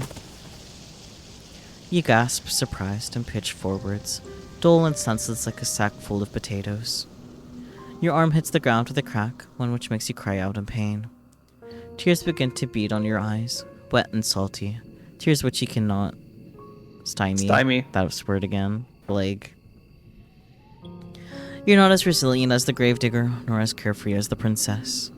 If you lived underwater like the mermaid, then nobody, at the very least, would be able to tell you that you're crying. But you do not, and I can. Believe me, I can. Your arm aches dreadfully, but at least you can still feel it. Your poor feet, meanwhile, have gone quite numb. You would try to stand had you the energy, but you know, as you sit there dazed, that this would be a futile effort. You cannot stand, not any longer. It hurts too much. You really have been through a lot tonight, haven't you? I fear I've not been very kind to you. But you ought to be accustomed to hardship. Why then are you crying? You always have been a crybaby. This is why they teased you so much. It's because they knew they would be guaranteed a reaction. You're very predictable. Even now, after you tried to borrow my power for your own purposes, you have not changed at all. As you sit there, sobbing, you hear, or you think you can hear, footsteps approaching you. There, to your right, is the snapping of a twig. To your left, the telltale rustle of leaves. Your every sense feels razor sharp, honed to a knife's point by anxiety. You're so panicked, you feel as though you're going to be sick. If you want to vomit, then why not? There is no shame in it. There's nobody here to judge you. Nobody but me. I have always been here, you know. I will always be here. No matter how fast you try to run, or how far. Did you really think you could escape me? Poor sweet child. Poor little fool. I did tell you, did I not? A contract with the witch is binding. No amount of physical distance between both of us could ever sever it. I told you I would never let you be lonely, and I meant it. But I have had rather enough of these little games. It is time for me to collect my collateral. Hello. A soft gasp escapes your throat as you feel arms wind their way about your back. Naturally, you know whose arms they are. They are mine. I've been watching you all night, but this is the first time I have reached out to you in so direct a manner. Did you not expect me to be so forward? I can hear your heart fluttering in your chest. It is beating very quickly, like a startled rabbit's. Your breaths are very short and sharp. It is a cold night, and though I am holding you, you are still shaking. I wish you would not tremble so. Everybody fears the unknown, but we are not strangers. We have spoken before, have we not, when you first called me forth from the ether, using that book you found in the library? You were desperate enough, then, to turn to the cult for help. You pleaded with me to use my magic for your behalf. You begged me. You implored and you entreated and you wheeled and you whined, and though I had some reservations, you forced my hand. I had no choice, not in the face of your desperation. You did not want to be lonely anymore. You wanted to have a friend, somebody who would always be there for you no matter what. You wanted somebody to love you. Is that not what you demanded of me? Is that not what I have given you? You might think me wicked, but I think you're being awfully cruel yourself, to run from me after I made all of your wishes come true. I did think, you know, about punishing you for running away from me. I thought of poking out your eye so that you might never see anybody other than me. I thought of cutting off your long, lovely hair so nobody might ever think you beautiful but me. I thought of breaking your legs so that you might never be able to escape from me. I turned all these intriguing ideas over in my mind, but I am a merciful witch. Though you hurt me, I do not wish to hurt you. You asked, after all, that I love you, and that is what I did. I have drowned you in my love. I have buried you beneath my love. I have swallowed you with my love. You have always been a sad, lonely girl, one who has been starved of affection. Nobody has ever cared for you. Your life has been a barren, empty wasteland, one devoid of any fonder feelings. That is why I had to drown you, you see. That is why I had to bury you. It is why I had to swallow you. In the end, I was doing you a favor. I was doing it all for you. In that sense, you are very lucky. Do you know that? There are few people in the world who have had the privilege of being loved to the brink of insanity quite this many times in one night. There are few people in the world who can claim to have been loved by a witch. You have experienced so much love it ought to have slacked even your unquenchable thirst. You know now what it feels like to be adored. I have more than upheld my end of the bargain. Now, I think it is time that you do the same. From this night forth, you and I will always be together. Then, I shall be able to love you endlessly. You will never be lonely again. Aww, cute. Not sure about that. No, that was like the purest form of toxic yuri at the end there. Yeah, I love that she ended up being a witch though, since I ended up giving the narrator my wizard voice a little bit, so. Oh man, I'm so glad they didn't drag out the ending. Like we already knew the narrator was already like its own character. They're just like, yep, here's the character, here's the design, here's the entire thing that they've done, the entire story. Boom, wraps it up. It was good though. I liked it. That was a fun time. Short and sweet, love it. Mm-hmm. Well, bittersweet, toxic sweet. Let's just stick with just bitter. It's not really sweet at all, let's be honest. Yeah. Yeah. But like, good ending for a story like this, though. Well written. Yeah, because we see a case of the character getting quote unquote what they want, Yeah. and then it just turns out terrible for them because it's not what they needed. Yeah. And if we get to see glimpses of what MC needed, which is like, hey, I need to be loved, I need to be attended to, I need someone I can trust to be there, and then she has her trust. Parents. Yeah, family, parents, just everybody leaving her left and right. And then when she does get like a small glimpse of that, it's taken away. Mm-hmm. And that's part of the witch's whole plan. It's like, hey, no matter what happens, no matter what type of security that you think that you get, I can take it away from you. Yeah. I also agree with what Marvel just said. Desserts can rot out your teeth and make them fall out as much as they can satisfy a craving and hunger. And that way it can be called sweet. Yeah. Yeah. But the real toxic Yuri was the narrator in our head the entire time. Yep.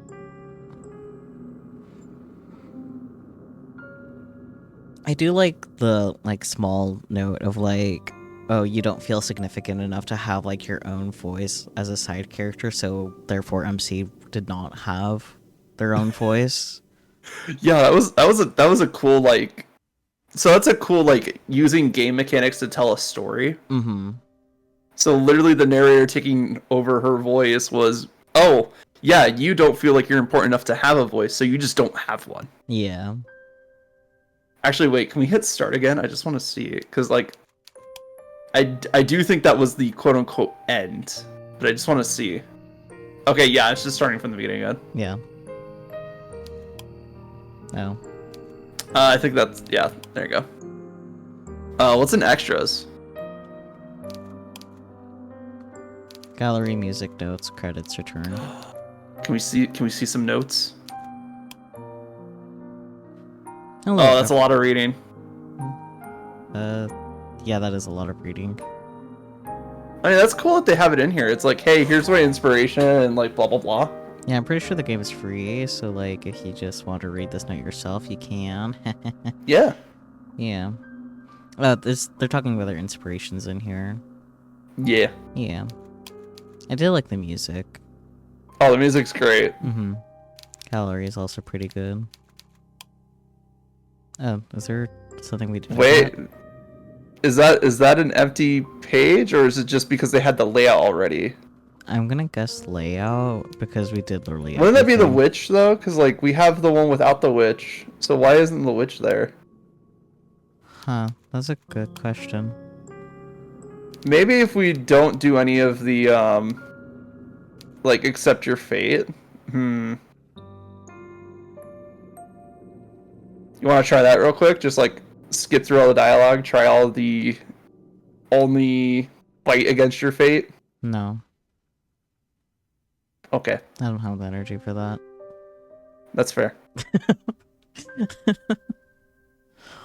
Let me look this up. Okay. 1 second. So, it gets so lonely here. Final CG unlock. There's apparently requirements. some achievements that we haven't gotten yet.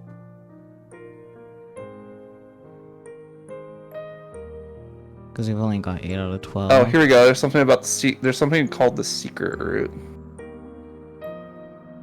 Yeah. It seems like the achievements I didn't get are somewhat related to that too.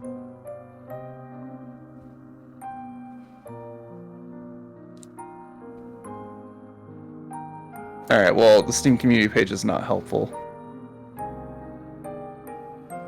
Well, it's a free game, so if anyone wants to figure it out on their own, they can figure it out. Unlocking the final ending in CG felt so satisfying. I really enjoyed the narration, pose, and twist. Oh no. There might be a secret thing, Sakyu.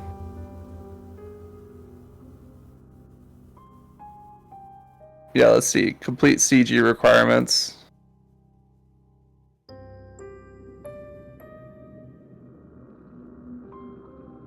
Oh, this is for a completely different game. I was like, what the fuck?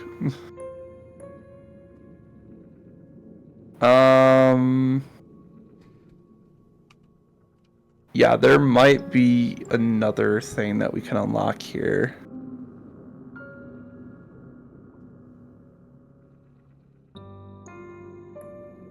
Let me look up secret route real quick.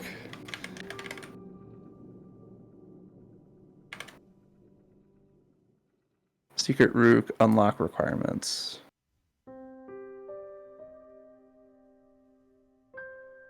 How do you unlock the secret route?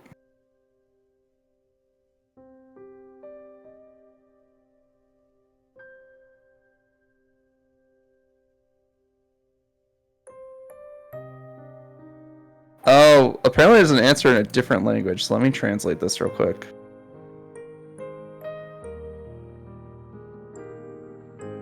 You have to play it again. You can skip the 3 options. What changes the dialogue at the end, and you do it again, so you have all of the achievements. What?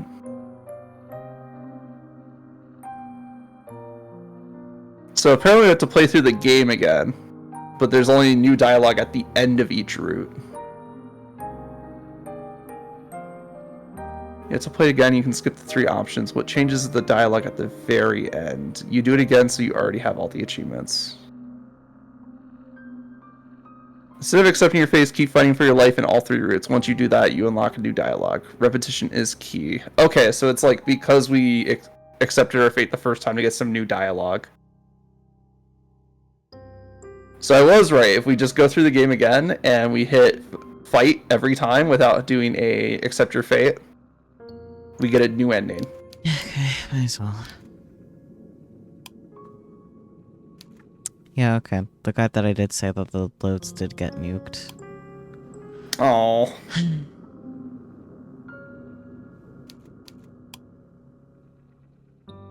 All right. Do we just buckle down and do it right now? Might as well.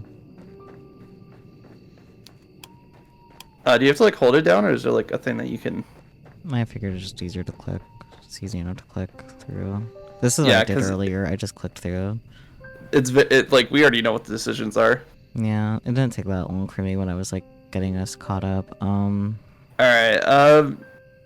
Doesn't matter which one we pick because we're just gonna go through it. The shore is the longest one, I think. Actually, no. Shore. I think the longest one is actually Castle because they have like this whole entire like melodrama of like, oh, you're my servant, stuff like that. Yeah. I don't think it's much longer than the short, to be honest, but I am pretty sure it's a little bit longer. It is kind of hard to tell because since I didn't edit it, like I don't know how much was like actual gameplay and how much was tracked by Aeon. So, man, in our desire to see everything, we fucked over the secret ending. Great, love to see it. It's okay. Because it seems like we'd have to have done it again anyways, given that we wiped the saves. I was like, we might as well just get it done now. Since it wiped our saves, we do have to like do it again anyway, so... That's fair. I mean, it did say give up, so... True. And then the whole witch thing was like, oh yeah, your life is mine. Now we are entangled together, so have fun being with me for the rest of eternity. Technically, your wish is granted. I guess there shouldn't be too much more. I don't see why it would add a whole lot. Oh yeah, I don't think it's going to add a whole lot, but apparently the secret end is satisfying. That's good. According to some people.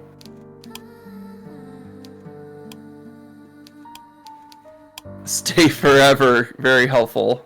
Steam community page.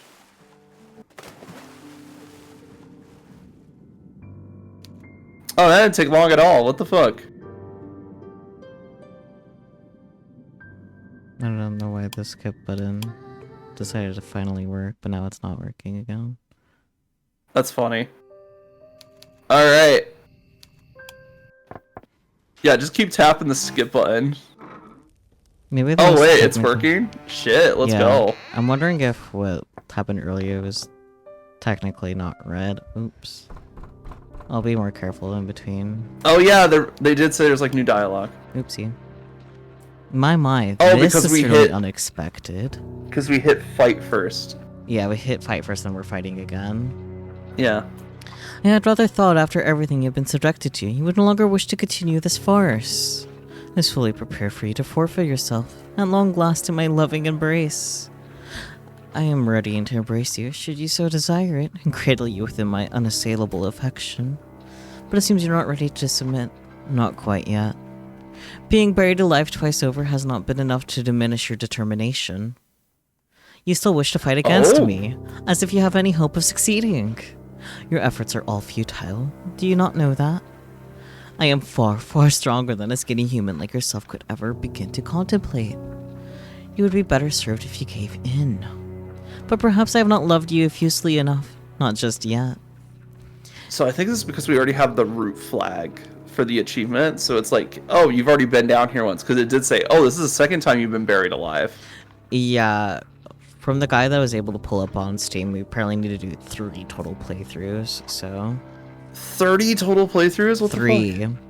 Oh. I might have tried to say 3rd and mixed it up, but 3. Only 3. You said you were trying to say 3, but you said 3rd instead. I might have my brain mixed translated it. into 30. I don't know. It doesn't matter. Only 3.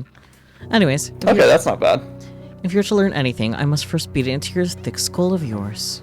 Will you listen to me then? I want what's best for you, you know. Hurting you hurts me too. But if that's what you want, so be it. Let's go back to the beginning once again. Yay! Your fate is in your hands. At least that is what you might think. You and I both know, however, this was never the case. You still belong to me, and I will never let you forget that. Now, continue to struggle. Do your very best. It will not work. But it should be entertaining, if nothing else. So, at least now we know the skip is smart, so it'll go until it finds new dialogue, so that's good. Well, I have it set to red text. Oh, okay, then we're fine. Mm-hmm. Oh, our vampire princess. Still like this girly. Yeah, she's pretty great. Oh, you wish to keep going, do you? That is impressive, given this is the second time you have been devoured so heartedly. Of all the demises you have experienced, this one is the most gruesome. If you had tired of these repetitions, I would understand. I'm not the wicked witch you might think I am, and I would be willing to show you mercy, should you want it. But I can tell you do not want it. Goodness me, you are stubborn. Why, I ask you, do you continue to fight? There's no escape for you, you know. I will never let you leave, no matter how you struggle. But very well. Let us go back to the beginning once again. Yay! Your fate is in your hands. Or so I once told you. You ought to know now, however, that this was never truly the case. You still belong to me. I'm not going to let you get away from me, not that easily. Need me a yandere witch wizard in my life so badly, for real? Well, do I have someone for you? Wizard from Taisho Exiles. Yeah. You can struggle as much as you want, but it will be in vain. It does not matter where you go. I will always find you. I could promise you that much. Give up? Give up question mark. Ooh. Now, you see. Are you happy now? I told you that there was no use in repeating this night, yet you failed to listen. You have been drowned, buried, and consumed once more, and for what? Do you feel as though you have made any progress in your attempts to escape from me? Once again, you find yourself as you were at the end of your last foray into my forest full of nightmares. You are kneeling upon the ground, your feet aching, perhaps they are bleeding, and your skirt tattered and torn. You try to inhale, but it hurts. It feels as though your lungs have been punctured by a pair of embroidery scissors. When you swallow, you can taste salt upon your tongue. You blink, but it's so very dark in these woods you fear you cannot see. There is a heavy, leaden weight upon your shoulders. It feels as though somebody is shoveling soil upon you. Your body is cold, as though it has been sapped of all warmth. Your blood, which has ought to flow through your veins, feels as though it has frozen. That or has been perched in your body altogether in rust-red gobbets. Have you not had enough of this now, silly thing? I'm saying this for your sake, you know, just as much as I am mine. Though I might have trapped you, hence, I did it only because I care for you. Only want for you to realize the folly of your ways. Now, cease your foolish attempts to escape. They will accomplish nothing save stretching your mind beyond its limitations. It has already, I fear, been stretched thin already. We will escape the toxic Yuri. It will not define us.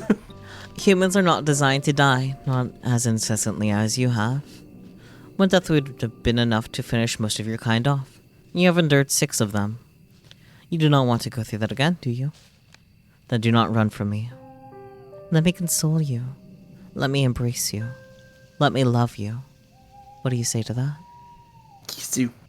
Ellipsis. Cat got your tongue, Well, no matter. You will not need your tongue to speak while we are together. It is an unnecessary appendage, however much you might wish one day to whisper sweet nothings to me. I'm an all-powerful witch after all, and I can hear all of your thoughts. I know what you are thinking. Gay, homosexual, gay. Ellipsis. Yes, that is right. Silence is golden, as they say. You do not need to speak. You do not need to blink. You do not even need to breathe. Now that you are finally mine, I will cut off your tongue, and I will pluck out your pretty little eyes, and I will... No. No! I beg your pardon. What was that, dear one? No! I see, Jean. Oh, nice.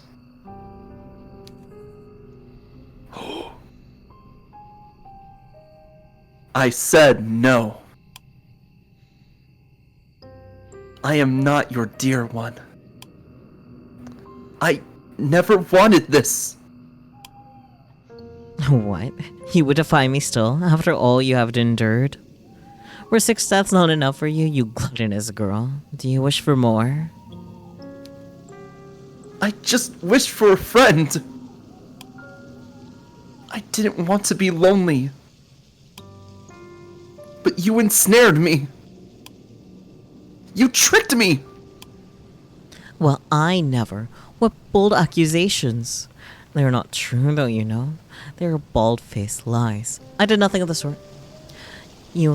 My name might begin in a similar fashion, but I am no Mephistopheles. Still probably butcher that, but I don't care.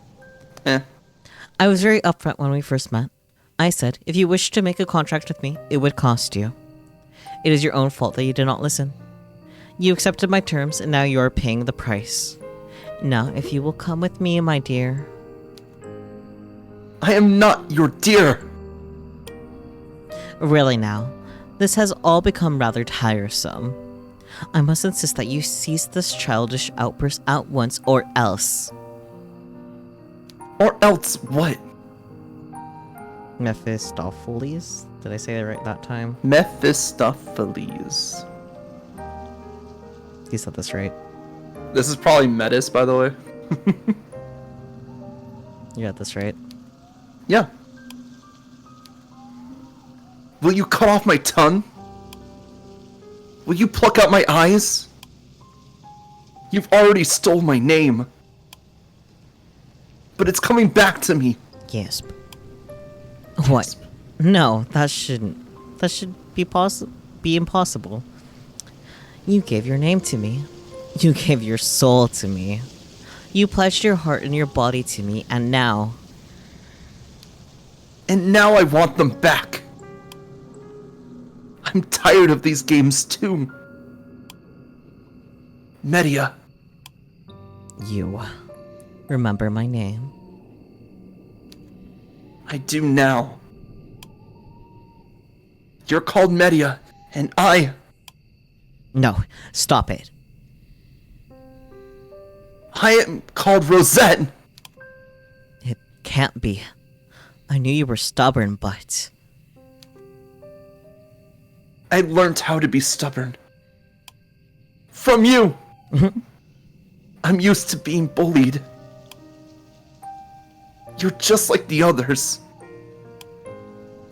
I'm not afraid of you anymore. You took everything from me. And now, I'm taking it back. No, you can't. Rosette, please, don't go. Don't leave me.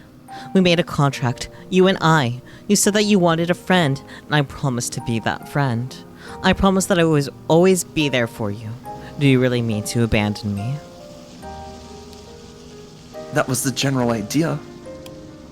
And what of me? What am I supposed to do? You?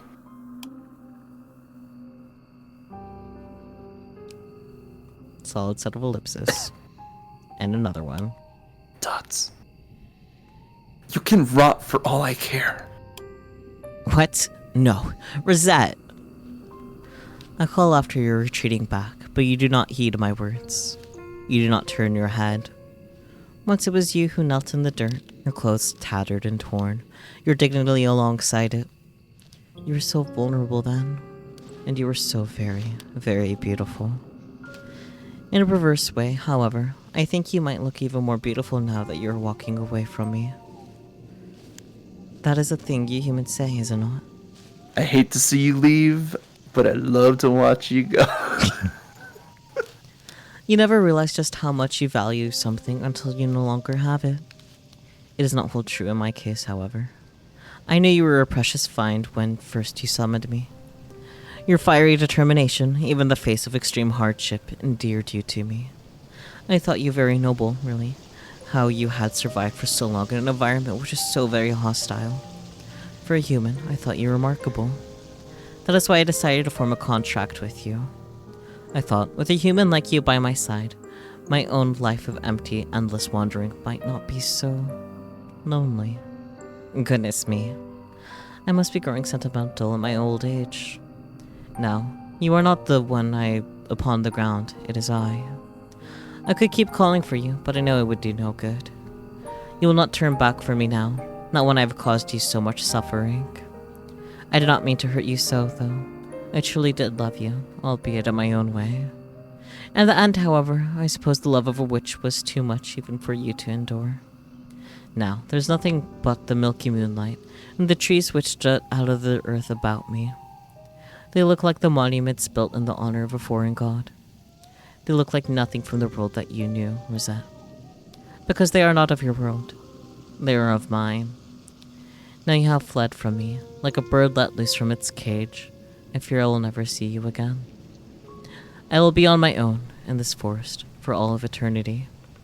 Or until another silly little girl with stars in her eyes and dreams in her heart summons me once more. It has happened a handful of times in the past. It might one day happen again. Until that day, however, I will lie here among the foliage and the fog, and I will close my eyes. I will let myself dream. And, enrobed in the undulating mist, I shall think to myself.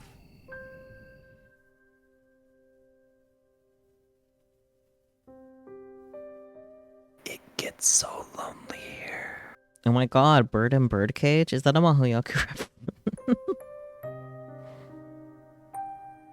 No, that's me.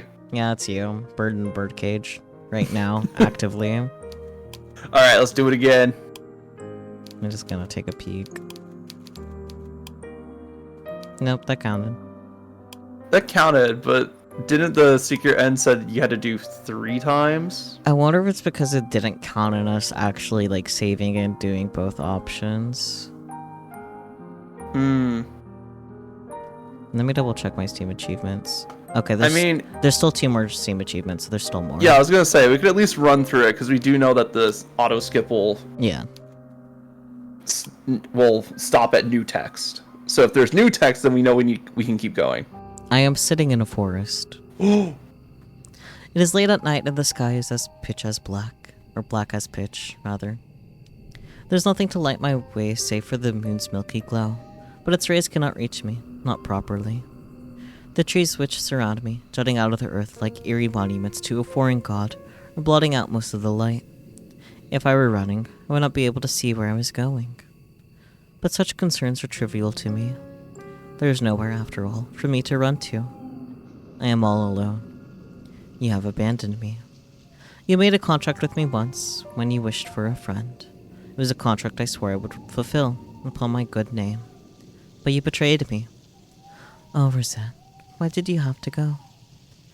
My days were intolerably dull and tedious without you to amuse me. Your company slacked my boredom nicely.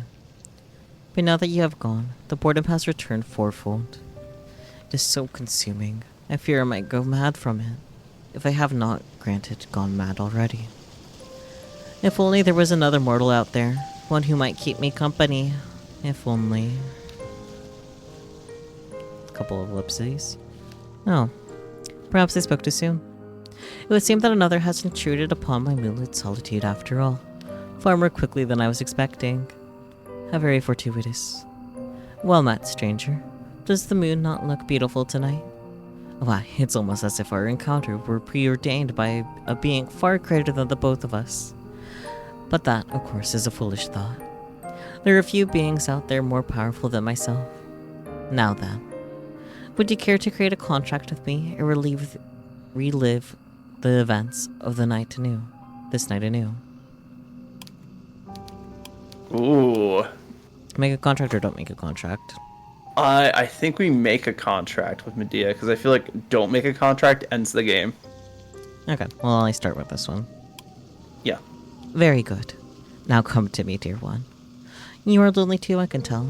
The scent of loneliness positively rolls off you, much like mist in the early morning. Oh, come. Don't look so surprised.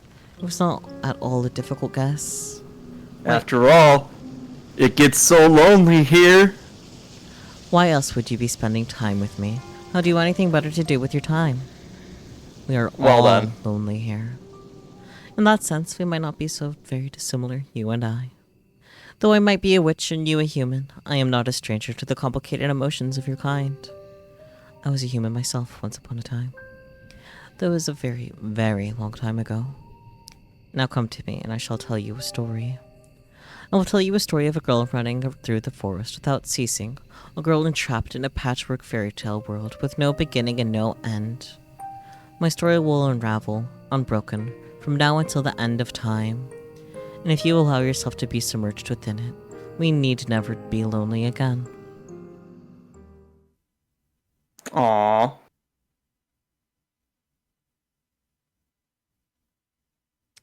The game closed.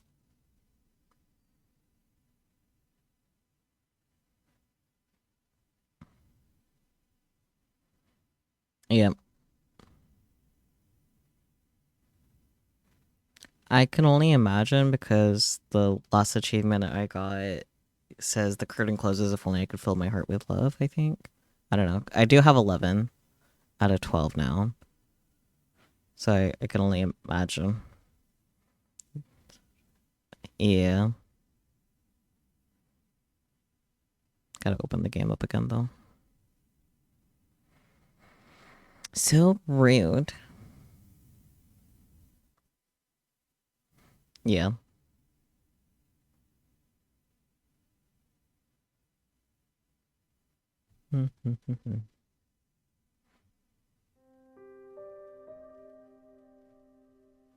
Yeah, it definitely did feel like a on purpose close, so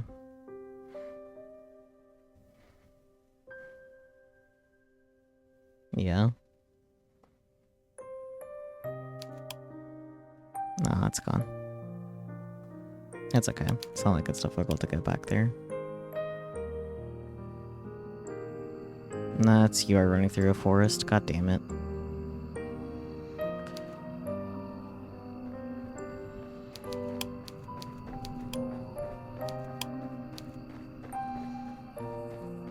Might have to, because it doesn't seem like it's saved. Yep. We should have picked the other one. Gonna fight you.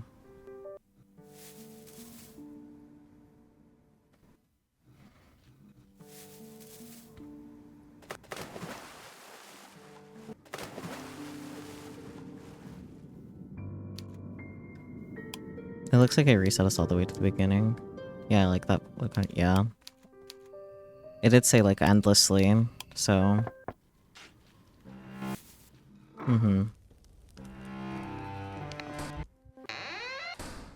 Yeah.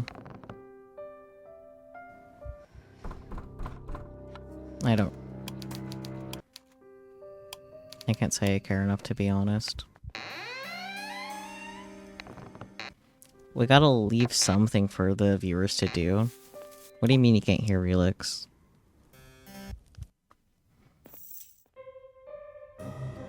How long has that been a problem? Hopefully not for long. No, my audio for all of Rosette's lines. No, people were reacting to that at the time. Seems to be like a recent issue.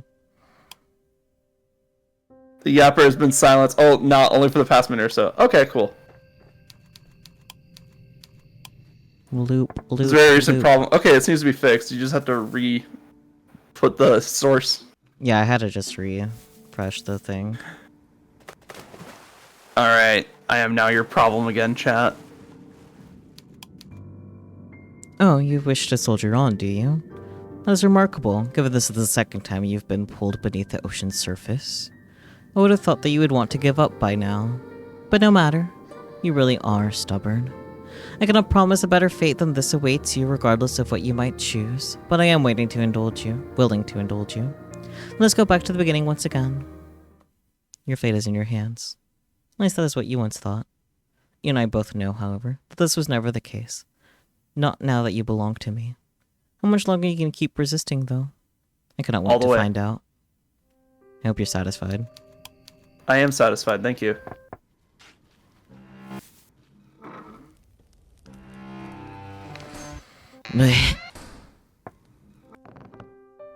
At least it's a short visual novel, you know? Like, this could have been, like, 3 hours of just skipping cutscenes. I know. That doesn't make me any less tired right now, though.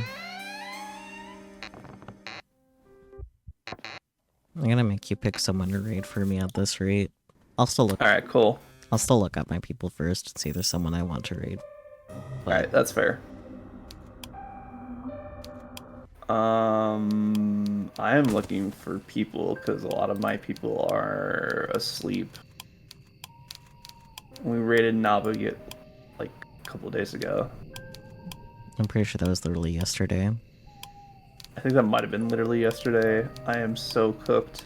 Me too.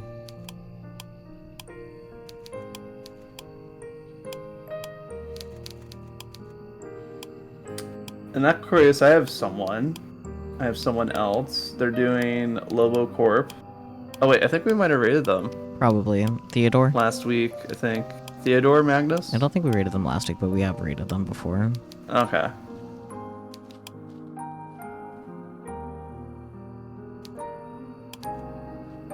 I mean, not that it's bad to, like, raid people we've already raided, but, you know. Yeah, I know. We got some variety here. Now we're not making a contract. Oh, do you not wish to stay with me, dear one? Very well. You are awfully cruel, but I can understand how you feel.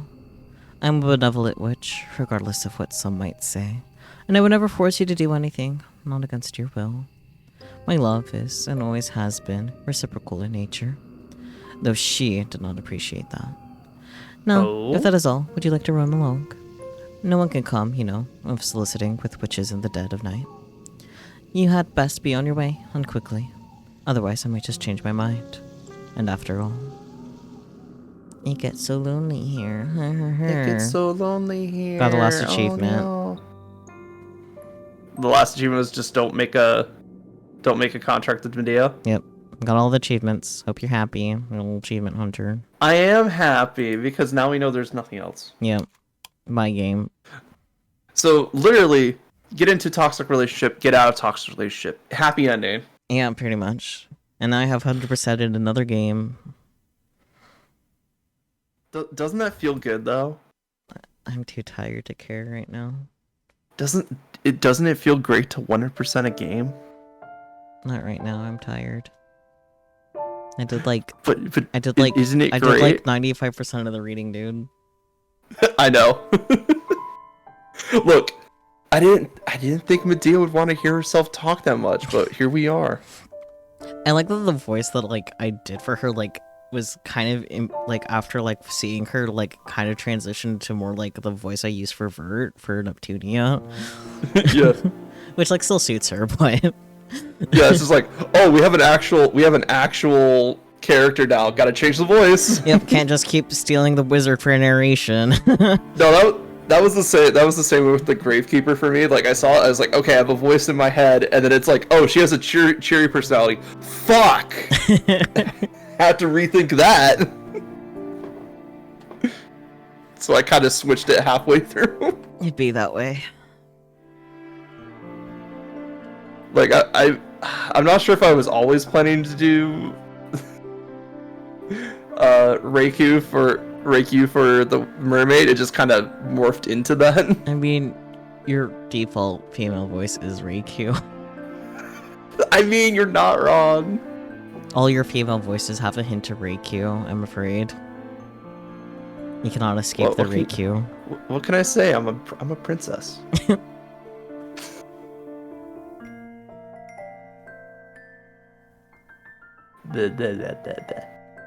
Yeah, fuck it, let's trade Theodore playing Globcore. It's Yeah, Reikyu all the way Globcore. down, you're right, you're right.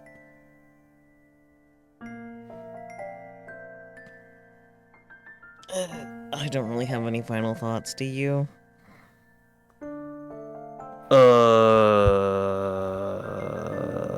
Don't get into toxic Yuri relationships, or just toxic relationships in general. Yeah, that's fair. Valid. I guess thank you guys so much for joining me, as always, especially you, Relix, because this is an extra day for you.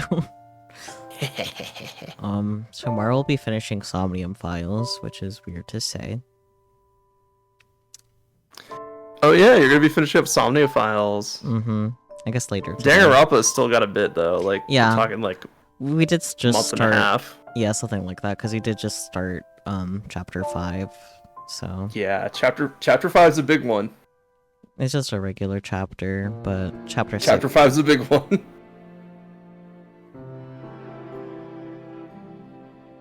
Okay. Because you're getting to the point where it's like anybody could do it.